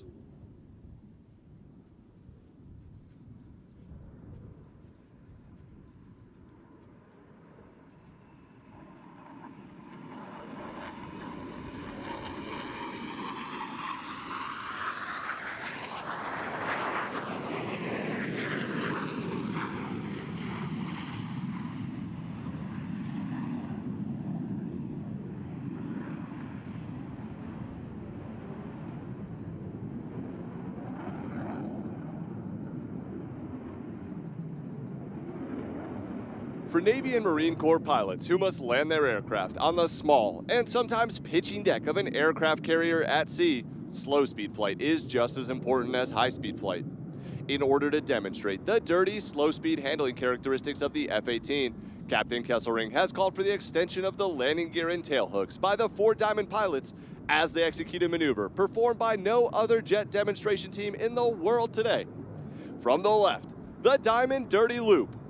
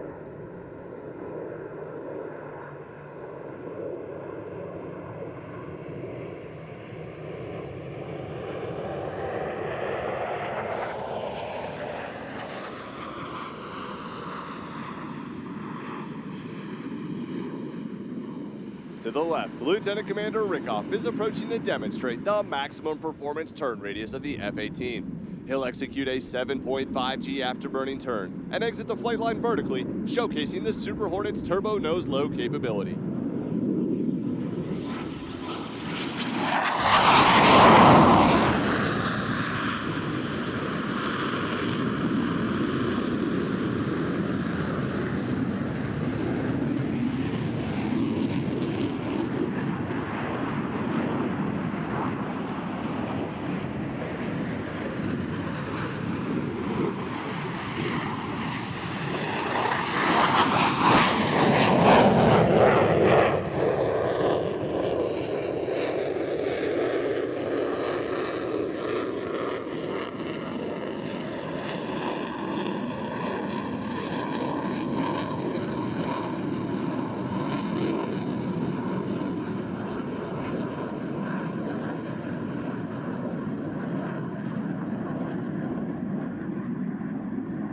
As the 4 Diamond pilots approach once again, you should notice 2 significant modifications. While the wingmen, Lieutenant Commander Kapushansky and Lieutenant Goosens, maintain minimum wingtip to canopy separation, the flight leader and slot pilot are both in the inverted position. From the right, the Blue Angel double Farvel.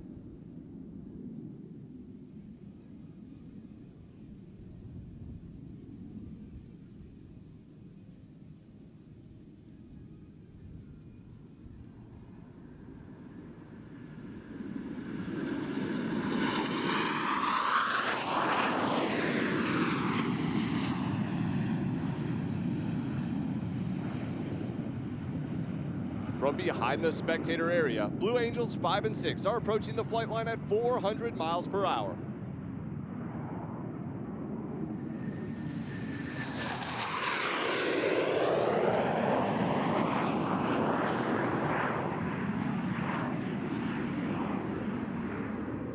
Having rolled their aircraft 270 degrees and crossed with minimum separation, observe as both pilots sustain 6 times the force of gravity to cross their aircraft over show center.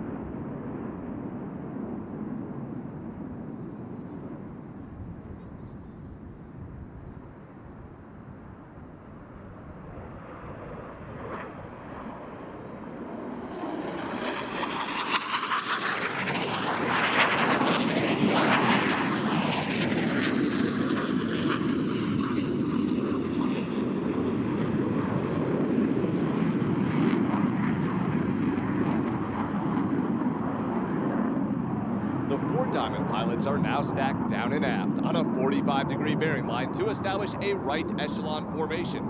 From the right, at 378 miles per hour, the Blue Angel Echelon Parade.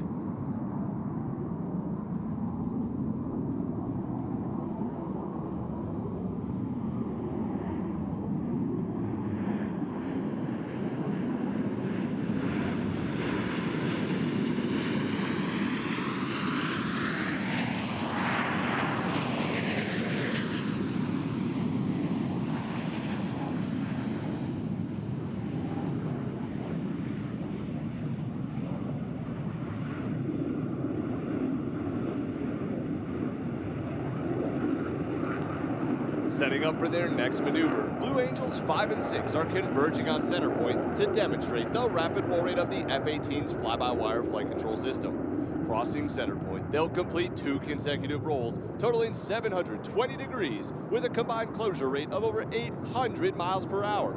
Ladies and gentlemen, the opposing horizontal rolls.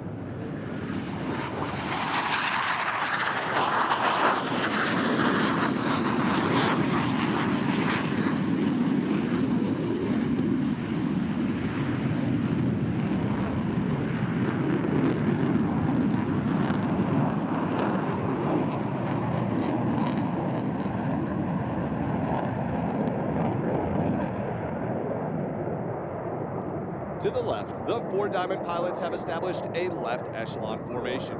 Approaching center point, Captain Kesselring will roll the formation 360 degrees into the 3 wingmen. Over the top, the 4 Diamond pilots will showcase their precision formation flying as they make a subtle modification while in the inverted position.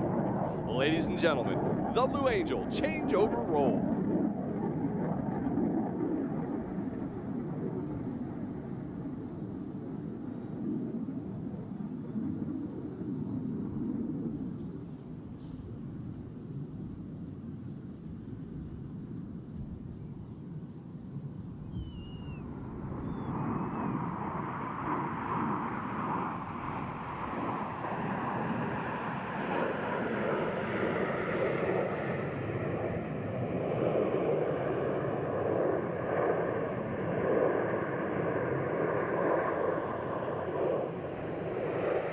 As they exit to the right, you will notice that the entire formation has shifted back into the Blue Angel Diamond.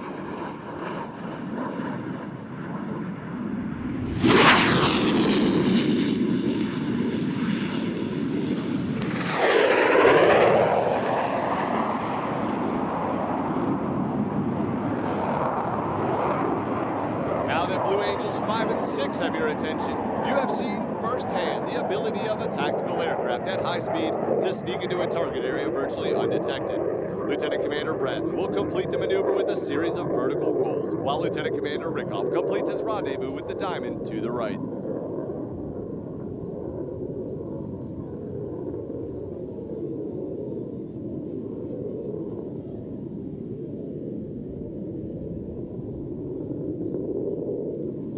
To the right, Lieutenant Commander Rickoff has joined the Diamond in a line abreast formation. Still maintaining minimum separation, the pilots must now align themselves by looking 90 degrees from their flight path towards Captain Kesselring's aircraft.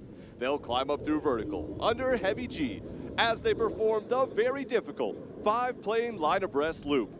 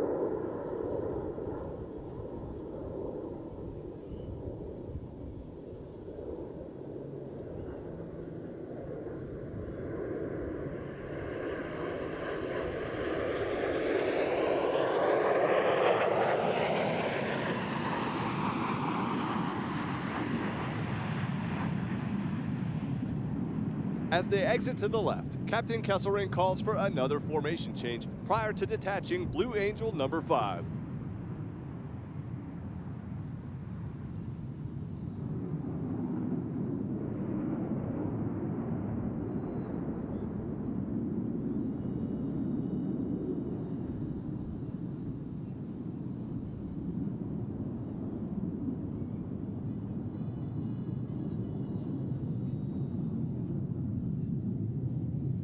You have seen several flight profiles of the F-18. The 2 solo pilots will next demonstrate precision roll rate control. Approaching center point, they will roll their aircraft 360 degrees, pausing after each 90 degrees of rotation, crossing center point in the inverted position. Ladies and gentlemen, the opposing 4-point hesitation roll.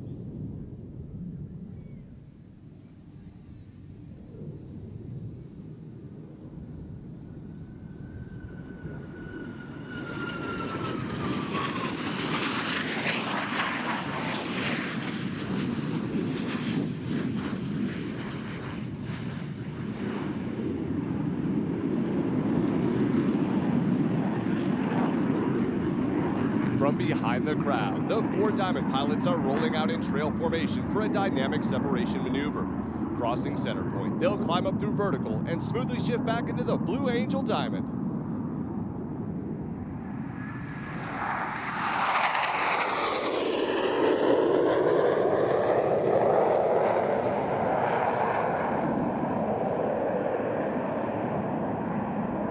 Ladies and gentlemen, the Blue Angel vertical break.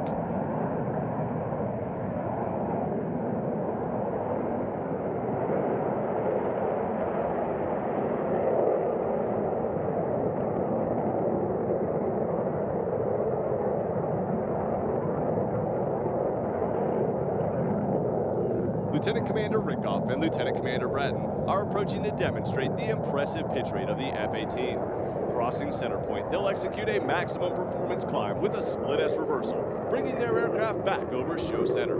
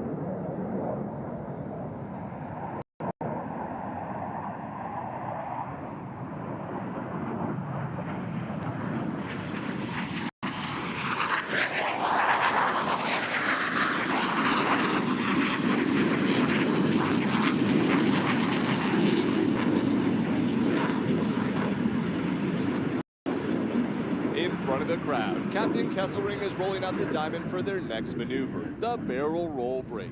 He'll pull up through vertical, roll the formation 90 degrees, and perform a split S, finishing with a dynamic separation maneuver.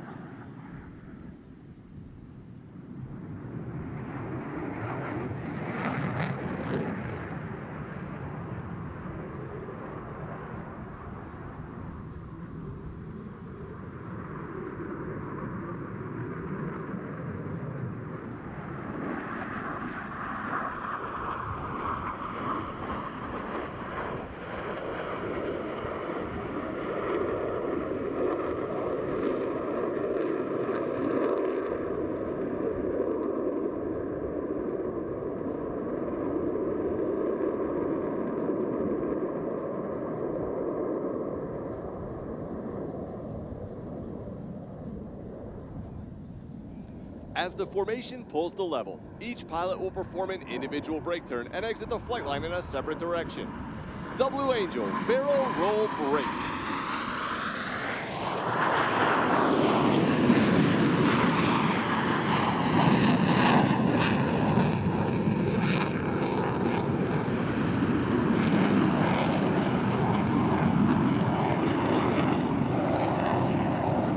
To the right, the 2 solo pilots are making their approach to the flight line. Approaching center point, they will simultaneously roll their aircraft 420 degrees in section. Ladies and gentlemen, the double tuckover roll.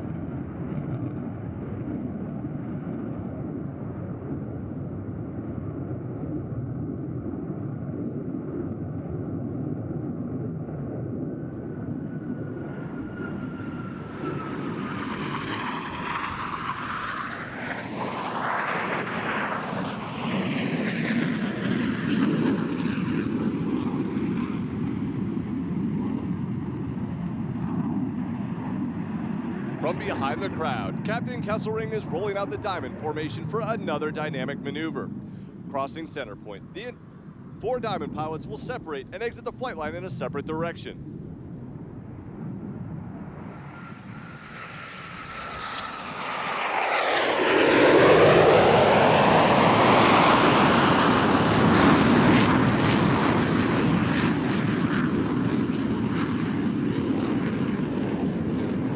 As each aircraft accelerates to 500 miles per hour, they'll perform a reversal turn back towards the flight line. You should be able to follow their individual smoke trails as all 4 aircraft converge on center point with maximum closure and minimum separation.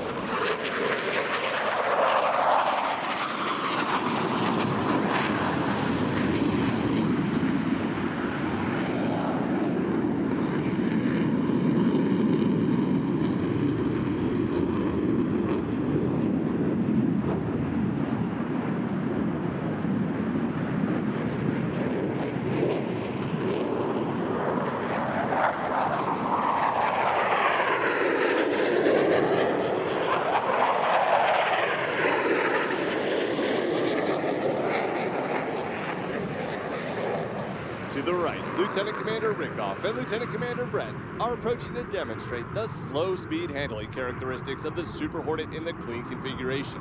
They'll pass before you, virtually standing Blue Angels 5 and 6 on their tails. At less than 120 miles per hour, the fly-by-wire flight controls provide the slow speed handling that sets the Super Hornet apart in the air-to-air combat arena. Ladies and gentlemen, the Section High Alpha Pass.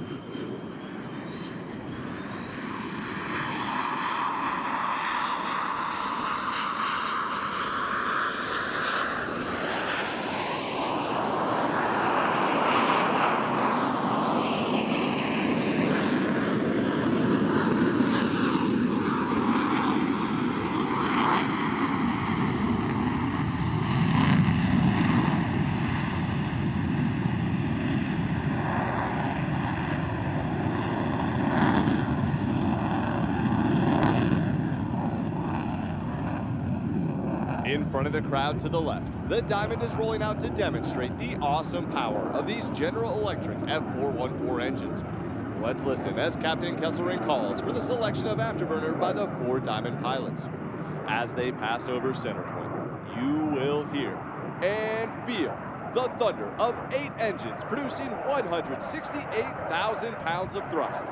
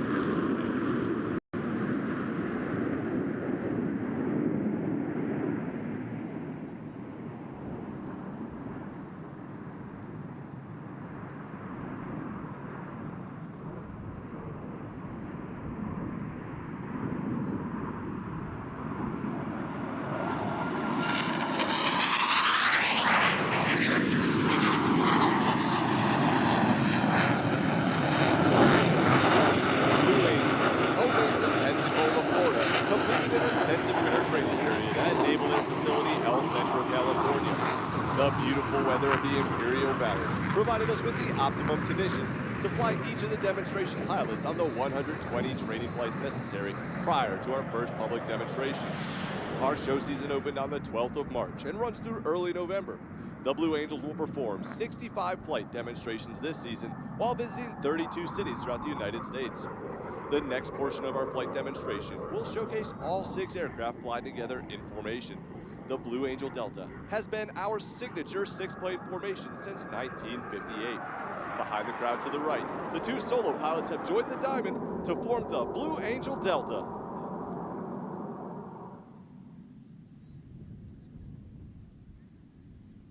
From the right, at 400 miles per hour, the Delta roll. All 5 wingmen maintaining position as they roll 360 degrees over center point.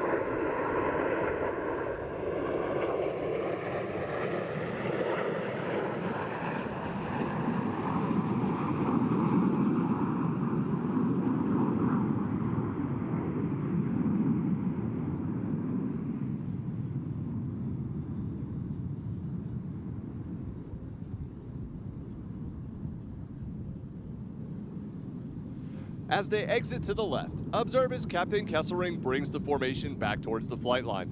Very shortly, all 6 aircraft will be approaching for the Blue Angel fleur-de-lis.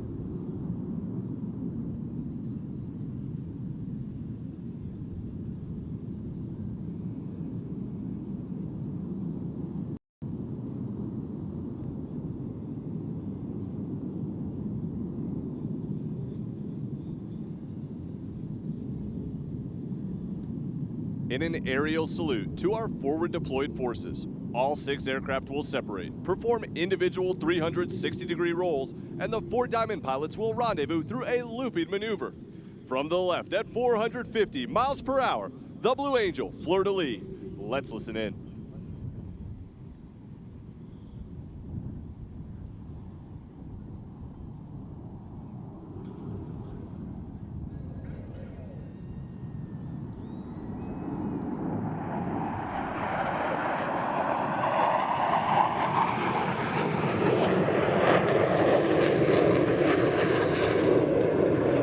As the 2 solo pilots exit behind the crowd to the right, the 3 wingmen are in the final stages of their rendezvous and will soon be back on the wings of Captain Kesselring and Blue Angel number 1. With the fleur-de-lis rendezvous complete, the Diamond will pass before you and exit the flight line to the right.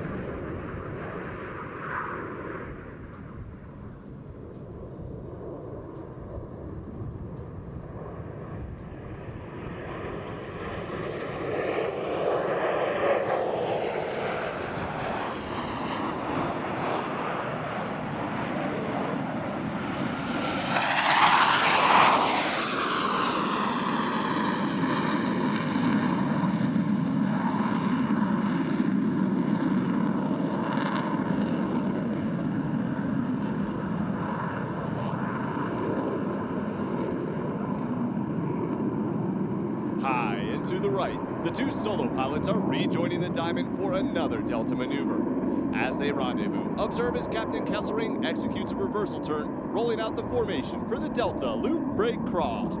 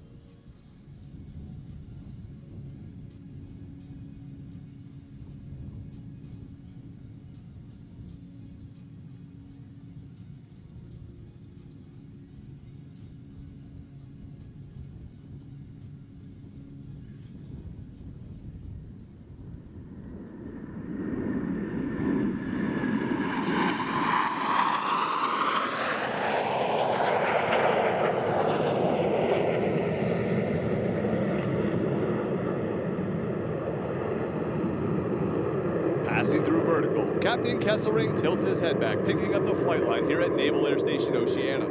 Over the top, he's floating the formation to place them directly over show center. Now, watch closely as Captain Kesselring calls, smoke on, ready break.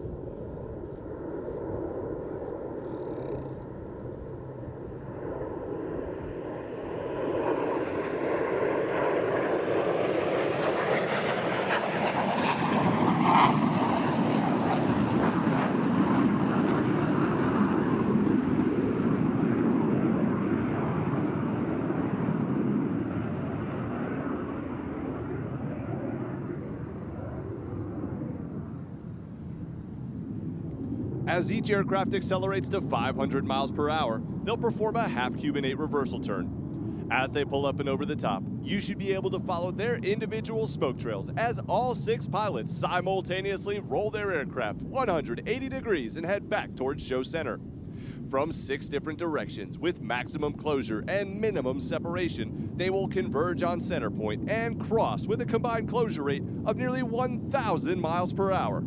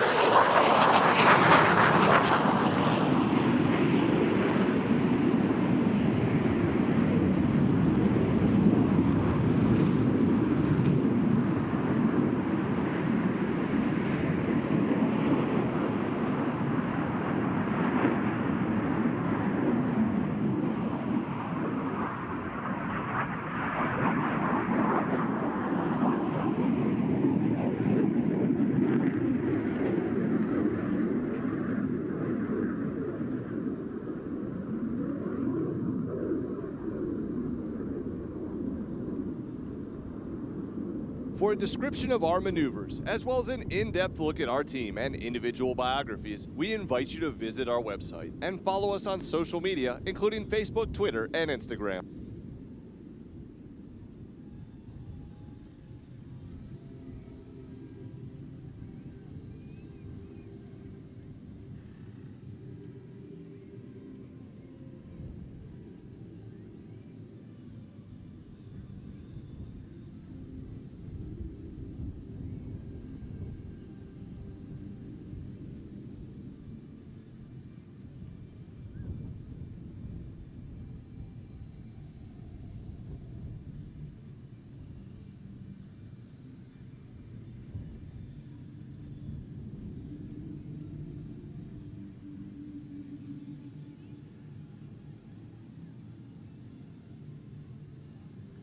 In front of the crowd, the Delta is making their approach to the flight line.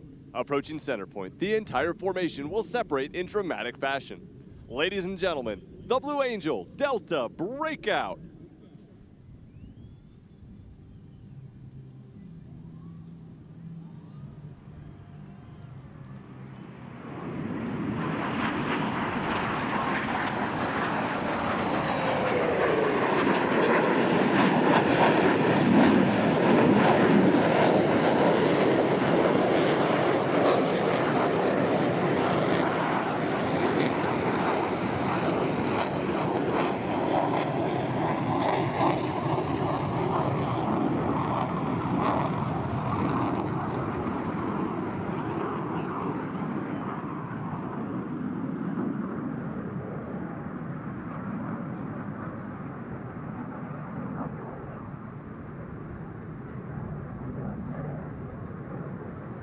Ladies and gentlemen, your United States Navy Flight Demonstration Squadron represents a time-honored tradition of pride, professionalism, and excellence, spanning 111 years of naval aviation. The 2022 team takes a great deal of pride in saluting Navy and Marine Corps aviators, maintenance crews, and support personnel everywhere.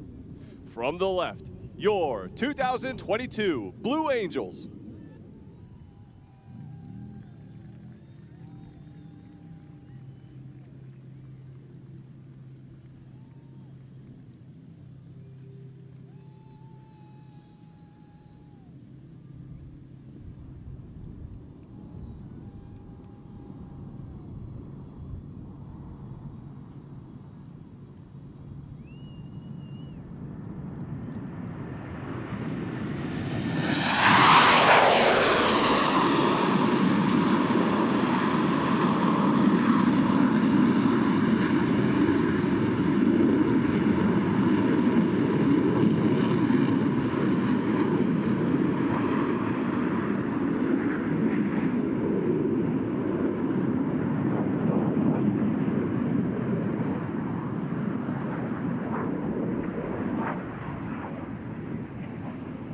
One of the unique demands placed upon naval aviators is that they be able to land their aircraft on a ship at sea.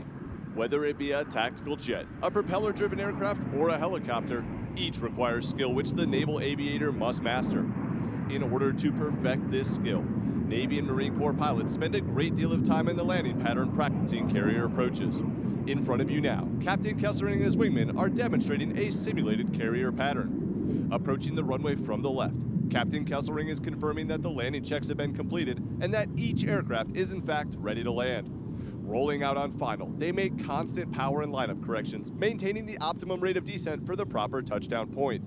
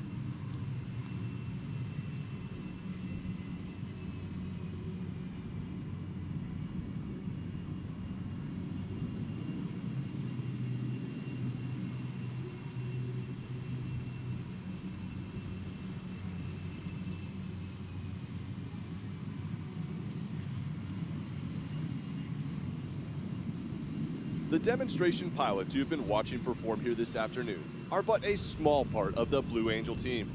The men and women in blue uniforms standing before you are members of the elite Blue Angel maintenance crew.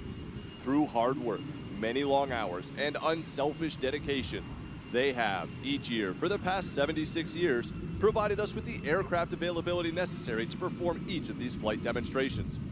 As the aircraft taxi back, I would like to take this opportunity to introduce the Blue Angel maintenance crew.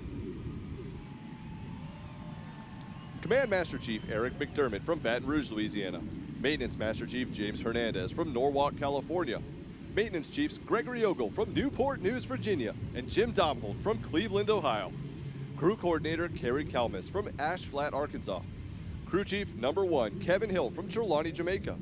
First Mech Paint Shop Samuel Smith from Virginia Beach, Virginia. Crew Chief Number 2 Alex Gutierrez from San Antonio, Texas. First Mech Life Support CJ Woods from Dallas, Texas. Crew Chief Number 3 Destiny Berthoud from Atlanta, Georgia. First Mech Life Support Moises Mercado from San Diego, California. Crew Chief Number 4 Alan Kiranjo from Nairobi, Kenya. First Mech Airframes Alexander Martinez from Hutchinson, Kansas. Crew Chief Number 5 Sharon Gatlin from Valdosta, Georgia. First Mech Power Plants KC Cross from Gordon, Georgia.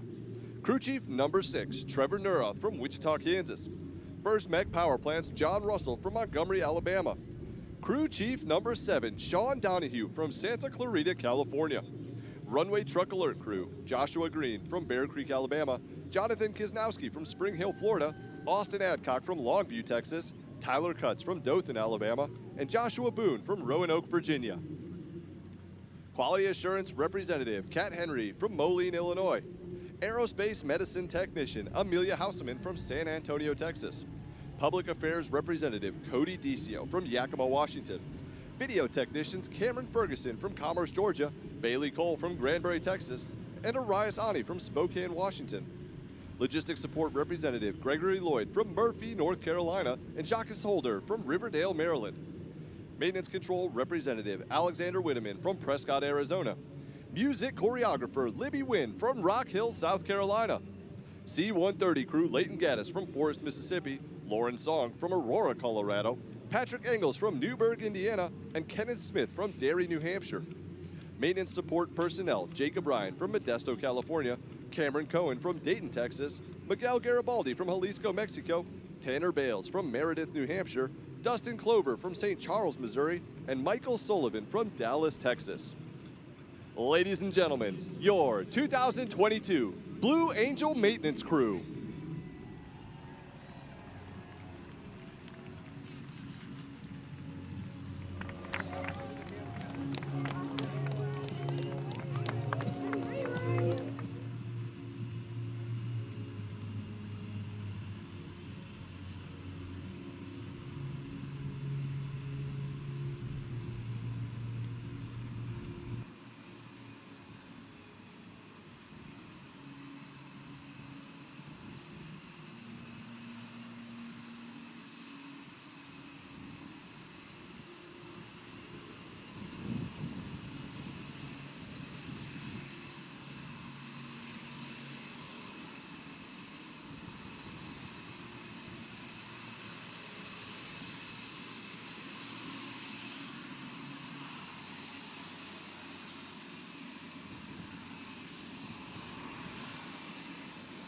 Taxiing just off to your right, the Blue Angels will momentarily be turning into the parking area.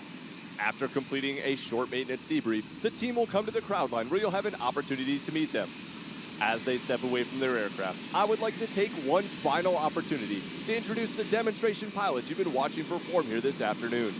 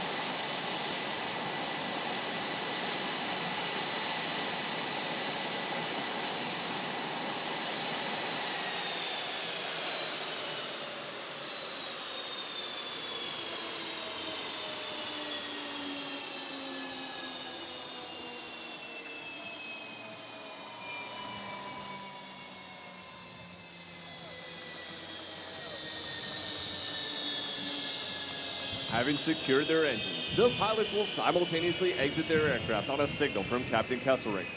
It has been an honor and our pleasure to perform for you here at Naval Air Station Oceana. This, our 45th flight demonstration of the 2022 season.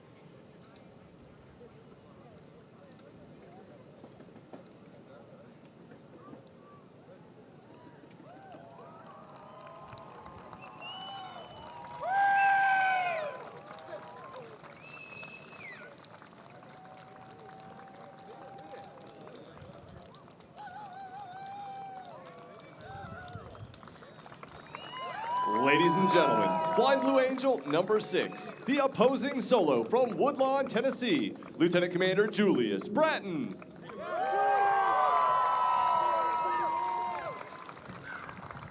Flying Blue Angel number 5, the lead solo from Atlanta, Georgia, Lieutenant Commander Kerry Rickoff.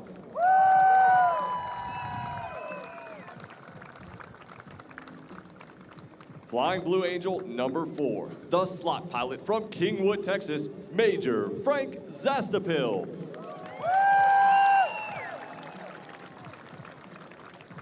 Flying Blue Angel number 3, the left wingman from San Francisco, California, Lieutenant Scott Goosens.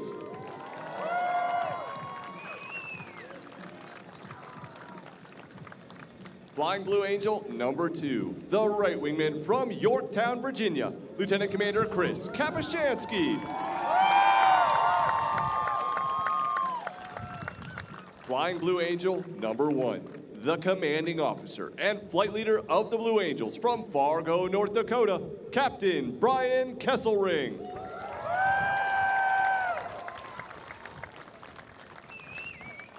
Ladies and gentlemen, representing your United States Navy and Marine Corps, the Blue Angels 2022.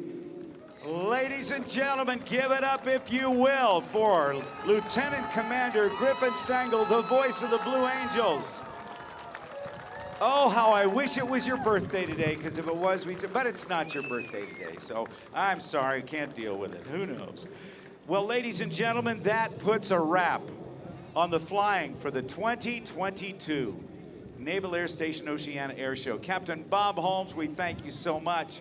Executive Officer Steve Janita and Command Master Chief Dre Buford, thank you all for your hospitality. And to all the folks up here, including our Air Boss Wayne Boggs and all the performers, we thank you all for being such a wonderful air show audience.